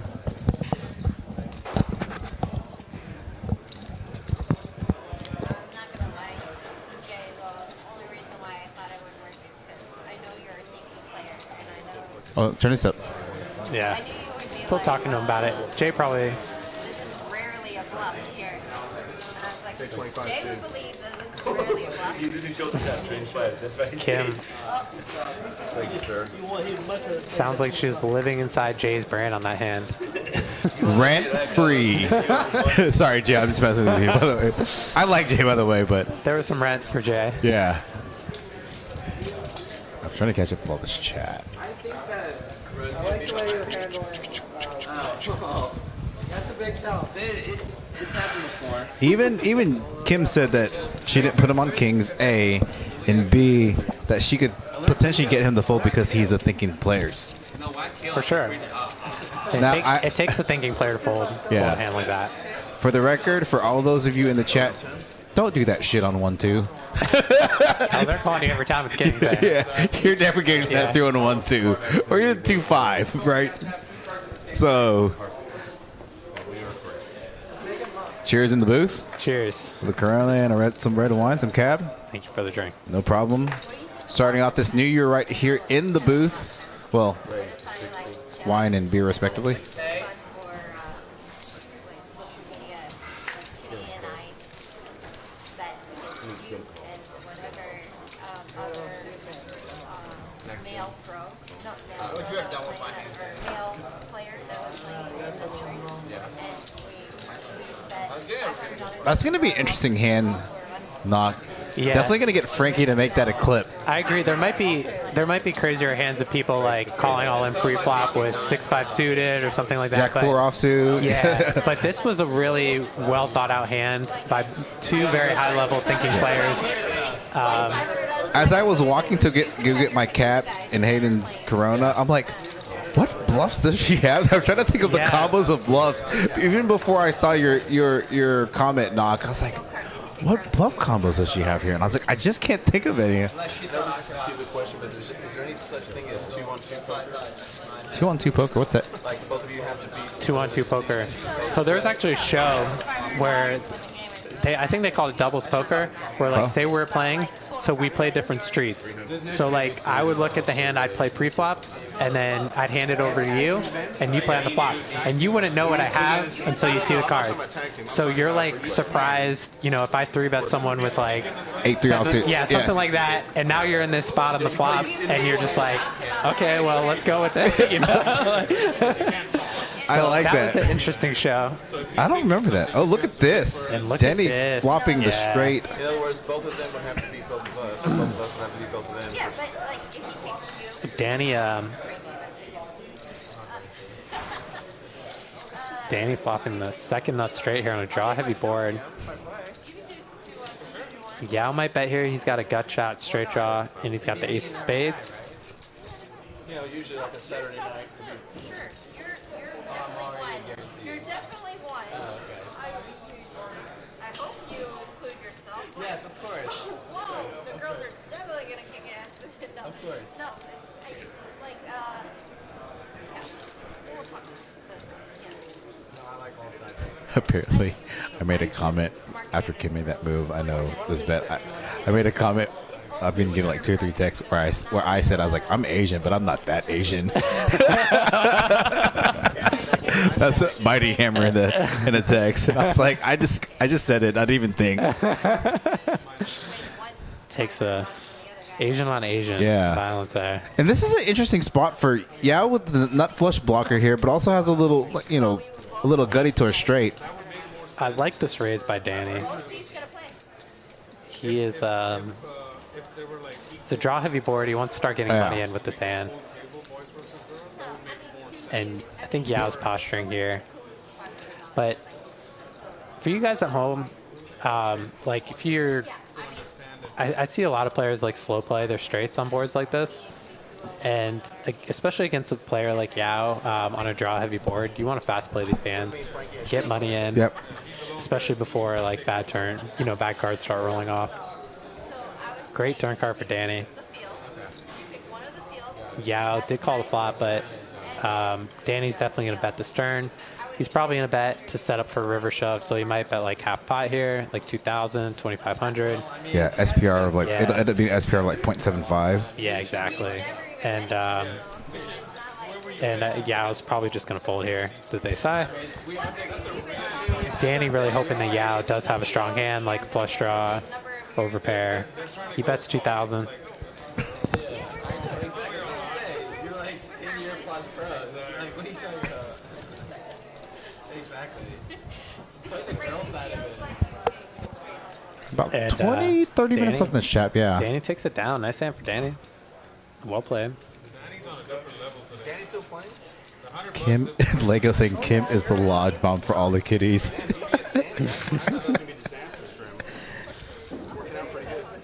Did you let her know that she's going to have to come in the chat? I did not, but I can go out there and let her Yeah. know. I'm pretty sure you have some pull with that one. Yes. Yeah. And oh wait, y'all drove separate cars. No, you didn't. Yeah, I don't even matter. Did you? Oh yeah, we did. We 'Cause all I drove came separate early. cars. Yeah. I came before you did, and I told you about the ROE game. And I didn't want to go over there and take your money, so no, I was Glad you like, didn't. no. I don't like playing at the same table with you and Kim. I ran good, so you might have taken your money. Yeah. Oh, man. I should have done 50-50. Actually, even if I had done 50-50, Every time you did the 20, And as we wind down last half hour or so in this live stream, going to be pulling up the statistics cumulatively for all the players. Then I'm going to go through each of these players individually. Look at Yao actually finally getting a hand with jacks here. Now, with that being said, with his loose play pre-flop throughout this evening, well, I mean, he takes his hand down, but he could have got looked up. Could have got looked up a lot wider, all things considered. that time I randomized two. That time I randomized two, and I randomized a fold again. Fucking had a bluff. Why don't I always randomize a fold in these spots? You randomize a call. Yeah, you said I'm gonna randomize possibly calling here, and I was like, oh god, like do not make me sweat some like dice roll here and have to still keep my poker face. I'm like, don't do it. It was a good free roll. Good dice for the space. I pulled one. What did you do?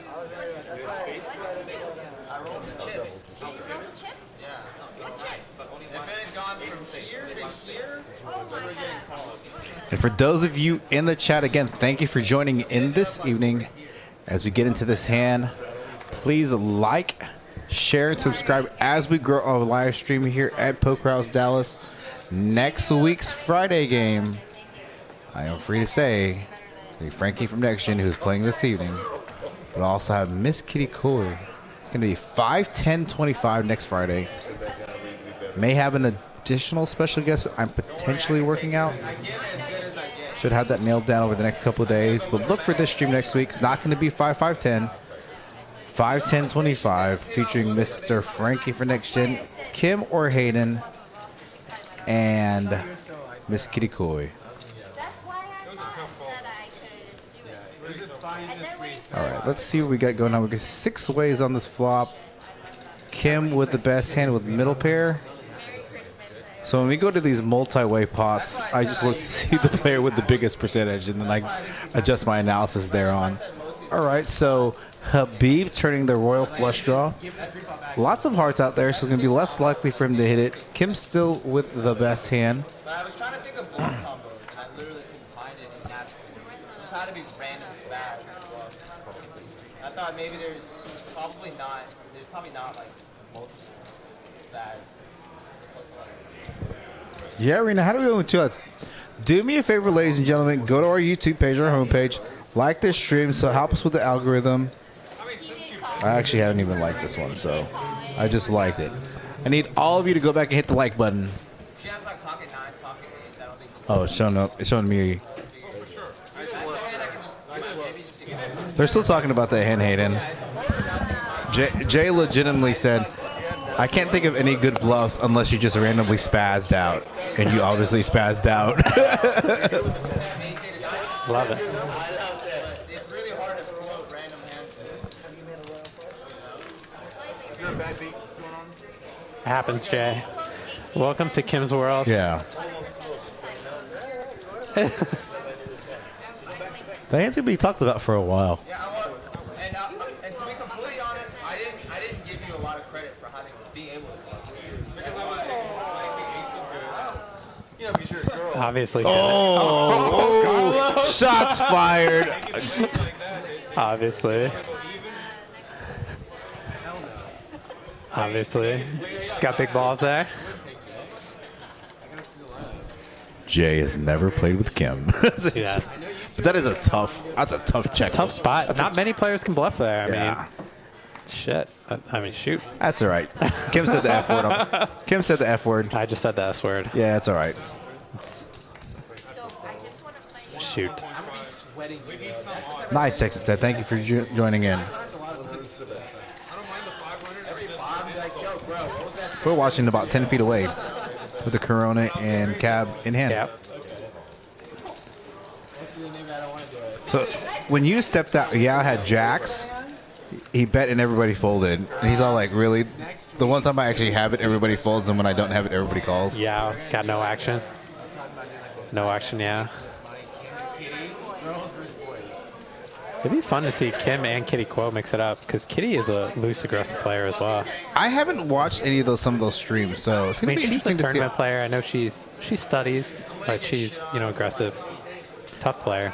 Yeah, I think she's gonna play minutes in at the schedule. She's gonna play at TCH also as well. I really wish Kim would stop apologizing to Jay. You just bluffed him. It is what it is. It's poker. Right. One of the sickest hands Yeah. I've ever seen. My name's Jason. That's like a hand that Right. I like, even on like the old, like the high stakes, like Live at the Bike Cans or Hustler Casino with like Garrett and all these heroes like Garrett and Art and all these like sick river bluffs and things, like that might have been one of the sickest like hands I've seen played out. Yeah, I agree. Yeah. All right, I'm gonna give you guys some more points.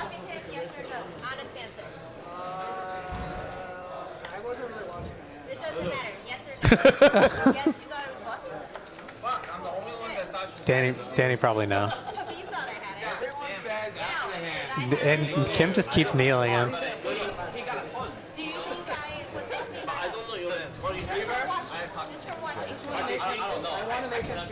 Oh, I gave everybody 500 points. Danny wants to make it feel bad, so he's gonna say yes.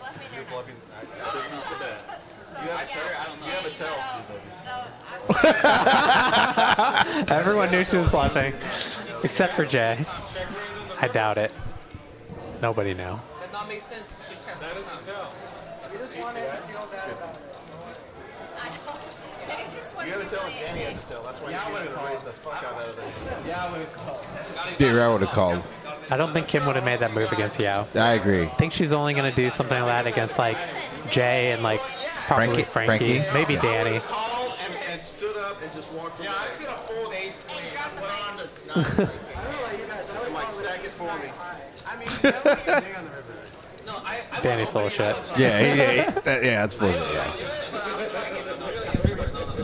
How often am I gonna get raised? I mean, Kim though, she's raising ace eight. She's raising to do ace eight. But dude, it's not raised. Like, what is she gonna try to rep? Always. That's it. But I think Jay's gonna have nightmares about that tonight, and for a few nights. I think Kim could definitely have a queen. I don't see why she never has a queen. She has hands like ace queen, queen jack suited, queen 10 suited, one combination of king queen suited. So some of the players are saying they knew she was bluffing, but I'm not so sure about that, Tammy. Yeah. I think it's some talk.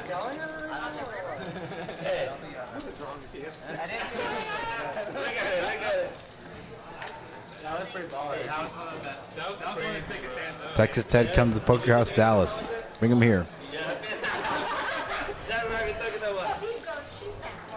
Renee, I think he snap calls you. I actually think he would consider folding against me.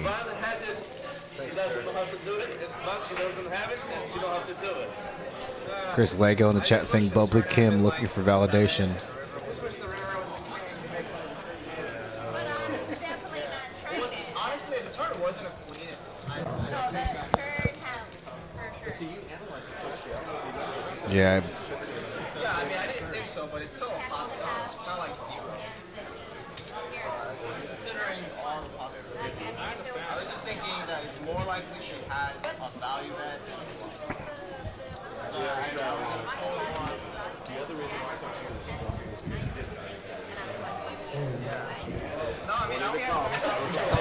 Still talking about it.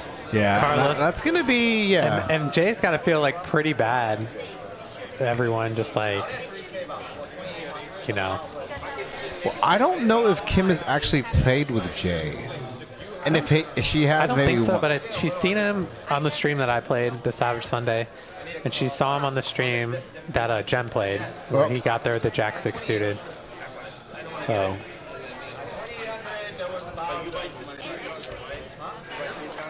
I mean, Jay, obviously, from that specific stream, is very capable of 3-betting, 4-betting light. Yes. No, she knows he's a good thinking player, so, you know. I think most of the time Kim has it there. I think it was a good fold. I just think this time, you know, it was unfortunate that Kim was bluffing. Yeah, I was still the best of it. Top pair with out-pipping Danny with Jack and a king, respectively.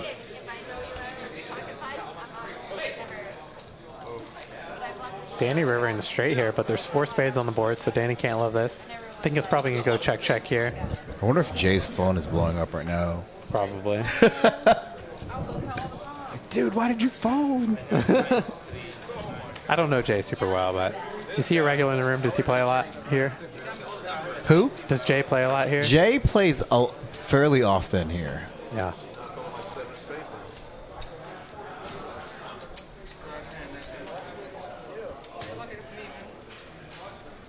I cannot believe he's going to beat you on V-Pip. Yeah, let's pick up those V-Pips, Carlos. Gao, Texas Kim, 64, 53% respectively. No.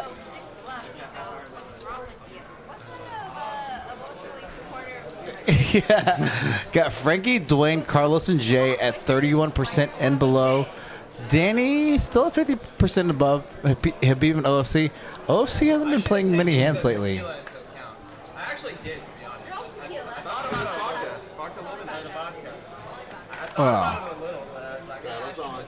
I see Jay here about 3 or 4 days a week. I think he mixes time between here and TCH. Gotcha. I think. I haven't seen him at TCH. But I don't know. Maybe he plays later, like nights. Don't listen to him. I have it a lot. I should have just been like, I have Everyone things you just won't tell him want. sometimes I actually have it there. What are you trying to say? I never have it there.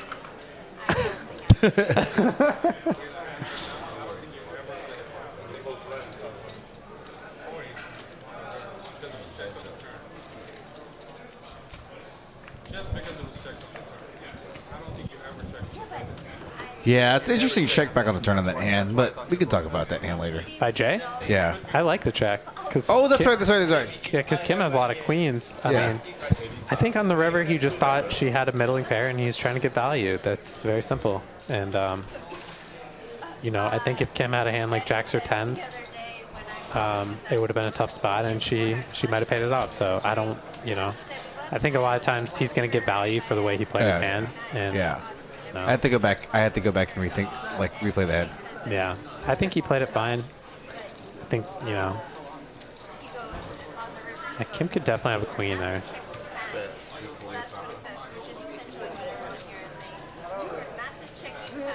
Jay in another rough spot here. Turning middle pair. He's got a straight draw. OFC is in good shape here with this 2 pair. Let's see what happens if a 6 or a jack comes out. Yeah, I think and it's a tough river for Jay. OFC rivering a boat. See what sizing OFC is going to go with here. Is he going to go big or if he's going to go small? I think knowing OFC, he's going to go big. Yeah. He's going to try to get value from a 10 and over pair. he really wants to try and get max value for this hand. And Jay does call, and OFC shows him the boat. And then there might be a little bit of tilt coming from that call by Jay.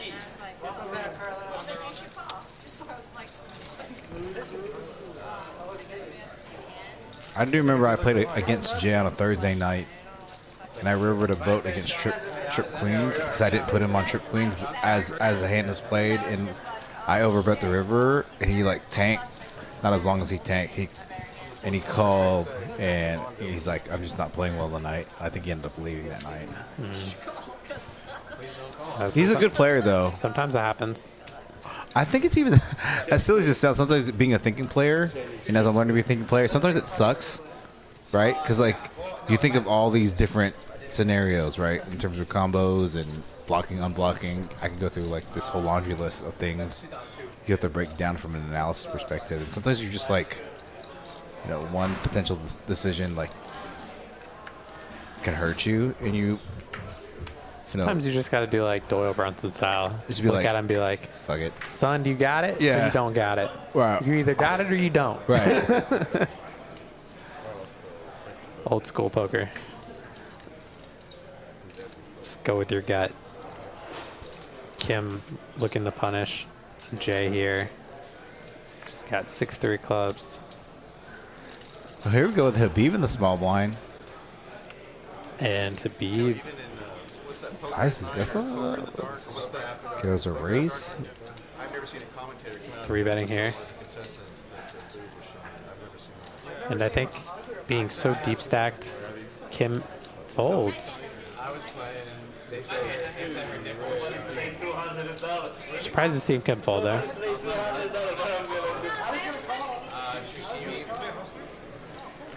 Shishimi came out one stream and this like she had this whole like big breast outfit on. Well, like you couldn't really tell until you know it's fake or not. It looked like she just had like a big push-up bra on. But like she's wearing this lace like shirt and like her nipple just kind of like start popping out of her shirt. Oh, we have a 1-2-5 PLO game going right now. 2-5 game going. We have a variety of games going on. If you're in the DFW era, There's a PLO game going? yeah. All right.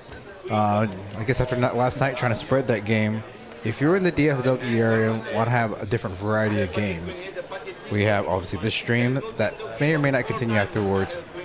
6 1-2 hold'em games, a 1-2-5 PLO game, a 2-5 no limit game with a 1,500 cap, and then 2 $5 bomb pots. So 11 tables going on Friday. Growing our room tremendously over the past 6 months. So I think that's a function of the live stream, our relationship with NextGen, you know, you and Kim helping out with the live stream, bringing some big players in, bringing some credibility from the live stream. Love to see it. It's good for the game. So Love to see it. yes, Poker Monkey. After this hand, I will announce that. Thank you. I call. Danny's like the Rudy of poker. Danny's a radio poker. Good analogy. That guy's an asshole. I just wanted to ruin that for you. What happened? Carlos just said that Rudy, you know the movie Rudy? Yeah. The guy, I guess is his name Rudy in real life? Apparently Carlos knows him. He says that guy's an asshole in real life. Yeah, he is. I heard he's an asshole too in real life. Really? Yeah, That's disappointing. Yeah. Like, apparently, because, like, whatever, he's this big, I mean, he has a movie named after him. He's like a motivational speaker. Oh, he is? Yeah, but apparently, I've heard he's a doucher. Okay, interesting. I forgot about that. You beat me with a goddamn flush.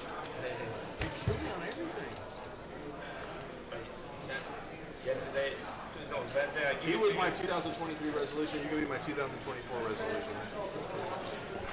Lego and Larkin. Maybe see you guys tomorrow. Thank you, Mike, for the words of encouragement. Yeah, thank you so much, Mike. Good to hear from you every once in a while.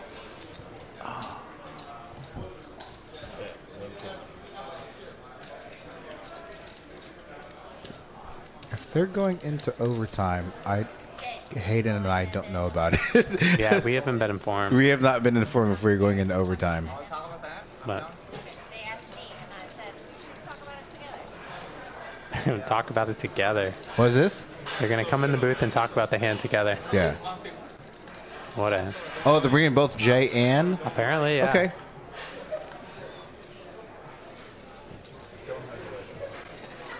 So we can move out of the way. Yep.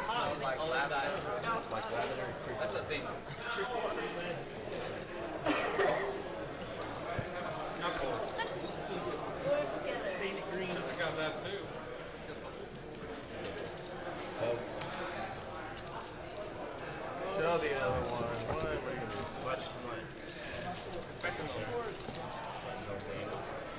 Put his on, Danny. What's up?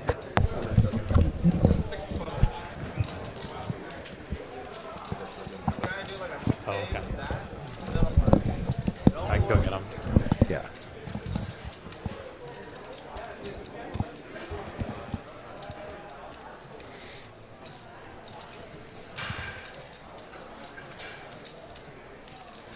And as we near the end of this stream, Friday, 5/5/10, He was like, hey, No Limit Texas Hold'em here at Poker House Dallas, Poker House Live.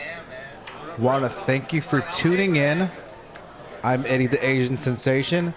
Guest commentating. I guess I can't even call you a guest commentator anymore. I'm a regular. Yeah, you're a commentator. regular I'm a commentator. Hey, Hayden Fortini in the chat. Nice, fun lineup tonight. Some action hands. One of the sickest bluffs I've seen live, quote unquote, or just in general. But I came here towards the back half of this stream. Hope you've enjoyed this evening. Again, so let's go over some of the tournaments this week. We have our tournament tomorrow starting at 3 p.m. Deep stack, 30-minute levels, 30K starting stack, $8,500 guarantee. I think the final table is going to be streamed. I will not be here, hopefully, which means I'm in Choctaw. Sunday, meetup game, chat pro. Drinks are plentiful, rum cake, snacks, pictures, all that going to be in the private room. For all of these, all of you in the chat are welcome publicly.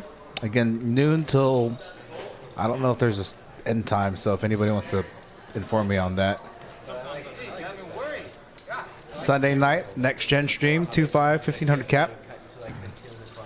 I like that. I know. I actually think that adds something to it. I definitely forgot. That's kind of a forgotten thing.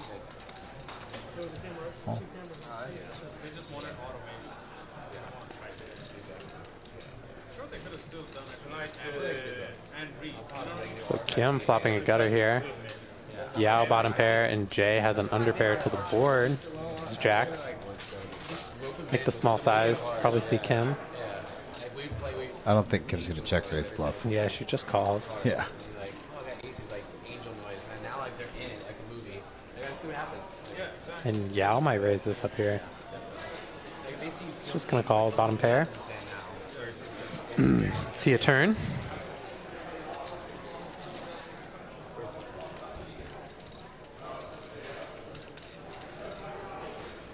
Sick turn card. Yao turning a flush draw to his bottom pair. Gross card for Jay. We're probably gonna see him check. We should start one. Oldest poker on YouTube. Last gen poker. Last gen poker. Hi, This one. Daddy with the needle. Carlos hilarious. We'll be sponsored by AARP. Interesting bet here by Jay.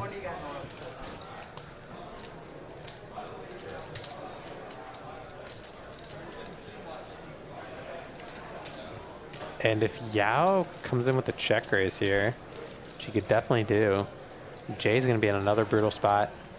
Probably have to lay it down with the ace and queen out there. But he's looking like he might just call. Never know with Yao, though. I would like a check raise here. That'd be gangster. I don't know if he'll get it through. He senses Jay is uncomfortable. He's really considering it. Yao did raise pre-flop, called the 3-bet, so he could definitely has aces in his range. And what does everybody do the same thing to me? And Yao, he check jammed. Oh, wow. Check raised. I didn't see if he check raised or check jammed. And gets Jay to fold the best hand. Jay's really having a rough night. That's the second big hand he rolled 7-2 then. Yeah.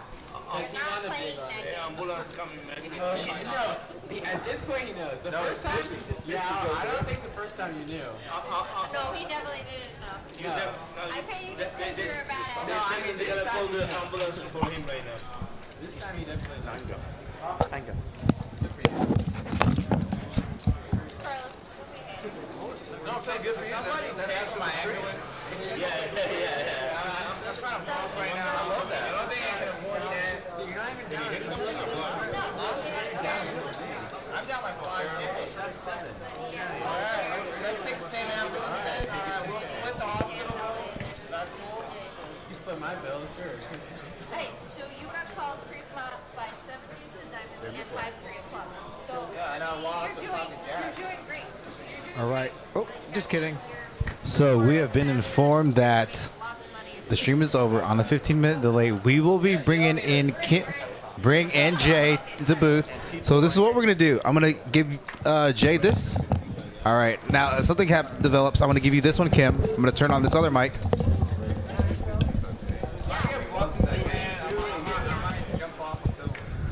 Oh no, I'm about to jump off a building after this hand. Wait, can we put Hayden on one? You're gonna do the mic, or you can't hear? Well, why are you guys so excited about hearing what we have to say?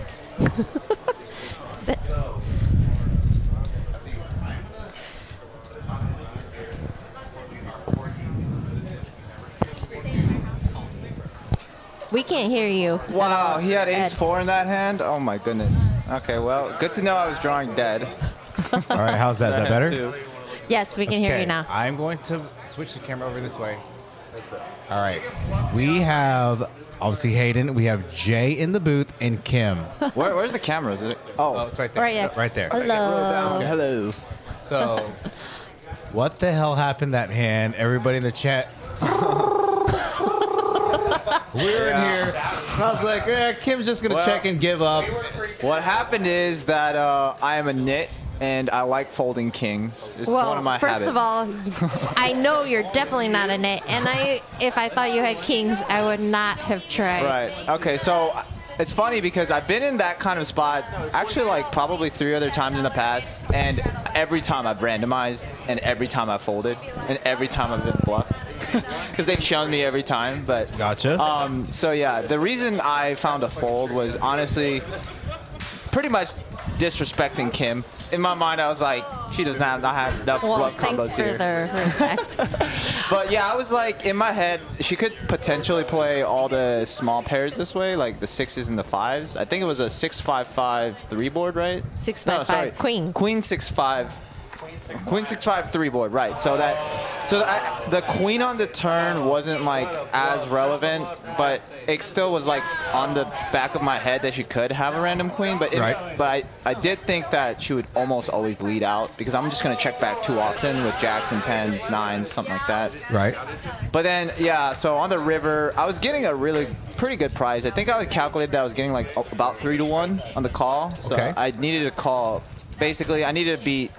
In my head, I needed to beat only like 1 or 2 or like 3 bluff combos because in my head she had something like at most like 9 value combos because I figured okay all the full houses might be in a range because she could trap the 6s and 5s, but then I didn't think she would trap a queen because then she's blocking me from betting, basically. But boats make sense to trap a bit. But in my head, I literally couldn't think of 3 bluff combos. Yeah, I was it's like, so funny. what's there? Yeah. So it has to be a spaz bluff, right? A spaz random. Whoa, because there are no. spaz is strong. Well, there has to be a random air ball. Like, it can't be. There's no natural bluffs in that spot. It was a spaz bluff for sure. So, yeah, and I couldn't think of, and I just decided that I'm going to fold more often than I call in that spot. And I rolled a fold, so I folded. But really, I should have said I'm going to call 75% and fold. All right, Kim, walk us through that hand. Oh, yeah, with aces here. It's so funny. We'll go back to y'all's hand.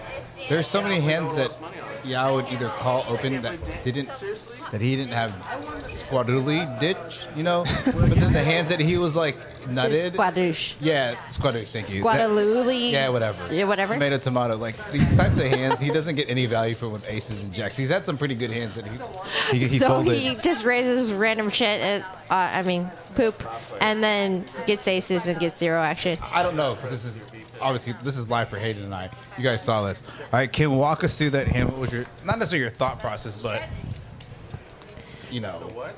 Obviously, you guys talked about. Not necessarily my thought process, but my thought process. What's that? You want to know my thought process, or not necessarily my thought process? If you want to reveal it, but I mean, you guys were talking about it for 15, 20 minutes, so.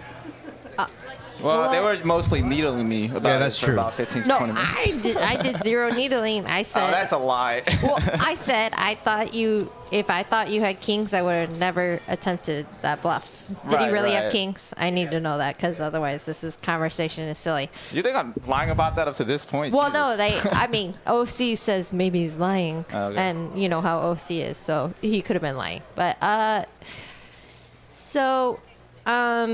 basically, I had heroic intentions. I thought that there was like a ton of great turn cards for my hand with the ace-8 of diamonds, especially given that obviously I think Jay is a good player. So I know he's a thinking player. I watch him on Sundays.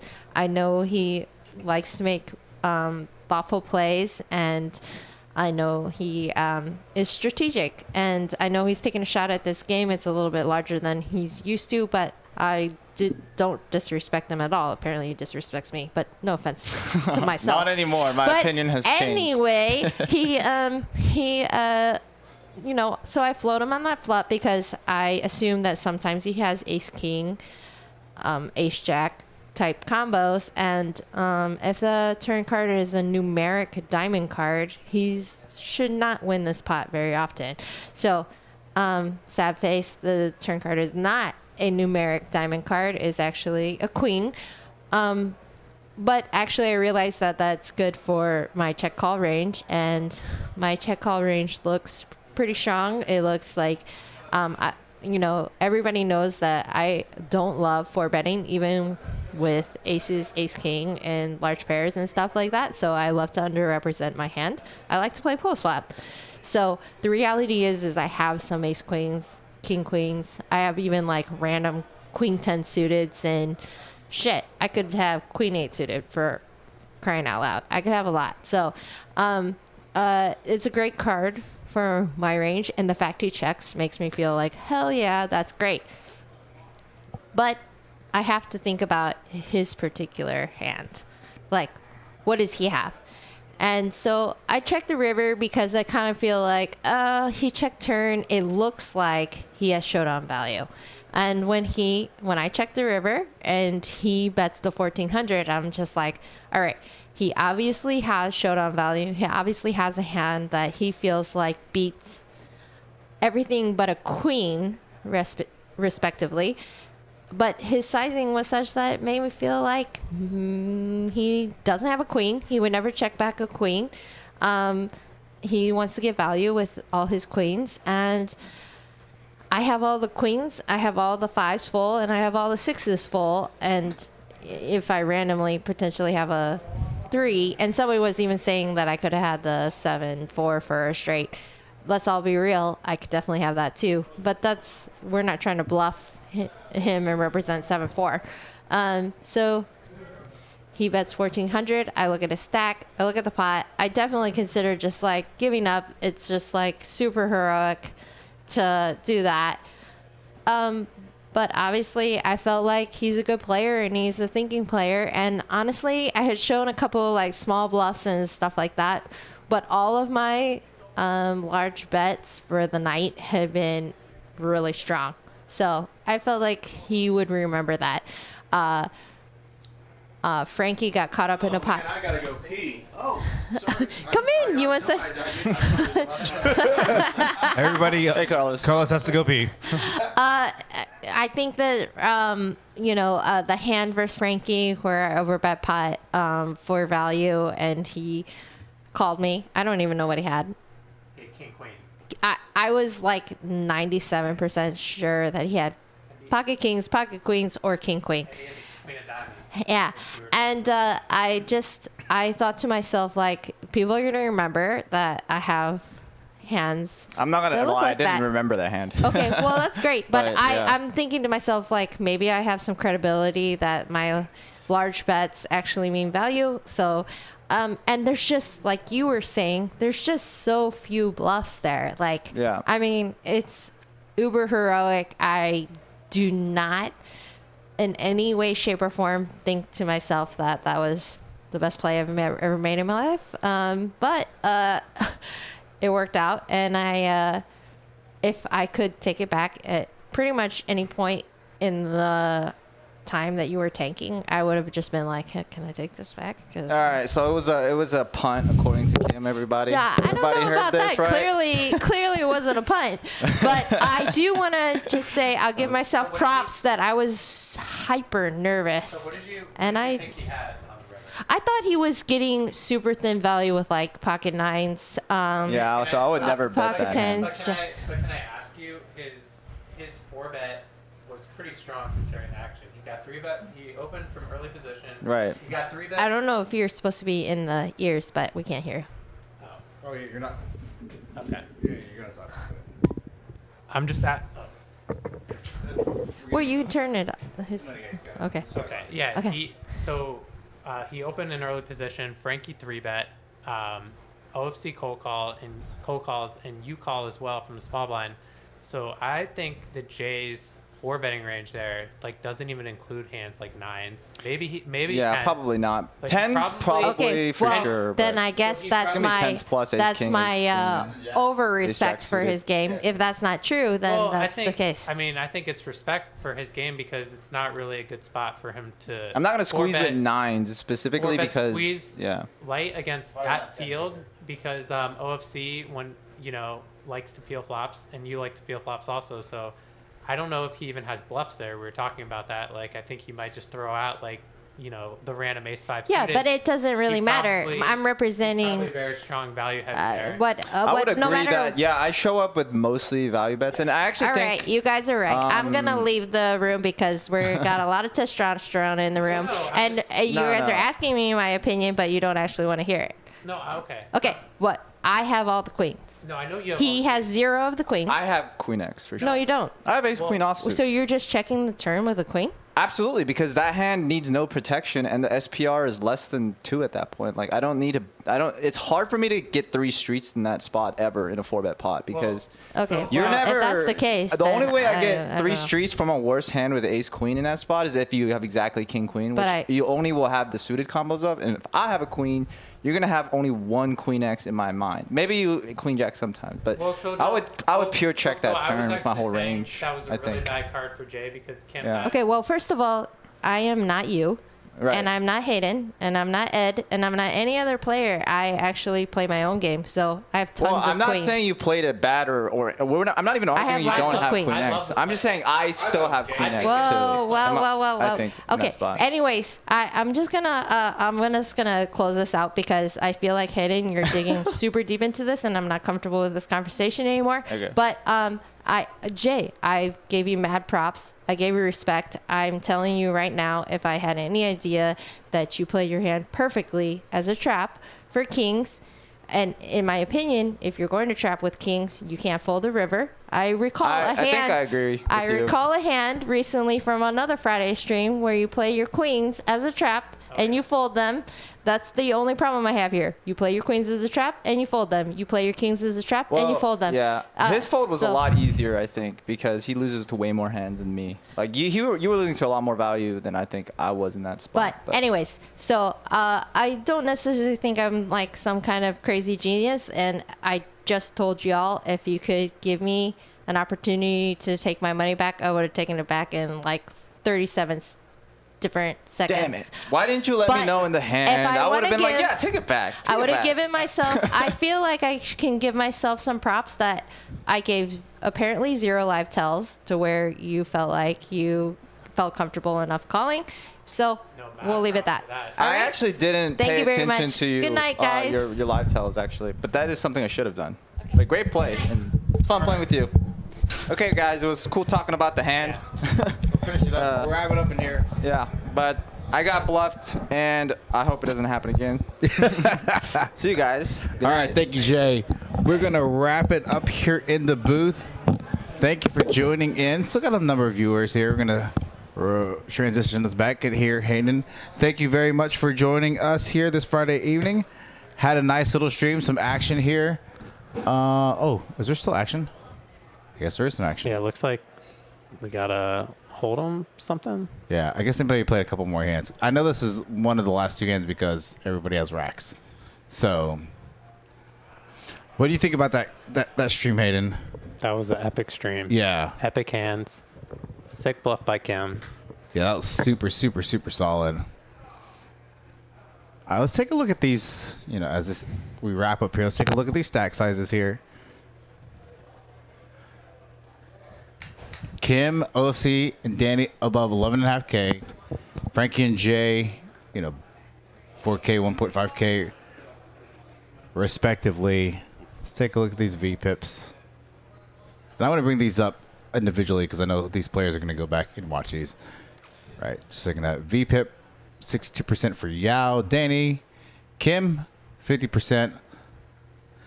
Jay, Frankie, and Carlos at the bottom, under 33%. Including Dwayne. Didn't get a chance to look at this pre-flop. We didn't really look at this. Respective pre-FR. Yao, obviously not surprising with the 35%. Not a ton of pre-flop raising. I mean, Yao was the most aggressive one. I want the showdown. No one really cares about that.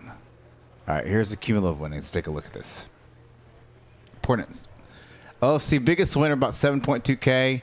Yao also 7.2K. OFC must have won some big hands towards the end as we were talking to Jay. Yeah, he's just quietly crushing. Yeah. Kim finishing up. Habib, Carlos, all in the green. Danny, Jay, Dwayne, and Frankie all down for this stream. So I'm going to pull up the individual stats real quick for a couple of seconds for each player if they want to look at it and go back and check out their stats. Here's Habib's.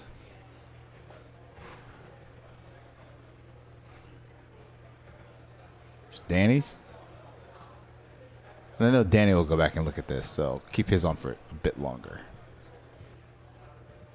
Yeah, probably he's not going to go back and watch this. I mean, he's going to go back and watch, probably not going to pay attention so much. I could be wrong. Jay, I know is going to want to know this stuff. Keep his up for a second. There's Carlos.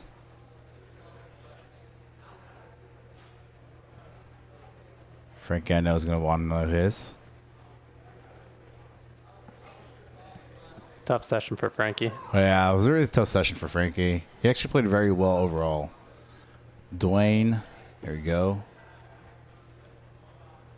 OFC. And then our last one, Kim. All right, that's it for us here in the booth. We really appreciate you guys supporting us, supporting our stream. Again, tune in tomorrow, final table for the $300, $8,500 deep stack. Sunday's next gen stream. That's it for us in the booth. Have a good evening. We'll see you guys tomorrow. See you guys. Thank you.